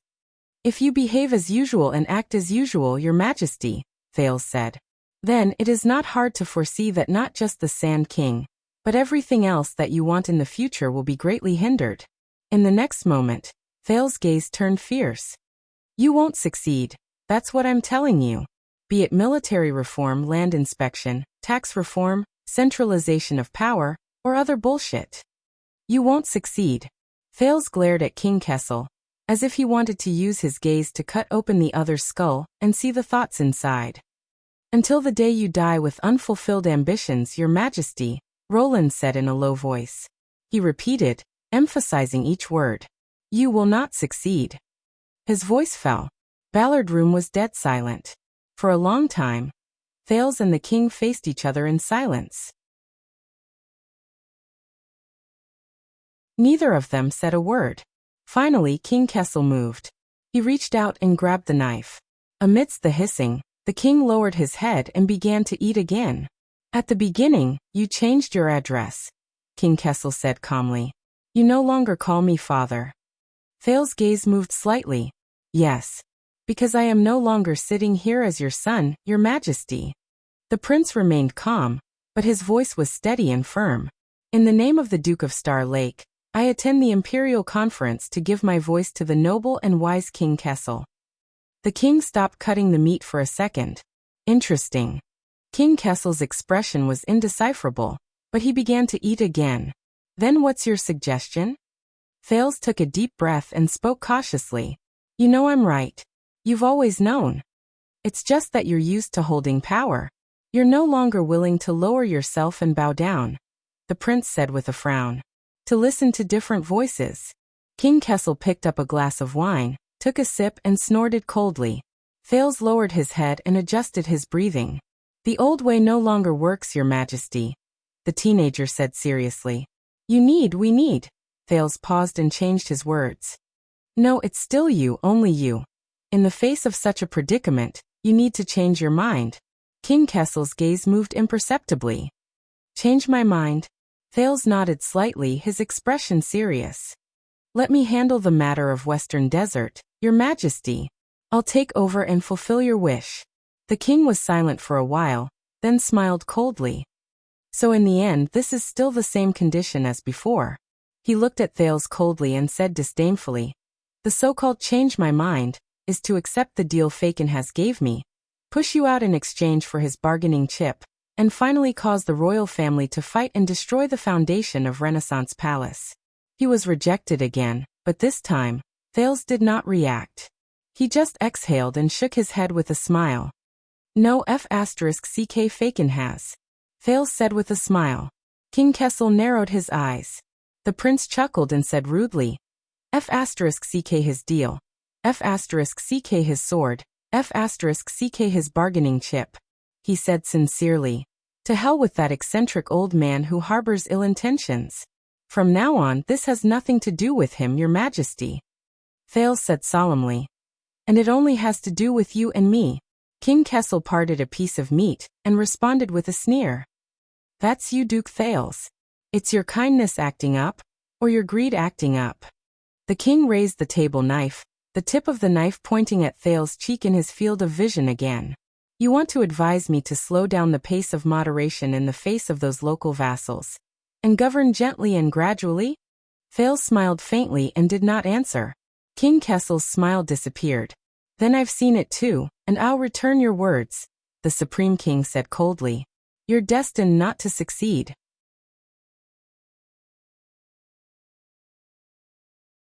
Thales raised his eyebrows. He heard King Kessel say faintly, in a tone that he rarely heard him preach, you're right.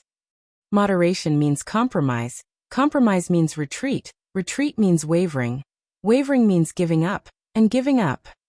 Kessel V paused and snorted. It means that you've been on the wrong path from the beginning. You'll soon be trapped in their seemingly righteous, but actually sinister and cunning stance. You won't be able to control yourself. At that moment, a cold glint flashed in the king's eyes. And one day, when you're no longer in line with their interests, when you no longer respond to their cries, when you no longer cater to their wishes, you'll be opposed, despised, expelled, abandoned, and betrayed by them. King Kessel said softly, just like the Sand King in the past. The king paused and continued faintly, and my father.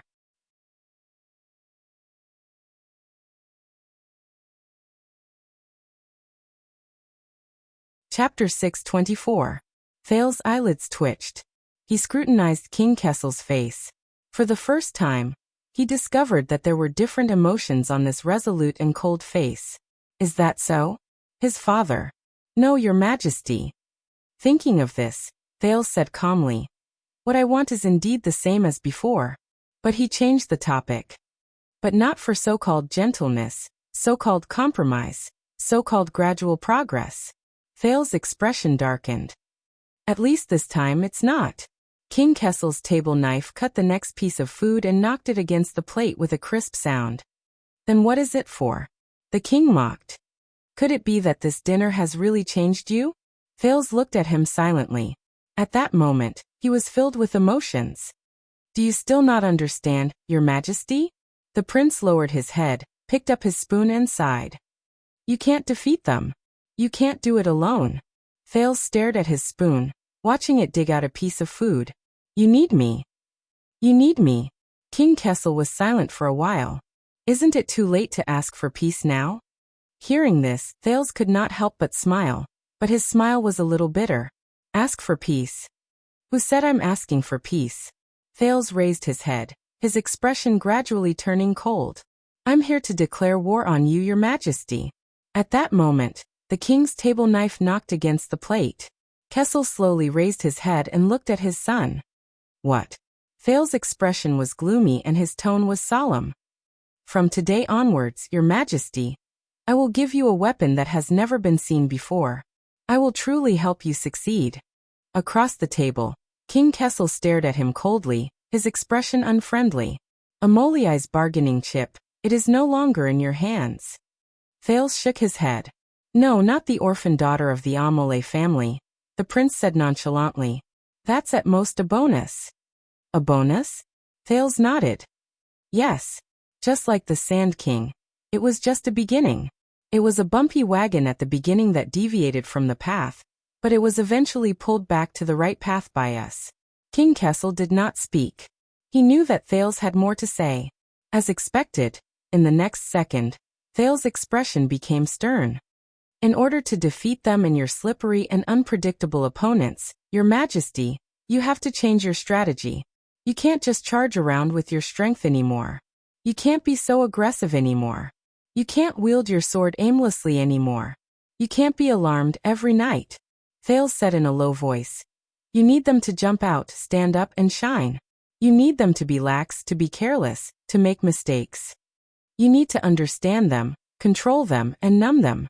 At that moment, the king's expression changed slightly. Yes, your majesty. Thales' attitude was frank and magnanimous, as if this was the most logical and natural thing to do. In Constellation, in this mess left behind by the virtuous king, the situation is so clear that there is no way out. What you truly need, what you lack. In the next second, Thales' expression became stern, and his voice suddenly turned cold. It's an opponent. An opponent who can stand up to you as an equal. At that moment, Kessel V's eyes suddenly widened. Thales looked at the king from afar, and actually felt a strange sense of calm and relief. That's right. Since ancient times, swords could not escape from their sheaths. What he wanted to become was not a sword. It was a sheath. And this opponent, he must be like you, strong enough, noble enough, able to summon heroes to shake the kingdom. With his existence, Thales did not continue, but glanced at King Kessel tentatively. For the first time, the Iron Hand King, who always said what he said, replied in a low voice, I'm listening. Thales sighed in his heart. He found it. Receive the enemy, observe the enemy, deal with the enemy. In this hurried and arduous battle with King Kessel, Roland's heart sank. He charged, fell, resisted, was defeated again and again, and got up again and again. Finally, he came to the last step. The sin of Hell's river flowed madly in his body, and finally left in satisfaction. In the next second, Thales suddenly looked up. Logically speaking, this is the only way. With him, you can mislead your enemies. The Iron Hand King is not invincible, not unstoppable, not destined to be your natural enemy. With him, you can confuse your enemies. Renaissance Palace is not a monolithic entity, not flawless, not without weaknesses. King Kessel's expression was solemn, no longer disdainful or careless. Thales continued quietly. With him, you can weaken your enemies. In false hope, they will lose their vigilance, indulge in civil and military affairs, and die in peace. With him, you can lock onto your enemies. With the anti-king's flag flying high, all who gather under it will fall into your trap, and you will catch them all in one fell swoop.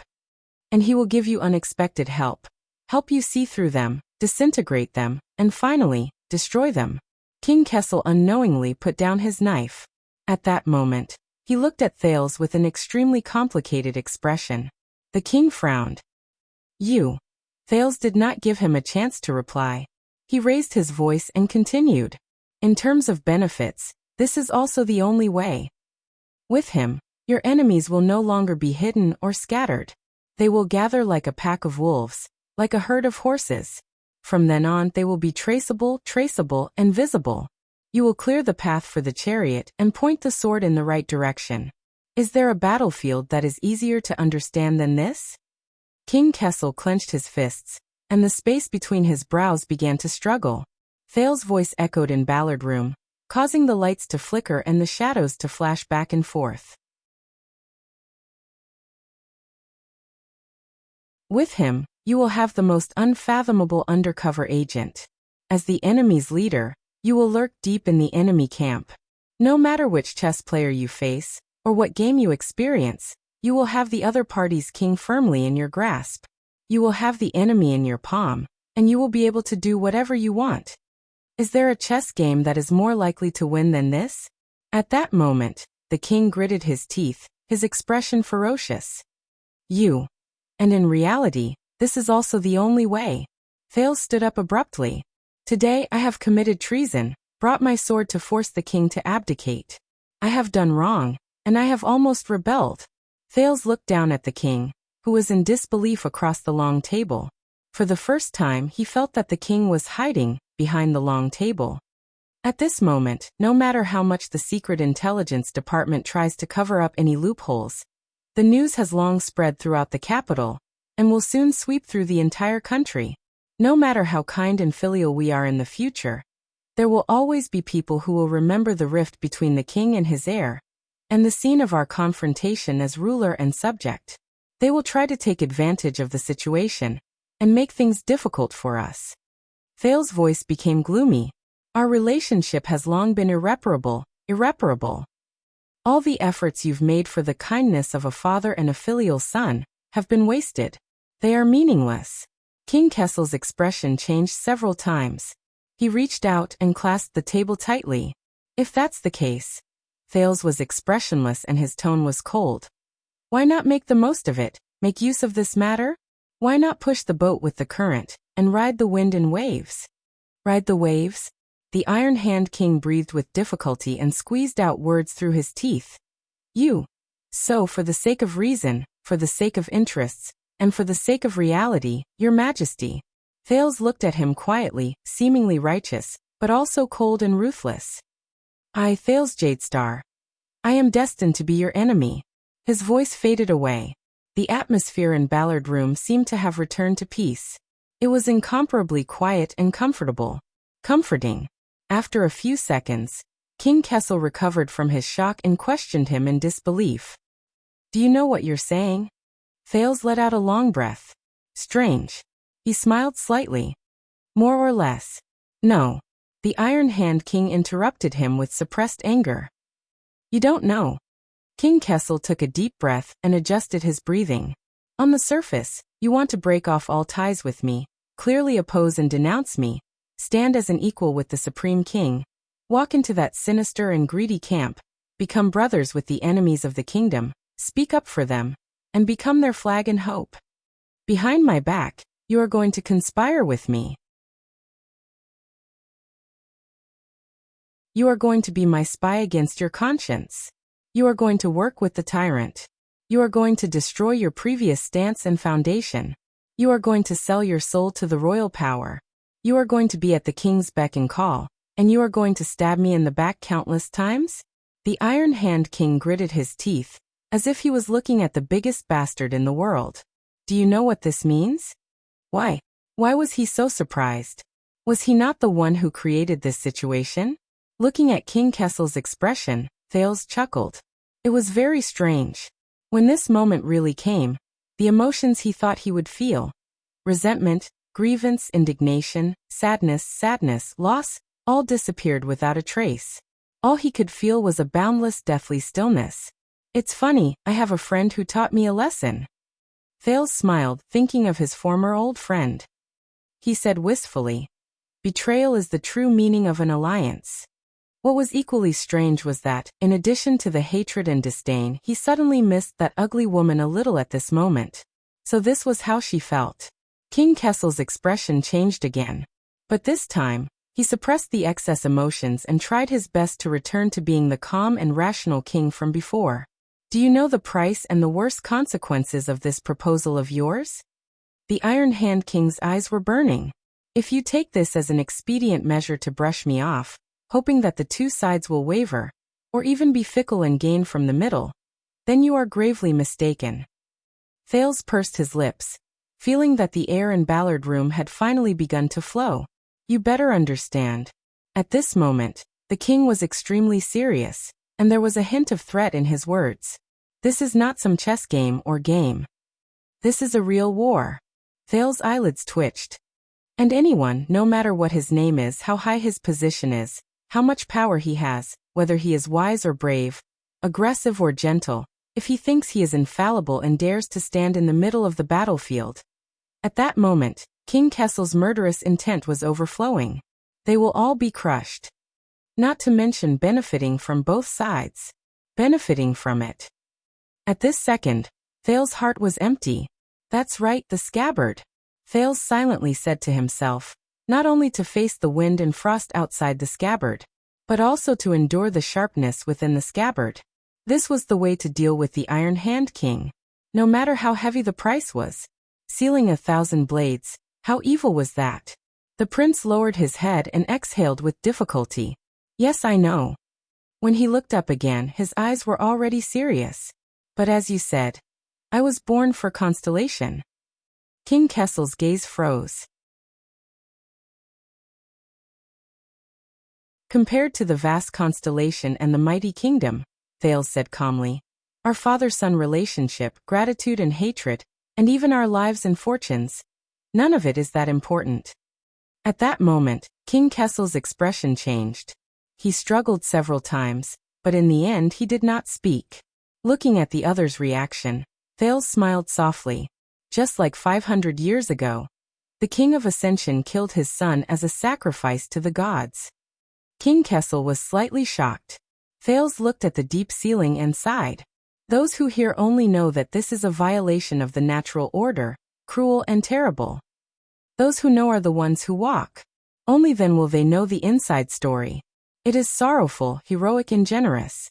Recalling the story he had unearthed, Thales gradually became lost in thought. Ascension King, Alan I bore the infamy and his prestige was destroyed. Alien Prince Herman shed blood and sacrificed his life. Jadestar joined forces, father and son conspiring together, stirring the kingdom's blood to boil, inciting the anger of the subjects and people to crusade. Finally, they knocked down Sunset Temple, which had dominated Constellation for 200 years, from its altar, causing it to split and decline, never to recover. At that moment, the room was extremely bright, and the words were powerful, and King Kessel's gaze changed. This version of the story has always been a royal secret. How did you know? Thales looked at him and smiled in relief but did not explain. Yes, outsiders do not know, but the Jadestar royal family knows. This is the truth and meaning of Ascension sacrifice. With the blood of the son and the grief of the father, strip the ribbon of divine power from the king's scepter. In the next second, Thales' expression became solemn. Let me show up, your majesty. Let me become your enemy. Your spy, your chess piece, your bargaining chip. Your sword. He placed his hands on the table and looked straight at the king. In this way, I can help you achieve your wish. Not just Sand King, not just Western Desert, but all of the kingdom. At the end of the long table, King Kessel stared blankly at the teenager in front of him, swallowing several times. Perhaps the entrance and exit of the guard captain made the lights burn brighter. The chill in Ballard Room gradually dissipated and warmth returned. As I said, father, when you are overwhelmed by the weight of the crown, you will not be able to breathe. At that moment, the prince's gaze was aggressive. I have come to save you. For this, I will stake my reputation, my life, and my future, to help you achieve the unprecedented greatness of the kingdom. Thales clenched his fingers into a fist and punched his chest. The scar that was burned many years ago seemed to be heating up again. This is my real bargaining chip today. He looked at the speechless king and said in a low voice, it has already taken shape since I openly broke into the palace and rebelled under the eyes of the entire kingdom, and completely broke off relations with you at the imperial conference. And you have no reason to refuse. Thales punched his chest, his gaze cold. Accept it, and you will gain unprecedented benefits. The dilemma is no more, and the solution is easy. The road ahead is wide open and new. Thales paused, took a deep breath, and forced himself to speak sternly. As long as the stars exist, the empire lives forever. In the next moment, Thales suddenly reached out in the direction of the king. King Kessel trembled slightly, but he looked at Thales in a daze. It was as if the person standing in front of him was not his son, but a new stranger. For the sake of Constellation, your majesty. The teenager raised his palm, his tone firm, and his gaze fearless. Let us be enemies with each other. The secret chamber was deep, but the king did not answer. His breathing was disordered. Kessel Jadestar. Thales was unmoved. He continued to stare at the man in front of him. What do you say? The lights flickered. Kessel did not answer. He looked dazed. Iron Hand King. Thales' expression was deep. He dragged out his words and lowered his tone, making people uneasy. What do you say? The Iron Hand King did not answer either. His whole body was stiff. Father. At this moment, Thales' eyes were sharp. He shouted at the top of his lungs. You. What do you say? After being locked in the small dark room for so long, this was all he had until New Year's Day. End of this chapter.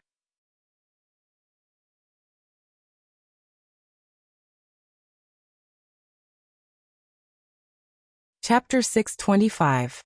It was late at night, and the temperature was getting colder. In the corridor outside Ballard, the royal guards arranged as few people as possible, for the sake of secrecy, and as many as possible, for the sake of abundance. They formed the most efficient and strictest defense and siege formation, filling every corner within sight. The guards in the innermost circle maintained absolute silence and concentration, as they waited for the enemy to arrive. They were all experienced and capable elites transferred from the 6 wings. They stared at the door of the Imperial Conference Room as they pressed their hands on their weapons.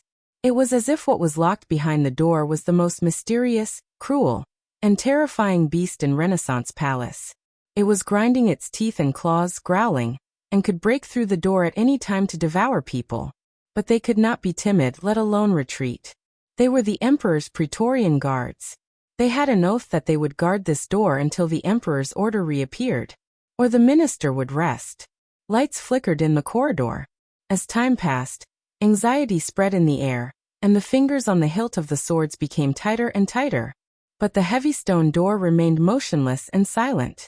In the face of countless increasingly sharp gazes, it was unperturbed. It fulfilled its duty and locked all the beasts behind it. Just like the past 600 years. 6 doctors who specialized in trauma first aid, toxicology, and pharmacology were urgently summoned by the court baron and ordered to wait outside. Confused, they were anxious but did not dare to ask questions.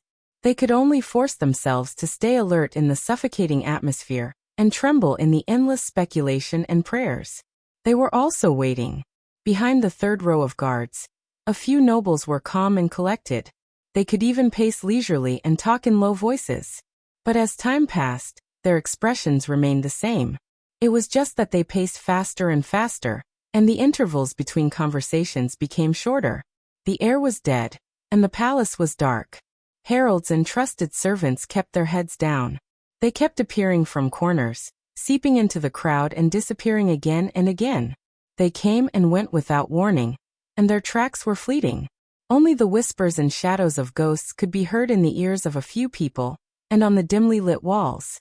Time was probably still moving forward, but it seemed to be moving slower and slower. It stopped moving forward and admired the changes it brought to its surroundings. In the silence, the guards had never felt that their breathing was so heavy, to the extent that they could even raise 2 inches of dust in front of their noses. They had never realized that their hearing was so sensitive. Just the sound of their bones rubbing against each other was enough to make the muscles of the soldiers 2 feet away tense up. And their eyelids were so afraid of loneliness that they would bump up and down every once in a while to greet each other, for fear of being left alone. As for their hearts, they were so strong and powerful. As a result, when the heartbeats of hundreds of people in the palace gathered together and became faster and heavier, it felt as if a huge monster known as Renaissance Palace had just woken up from a long slumber and was slowly waking up. And that stone door, which everyone stared at with rapt attention, was the ferocious eye that was about to open. This made everyone tremble with fear.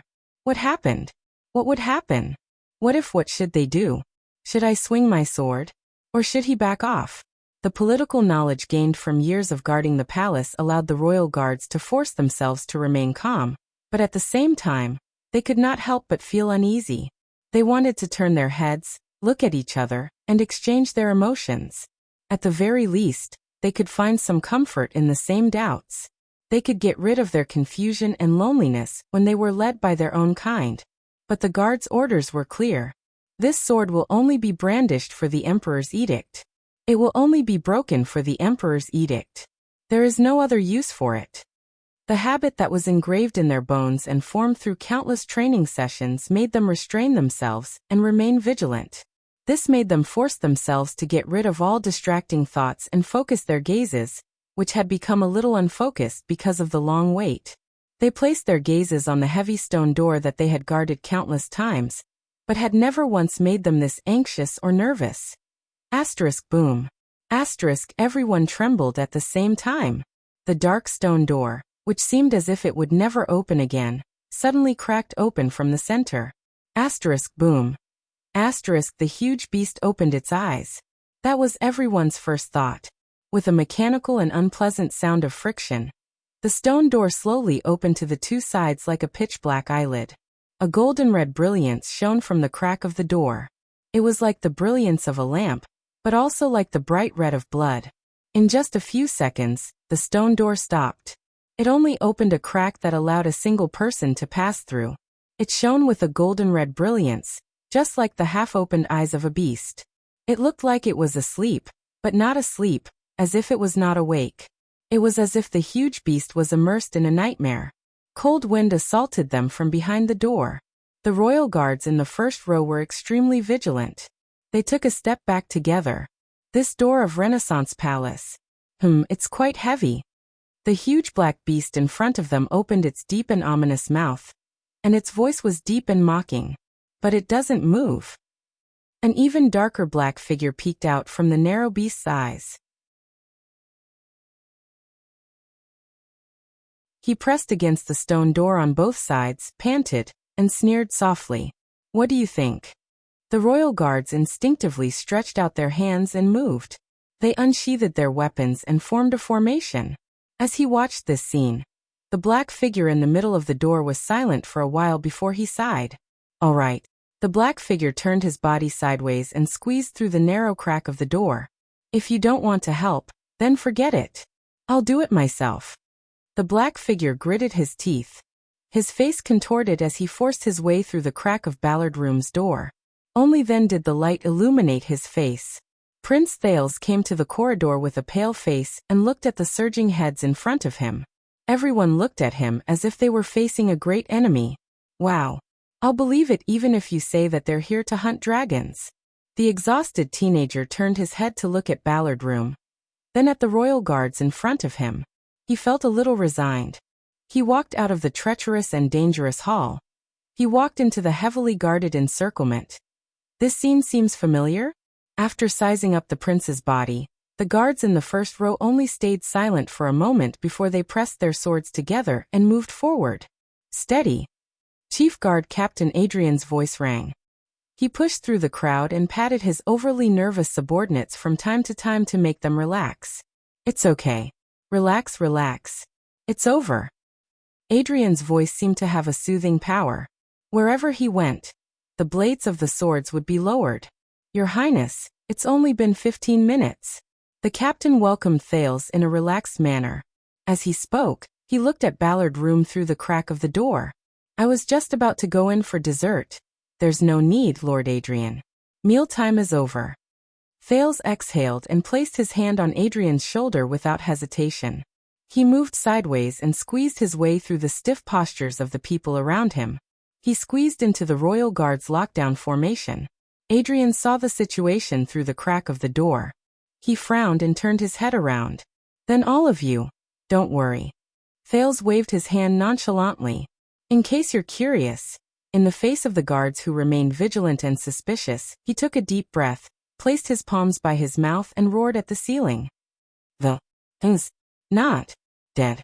Thales used the sin of Hell's River. This time, his voice was like thunder, and it could be heard clearly in the entire corridor. The lights flashed, and there was a commotion in the crowd. Thales patted the two royal guards in front of him, who looked shocked. He pushed them away tiredly, and did not forget to add something that made the people around him change their expressions again. "He's not dead yet." Adrian frowned. He glanced at Thales' back, but still turned his head around. He signaled his subordinates to open the stone door and enter Ballard Room to ask for the king's permission. "Your Majesty." On the other side, Thales squeezed past the surprised or nervous people. He did not care whether they were servants, doctors, guards, or guards. He said loudly without any scruples, "If you're waiting for the king to give the order to capture or release me, don't even think about it.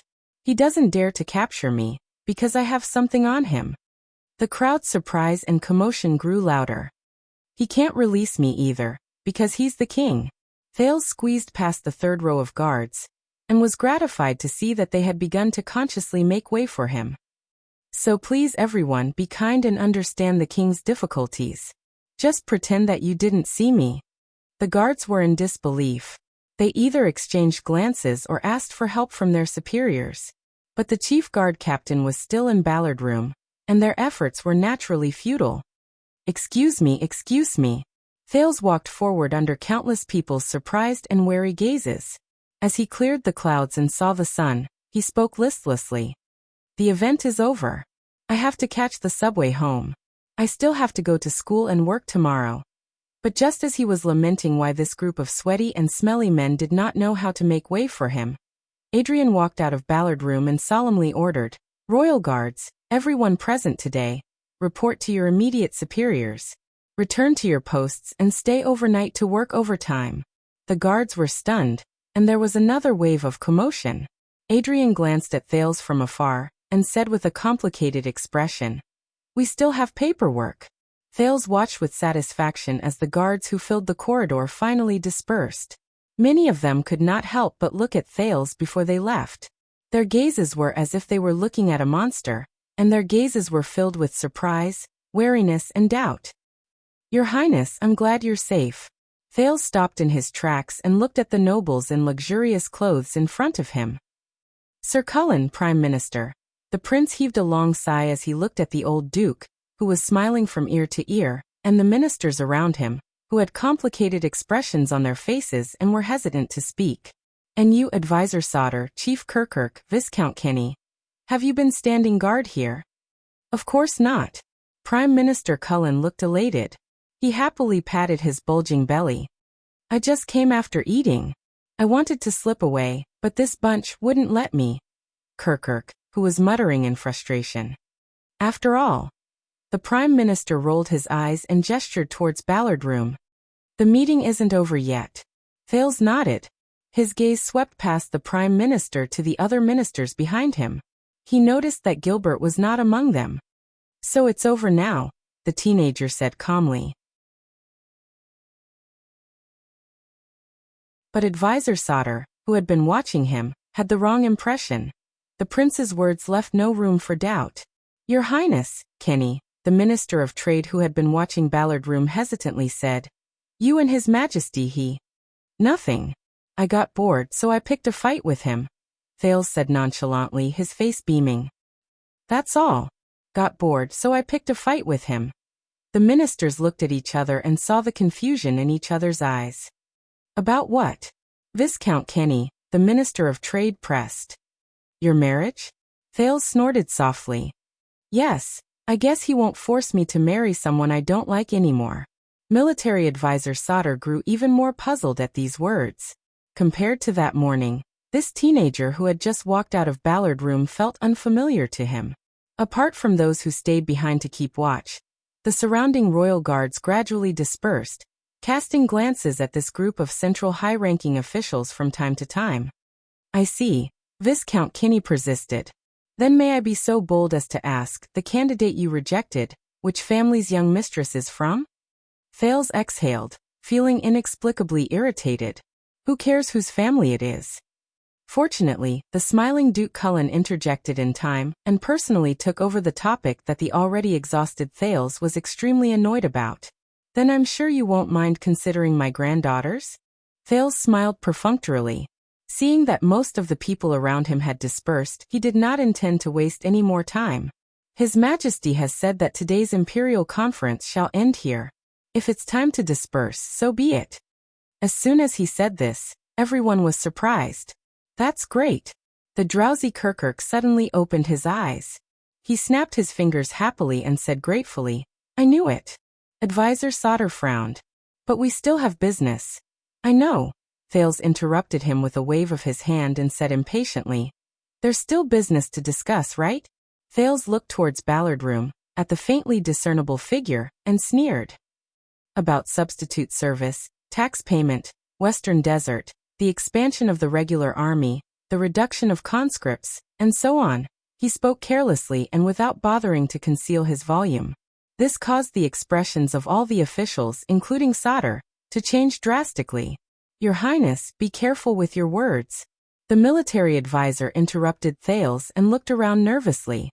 This is, Thales slapped his forehead, as if suddenly enlightened. "Oh, right, this is a secret of the kingdom." The prince turned his head lazily and said loudly to the few royal guards who were still present, That's a secret of the kingdom. Everyone, you didn't hear anything. Didn't hear anything. Did you hear anything? You didn't hear anything. The guards turned around in bewilderment, not understanding what was going on.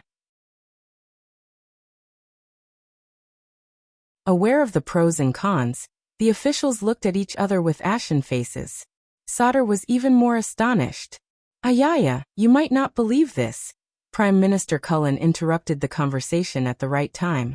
He was in high spirits. This time, the chef from Renaissance Palace has surprisingly made a new dish. After working hard for so long, Thales, who just wanted to find a flat ground to lie down on, no longer wanted to feign civility with him. He faked a smile and said, "Very well, good night." Without looking at the Duke of Eastern Sea's expression, he turned and left. No, the meeting is not over. Behind him, Advisor Sodder tried his best to stop the officials who were about to leave. Everyone, with all due respect, today's imperial conference is of utmost importance. The kingdom is now at a critical juncture. The enemy has already struck. We have to respond. Thales stopped in his tracks. Oh, he also wanted me to bring a message to you, my lords. Thales turned around and pointed his thumb in the direction of Ballard Room. He was all smiles. The kingdom's secret intelligence department acted in time. That letter is safe. As soon as he said this, the officials were taken aback. Letter? Viscount Kinney recalled and asked suspiciously. Oh, you mean the letter that just arrived today? Advisor Sodder said in surprise. And it's safe? What do you mean? The chief of finance, Kirkirk, rolled his eyes and said without hesitation. You mean the person who deliberately leaked Covendier's letter has been caught? The officials shuddered in unison. Kirkirk. Sorry, I spoke too quickly, Kirkirk said nonchalantly as he turned around. But this person from the Secret Intelligence Department said they couldn't. The chief's expression changed. He turned around and looked around. That's strange. Where's that Scarface? I remember he was here just a moment ago. Where is he? The letter has been recovered. That means, Viscount Kinney said solemnly, we still have room to maneuver, as long as we pretend that letter doesn't exist? Thales watched the officials go back and forth with cold eyes. It was strange. This morning, he had never felt this way when he was listening to the briefing in the Imperial Conference Room. It was strange, cold, indifferent, and boring, as if there was a thick curtain separating them. Interest in chess. Yes, interest in chess. Just like the feeling when he used his mystic energy. Thales' heart sank. Amidst the bustling debate among the officials, Duke Cullen was the only one who stayed out of it. He smiled with narrowed eyes. Ah, that's good. Given the kingdom's secret intelligence department's capabilities, they naturally won't tolerate any mischief. Advisor Sodder gritted his teeth in disbelief and was about to walk towards Ballard Room. No, that's impossible. I'm going to see His Majesty. But Thales raised his arm gently and blocked his way. Please don't, Sir Sodder. I tore that letter in front of him just 10 minutes ago. The prince said casually. His Majesty is in a fit of anger right now. Thales' words, which were as light as a mosquito, silenced all the ministers. They looked at the young man in surprise. What? Sodder turned around in shock and disbelief. Letter, why you? Thales lowered his arm and nodded expressionlessly. Believe me, you don't want to see him now, much less mention this to him. Saldus' breathing quickened and his face flushed. He was silent for a second, then rushed towards Thales. You soldiers! Take it easy! Take it easy! Kirkirk, who had a hunch, grabbed Saldus' waist from the side and used all his strength to stop him from moving forward. Calm down, that's the prince, the prince. Aya, it doesn't matter if the letter is gone, we're not going to use it anyway. Besides, it's not like it was leaked, we don't have to worry, what's the rush? The other officials came to their senses and hurriedly surrounded Sodder to dissuade him. Thales watched the scene coldly. The Prime Minister smiled and hummed a tune. But Advisor Sodder was still struggling and extremely angry. No, you don't understand, you don't understand. Do you know that, That's right, Thales replied calmly. That was paid for with my life. Covendier's letter of surrender. Sodder was taken aback and stopped. Oh, by the way, the next time you want to mobilize the regular army, or check other people's accounts, or something like that. Thales turned around slowly and smiled at the military advisor and the chief of finance, who were hugging each other. Tell me first, okay? He spread his hands helplessly. Otherwise, I'll have to do it again. The military advisor choked, closed his eyes and exhaled deeply. The officials looked at each other. Be more careful. Look at your age. You're prone to diarrhea after eating a new dish. The Duke of Easternsea reached out to comfort him. Duke Thales, Your Highness. Sauter finally calmed down. He looked puzzled and pained. What happened? Thales shrugged. Nothing much, His Majesty changed his mind, that's all. But it shouldn't be like this. Sauter gritted his teeth. What did you do in the middle? What did I do? Thales' gaze froze. I just saved your lives. He looked at every official in front of him, his expression calm and unperturbed. You're welcome, my lords. Sauter looked at him in disbelief, while Cheokerk frowned deeply. Some did not understand, while others were deep in thought. Prime Minister Cullen, however, laughed. His plump abdomen dropped and he bowed. I am eternally grateful for your saving grace. Thales ignored him. And the right question should be, Sir Sauter. The prince looked indifferently at the trembling military advisor. You and His Majesty, and perhaps that Scarface. What did you do? With that, Thales did not linger any longer and left. Behind him, Sauter stared at Thales' back with a solemn gaze.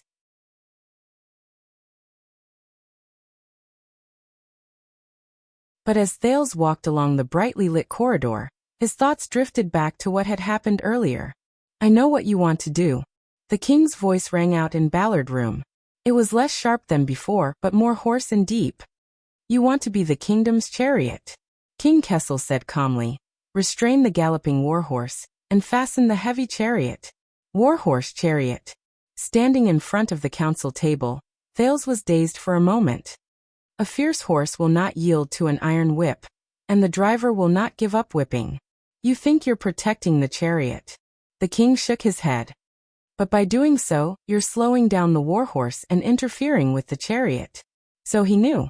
Thales told himself. Of course he knew. He always knew. He just didn't care. As you say, Your Majesty. Thales composed himself and slowly sat down. I wander on the top of a cliff, but dream of the heavens.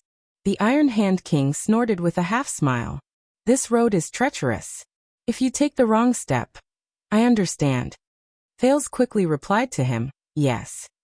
If people find out that I'm the king's spy, I will be regarded by thousands of vassals as a traitor to the noble camp. I will be condemned by thousands and despised by tens of thousands. The king nodded with a solemn expression. They will hate you more than they hate me. Thales rubbed his spoon and was silent for a moment. Then we better not mess up. The king shook his head slowly. Messing up is just the best outcome. But if you act too well, hide your abilities, convince everyone, and successfully become the savior of the vassals, the hope of the vassals. King Kessel sized Thales up. His tone was cold. Those who are deceived by you and support you will gather into a rolling wave. They will use their reputation, stance, camp, interests, connections, situation, and everything else to force you to move forward.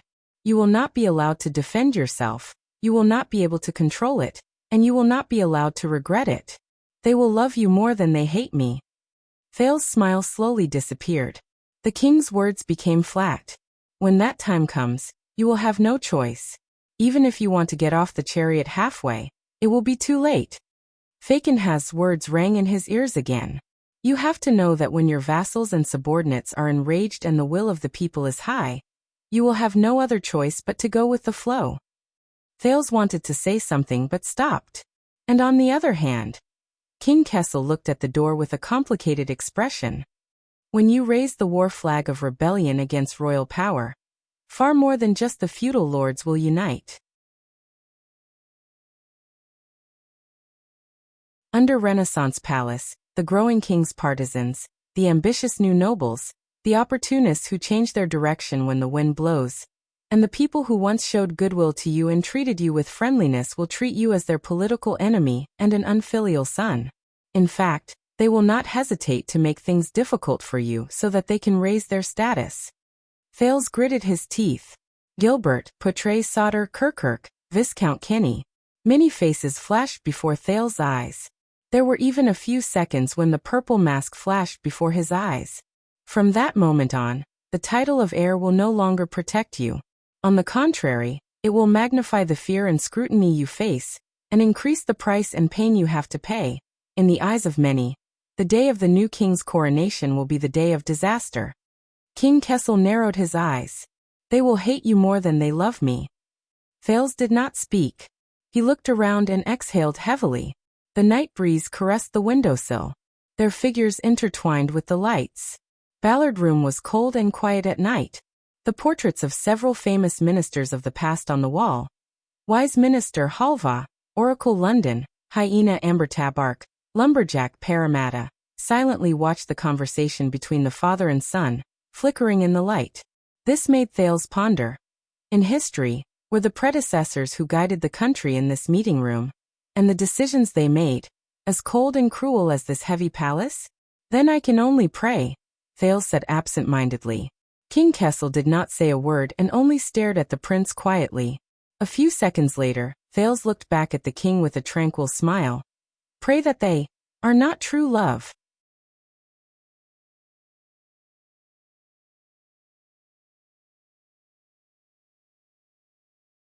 Chapter 626. Thales walked alone in the long corridor of Renaissance Palace. The everlasting lamps flashed past him, illuminating his face and making it flicker between light and dark. Along the way, the guards and servants all had complicated expressions on their faces when they saw him, and they avoided him. But Thales did not care. He only took a step forward, pressed a floor tile under his feet, dragged it behind him, took another step forward, and repeated the process. It was dark, cold, and narrow in front of him. And where should he go? Where should he go? Where? Your Highness. A familiar voice traveled into his ears. Thales stopped in his tracks. He turned around and turned his head back from the darkness and cold. He flashed a gentle smile and nodded slightly. Gilbert, I thought you left first. The Foreign Affairs Minister came in front of Thales with his staff and bowed respectfully to the prince. He was meticulous in his actions. It was as if they were meeting for the first time. You know that I will not leave. Gilbert stared at him. His words were filled with gratification and absent-mindedness. Before you and His Majesty. Thales did not speak. He only smiled faintly. Gilbert and Thales' gazes met in the air. One of them had complicated feelings, while the other had subtle feelings. They faced each other in silence for a full 3 seconds. The person beside Gilbert, the Archdeacon of Sunset Church, Guy Stylianides, smiled when he saw this. He tactfully took a few steps back to give them some space. Gilbert flashed an apologetic smile at his friend. He then turned his head around and hesitated to speak. So His Majesty, Thales nodded. There was not a hint of emotion in his voice. He let me go. That's it. Gilbert looked surprised for a moment. Forgive me for being blunt, but His Majesty did not know the royal guards did not. No. Thales tried his best to make the hint of mockery in his words less obvious. I guess that His Majesty is tolerant and kind, and loves his children like his people. The two of them were quiet for a while, and both sank into deep thought. Is that so? Gilbert did not care about the small flaw in his words. The Foreign Affairs Minister exhaled and mumbled absent-mindedly. That's good, that's good. Thales did not say anything. At that moment, he suddenly felt that the cunning fox of Constellation had aged a lot. However, the scene of Gilbert calmly driving the carriage with a lantern and bringing the dirty and pathetic child beggar into Mindy's hall felt like it was only yesterday. Right, it's quite a coincidence. Gilbert snapped out of his daze and smiled again. When you were having a heart-to-heart talk with His Majesty, I felt bored, so I went out of the palace for a walk. I happened to wander near Mindy's hall, so I took a look and casually asked around. Mindy's hall. A thought struck Thales, and he said in surprise, Gilbert. The smile on Gilbert's face grew wider, just like his wrinkles. Flag-bearer Gaetan, who was in charge of the investigation, assured me that after a thorough investigation, the unhappiness at the banquet was just an accident. The guards and servants around you are all fine, and they should be released immediately. Mindy's hall should be unsealed immediately as well. Of course, some necessary security work has been strengthened. I hope you do not mind. Thales stared at him in surprise. From here to Mindy's hall, you cannot reach it merely by strolling. Oh. Constellation's cunning fox's expression did not change. Looks like I'm not old yet. My feet are fast enough. Thales did not speak. Gilbert suddenly thought of something, and his eyes brightened. By the way, I ran into Vanguard Mariko in the corridor just now. He was with your subordinates, the ones who followed you into the palace, including Waya. I also asked around. He and them, got along quite well, and they had a pleasant conversation. Thales was silent for a long time. His emotions were complicated. Thank you. Gilbert shook his head. His smile remained the same as before, and he looked behind him. Thank God. I did not want to say this, but I am thankful that the people still believe in the holiness and majesty of the sunset goddess, and that they gave extra respect to the archdeacon. At that moment, Thales felt a suffocating feeling in his chest. Gilbert. The Foreign Affairs Minister turned his head around and sighed. And I hope that this will make you feel more at ease. Thales took a deep breath and felt his voice tremble. However, Gilbert, who had always been good at reading people's expressions, did not seem to see the prince's distress and hesitation. He only clapped his hands and said apologetically, "Oh, my bad, Your Highness. You must be tired. Coincidentally, I called for a carriage. Why don't we go back together?" Gilbert. Thales had no choice but to raise his voice and use all his strength to interrupt him. Aren't you curious? The prince's breathing quickened. He glared at his teacher. About why I broke the rules and barged into the palace. Why I disobeyed the king. Gilbert paused. The smile on his face slowly faded away, and he lowered his head in silence, as if he was avoiding Thales' gaze. Thales took a deep breath. And what I said to His Majesty just now. This is not a joke. In Ballard Room, Thales quietly listened to King Kessel's words.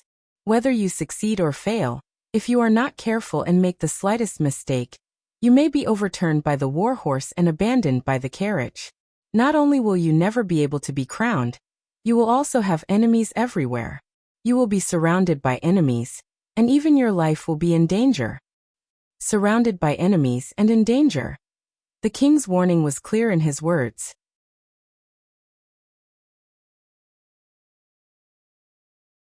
When that time comes, the nobility of the Jadestar family will not be able to save you.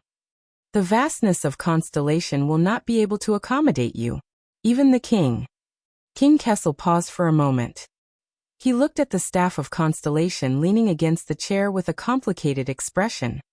Will not be able to protect you. The king will not be able to protect you. Thales' gaze froze, and Asda's words echoed in his mind. What I am looking forward to, Thales, is not your ultimate success. Instead, you will be caught between your own nature and the gazes of others. In the end, you will be torn apart by conflict, destroyed by conflict, and devoured by regret. Then what if, after a few seconds, the teenager raised his gaze, and his smile was a little stiff. Do you think Dragon Cloud City will accept political asylum? King Kessel did not respond to the joke. His gaze was profound, and no one knew what he was thinking. All right. In the end, the teenager sighed, and the relaxed and joking expression on his face disappeared. It seems that you really do not have a sense of humor.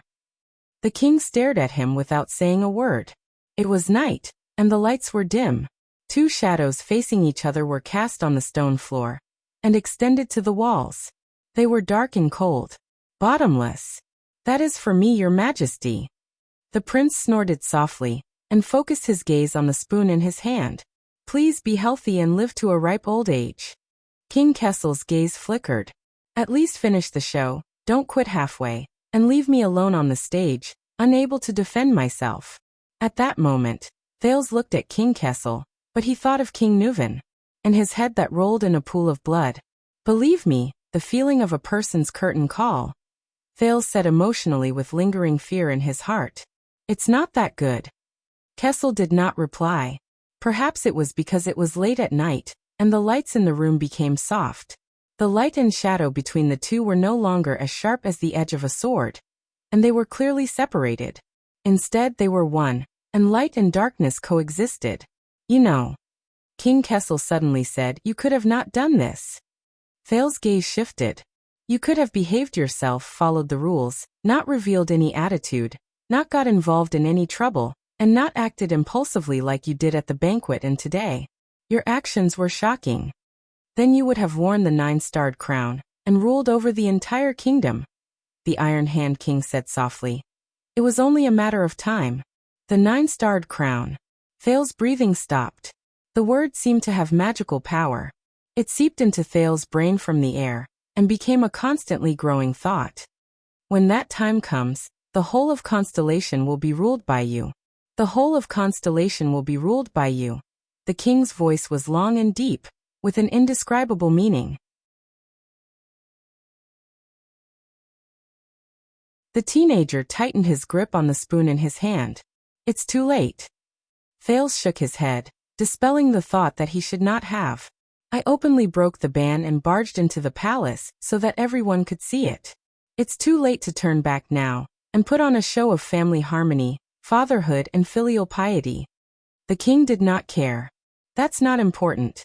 Thales shook his head. No, besides, if the kingdom falls before I'm crowned.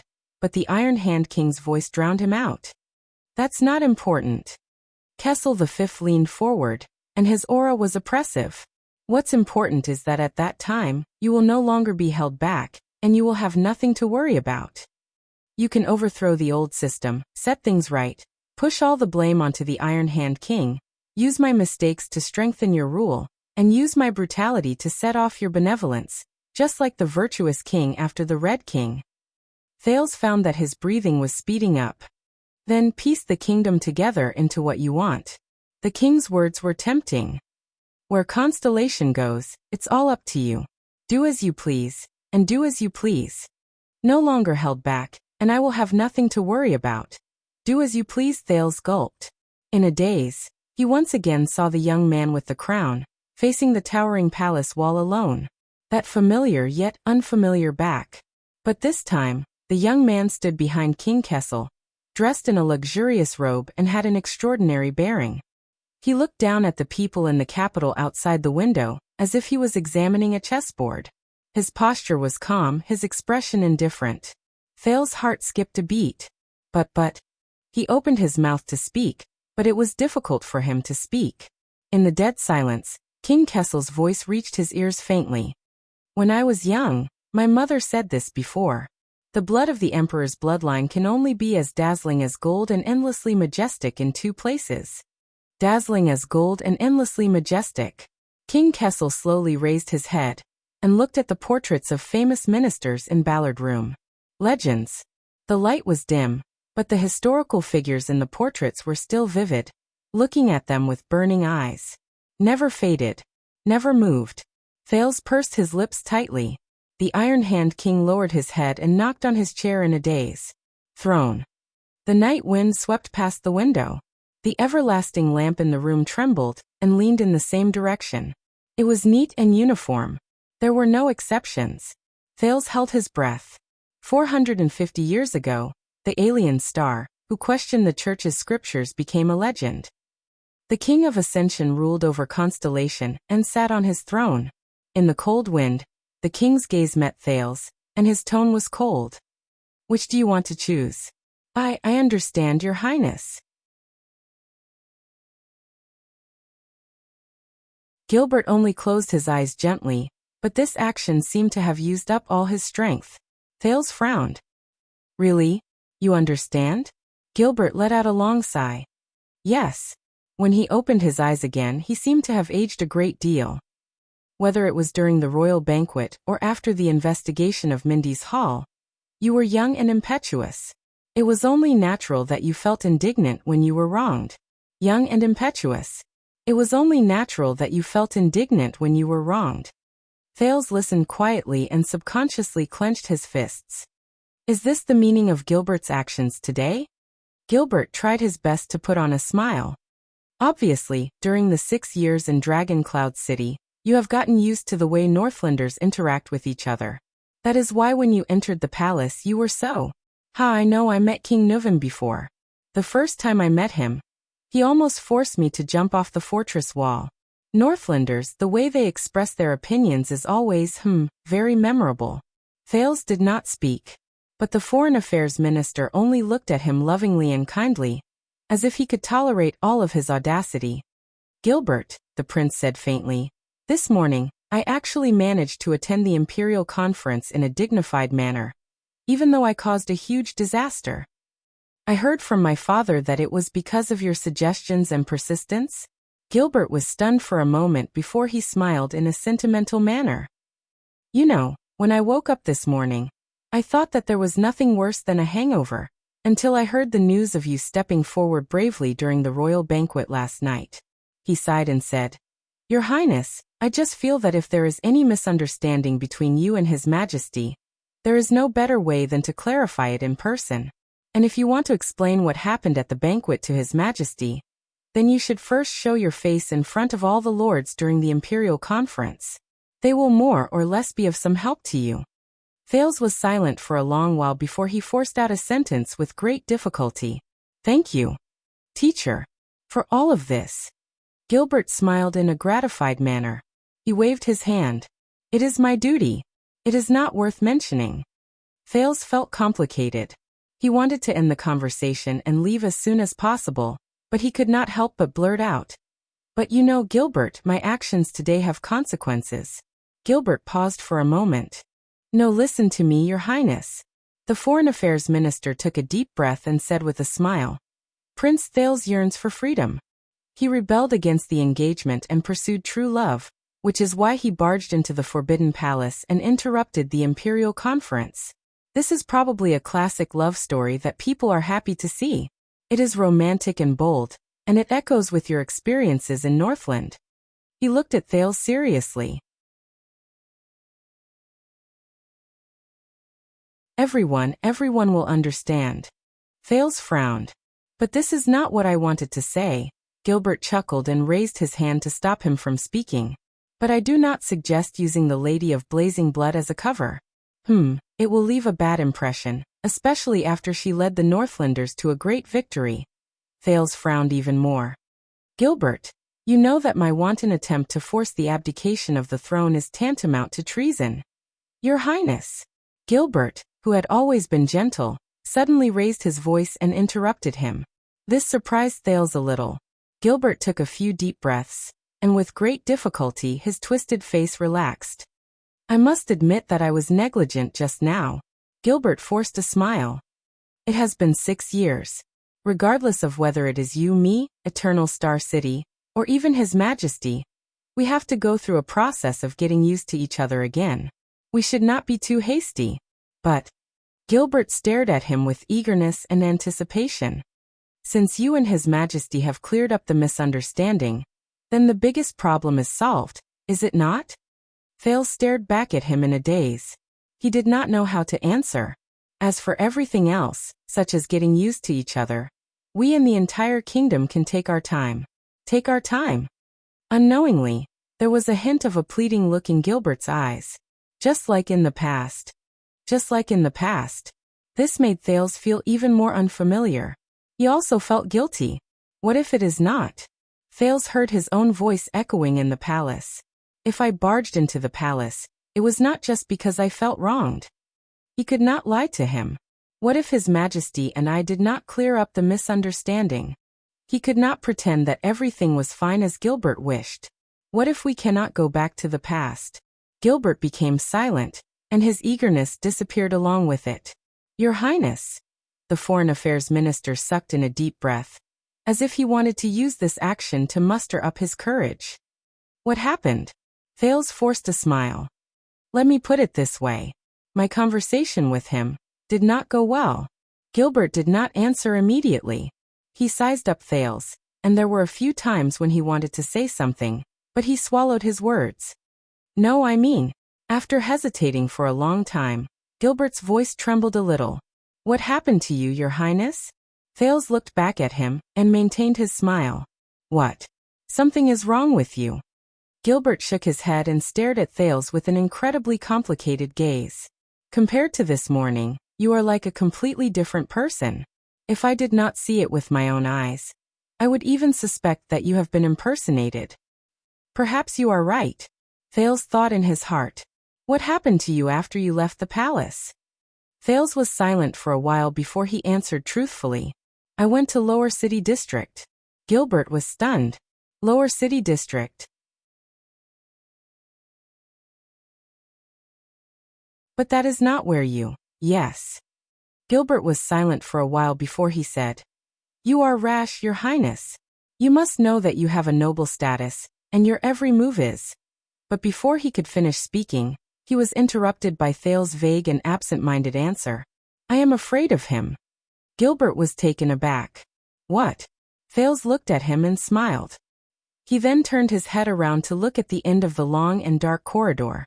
When I was still abroad, even though my life and wealth were in someone else's hands, and I was in a precarious situation, I was never afraid of the sinister vampires, the powerful born kings, or the ruthless Chapman Lampard.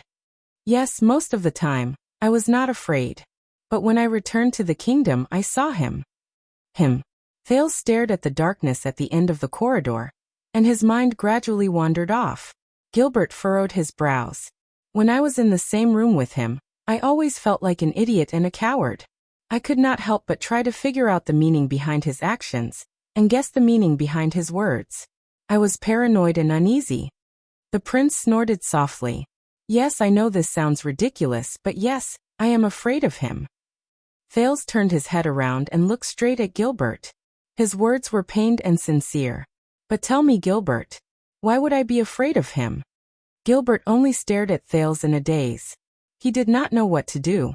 It was completely different from the cunning fox of Constellation's usual confidence and composure. Yes, he is the supreme king of Constellation, but is he more cunning than the vampire, more powerful than King Nuven, and more ruthless than King Chapman? Is he more difficult to guard against than Shadow Shield, which he thinks about every day? Thales' gaze was sharp, and he spoke faster without realizing it. Is he more sinister, ruthless, fatal, and terrifying than the countless jackals, wolves, tigers, and leopards who wanted to harm me along the way? Gilbert found it difficult to understand this question. His lips opened and closed in disbelief. But he is your father, Your Highness. Thales smiled. Did you know? In Lower City District, I met a boss who ran a decent business. He was absent-minded and pretended to be polite when he faced a tall, strong, and fierce police officer, Thales said absent-mindedly. But when he faced a gangster who could not see the light of day, he trembled in fear and panicked. In the same place, there was an ordinary girl who resolutely rejected the rich man's promise of a luxurious life. She would rather continue to stay by her mediocre, useless, petty, and cowardly husband. She lived her mediocre life, and there was nothing special about her. It was very puzzling. Thales' voice drifted. And in my hometown, there was a ruthless gangster who was unfortunately disabled. He hid in a small rundown house and struggled to survive.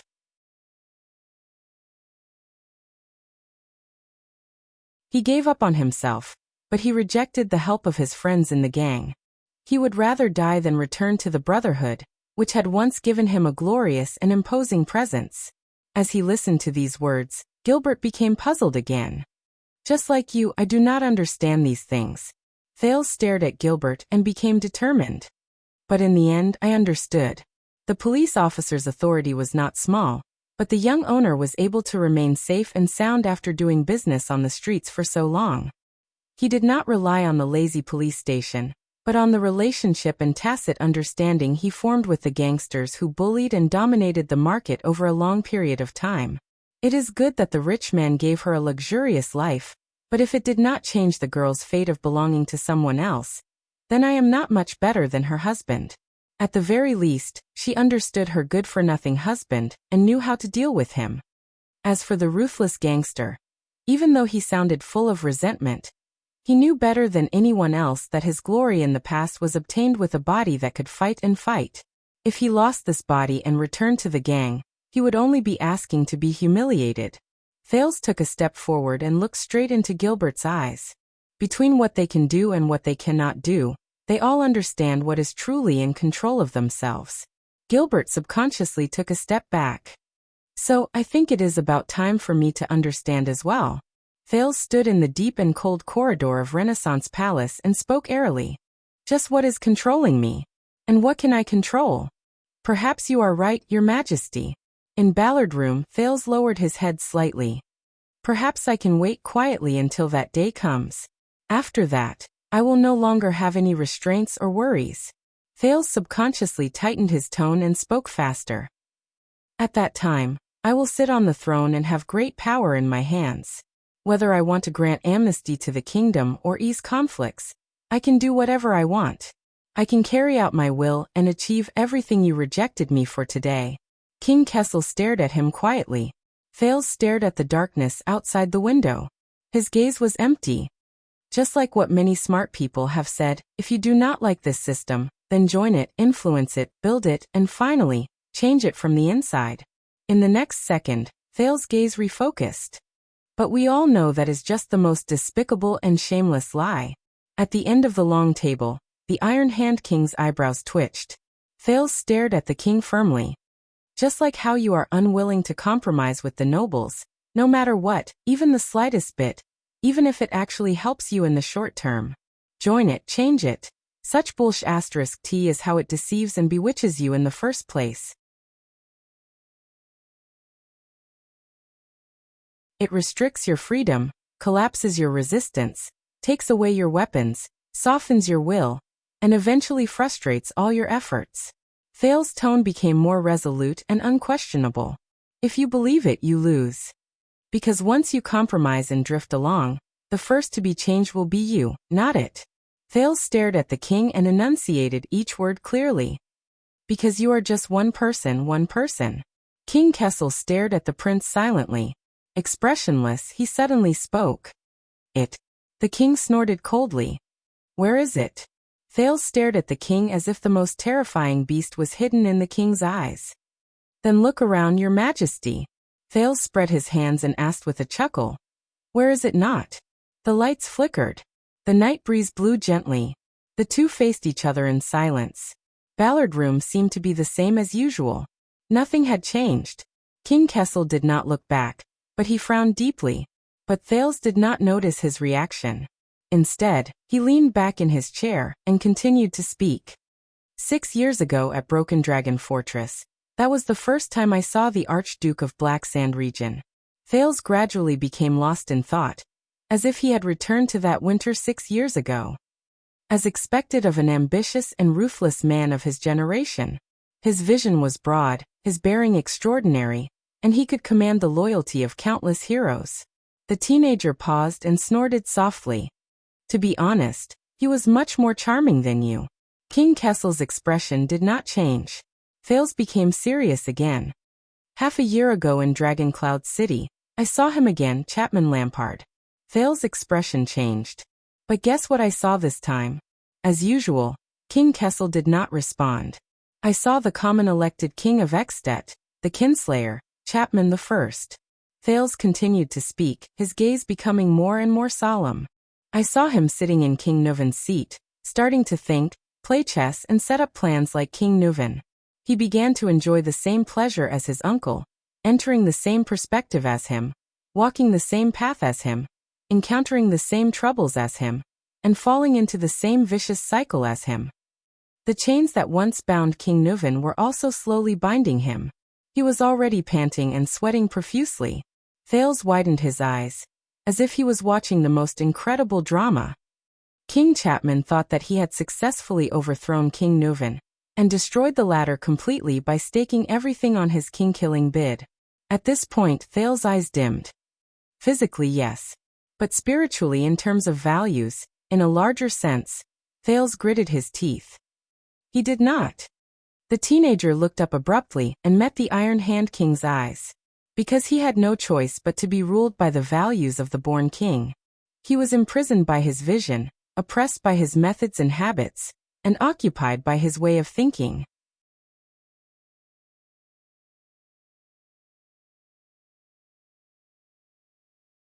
He was haunted by Nuven's soul day and night, thinking what Nuven thought, doing what Nuven did. He was immersed in it, unable to extricate himself, until he became Nuven's slave for all eternity, just like how Nuven became the slave of the kings who preceded him when he was alive. At that moment, Thales suddenly thought of the Black Prophet in the kingdom's secret intelligence department. He sat on the wheelchair made of those demonic vines, relying on them to sustain his life, but was also firmly bound by them, unable to leave. 6 years, only 6 years. Thales' gaze was filled with rare sorrow and fear. I was surprised and saddened. King Nuven, who had been dead for a long time, only used 6 years to devour his nephew, the former Chapman Lampard, from the inside out, from head to toe. Not a single bit left. King Kessel still did not say a word, but his gaze was extremely serious. Among all the people I have met, Chapman is already a top-notch hero. Thales exhaled and was filled with emotion. Ever since the night of Dragon's Blood, he was clear that his enemy was not Nuven, but the things that once held Nuven back and defeated him. Enemies that were bigger, higher, and more terrifying. He killed King Nuven not for revenge or profit, but to prevent another Nuven from appearing. Thales' gaze darkened as he recalled the meeting between him and King Chapman in the carriage. Thales, you know better than anyone that after 6 years, the ideal Exdet is getting further and further away from me. Until he became Nuven's successor, wore the crown, sat on the throne, and replaced him as the second-born king. He sensed it and struggled with all his might, but the results were minimal. He was powerless. King Kessel snorted coldly. Thales snapped out of his daze and snickered, but his words were sad and helpless. Don't misunderstand. Chapman Lampard is still dangerous and terrifying. But from what I can see, this man no longer has much that truly belongs to him. Thales stared at his plate with a complicated expression, watching the spoon sink into the soup. Since he had to compromise with reality and the rules, and bow to the joint ruling pledge. Since he temporarily gave up on his great idea, then he was collared again. Thales said faintly, and became another Nuven VII. King Kessel fell into deep thought and did not speak. On both sides of the long table, the king and the prince stood facing each other quietly. At this moment, Ballard Room was extremely quiet. Even the wind was no longer noisy, as if the scene could not be disturbed. Until Thales took a deep breath and looked at the Iron Hand King seriously again. In Constellation, I could not stand your methods and did not accept your will. Of course, I could lie low and endure it, plow slowly, seize power, and wait for the ascension.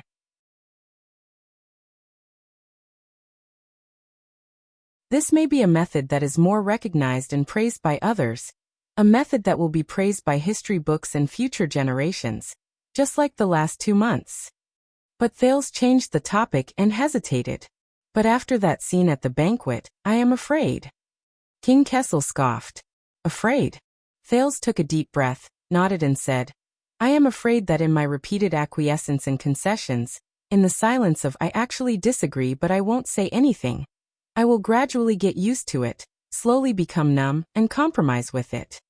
He said dejectedly, I'm afraid that I'll get used to your cruelty in destroying countless families without batting an eyelid. I'll get used to your indifference in the face of despair, and pleas for help. I'll pay the price for today's punishment. In the future, when I meet the next anchor viral and the next injustice, I'll start to hesitate and hesitate. Thales' voice trembled. I am afraid that one day, I will be unaware of everything, calm, and finally lose myself and accept the status quo. King Kessel's gaze slowly changed. I am afraid that the moment I sit on the throne and wear the crown, I will sit back and watch others die for me without any burden, hesitation, and with a clear conscience. And not only will I get used to it, I will feel that it is only right and even worse. As long as someone is unwilling to sacrifice for me, unwilling to die for King Thales, I will be dissatisfied and angry. I will think that they do not love me, do not love their country, that they betray me, or even commit treason. Thales looked straight into King Kessel's eyes, as if trying to see through all the defenses behind it. I am afraid that I will become so weak that I will not even recognize myself. I will no longer be Thales Jade Star, but an empty shell occupied by the King of Constellation. Thales' tone calmed down, leaving only emptiness and exhaustion. That scares me more than death, than failure, than being crippled and disgraced. His voice faded. Ballard Room returned to its dead silence. But this time, the surrounding lights seemed brighter. A few seconds later, King Kessel raised his head slightly, and his gaze fell on the portrait of wise minister, Halva, on the wall.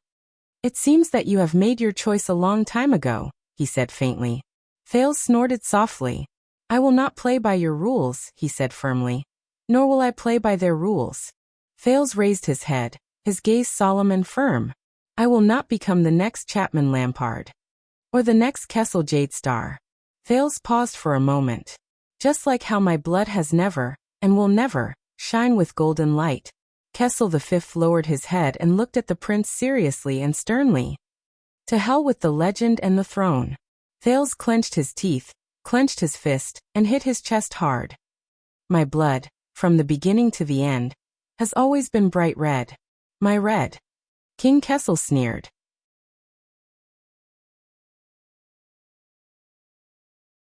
The air in Ballard Room seemed to flow again. "Thales Jadestar." He called Thales' name softly. "Are you really prepared to become the king's enemy?" Thales laughed when he heard that. "You are old, your majesty." "I asked this question 6 years ago." Kessel's gaze moved slightly. In the next second, Thales' expression turned serious and he spoke decisively. "Fate. You have long prepared for me." You're tuning in to the Lee May's Sword of Destiny YouTube channel. We're so grateful for your support, and don't forget to subscribe to join us on this incredible journey through captivating stories. Your generosity through donations truly makes a world of difference, as it's the primary source of revenue that allows me to expand and enhance this channel for you. Thank you from the bottom of my heart for being a part of this adventure.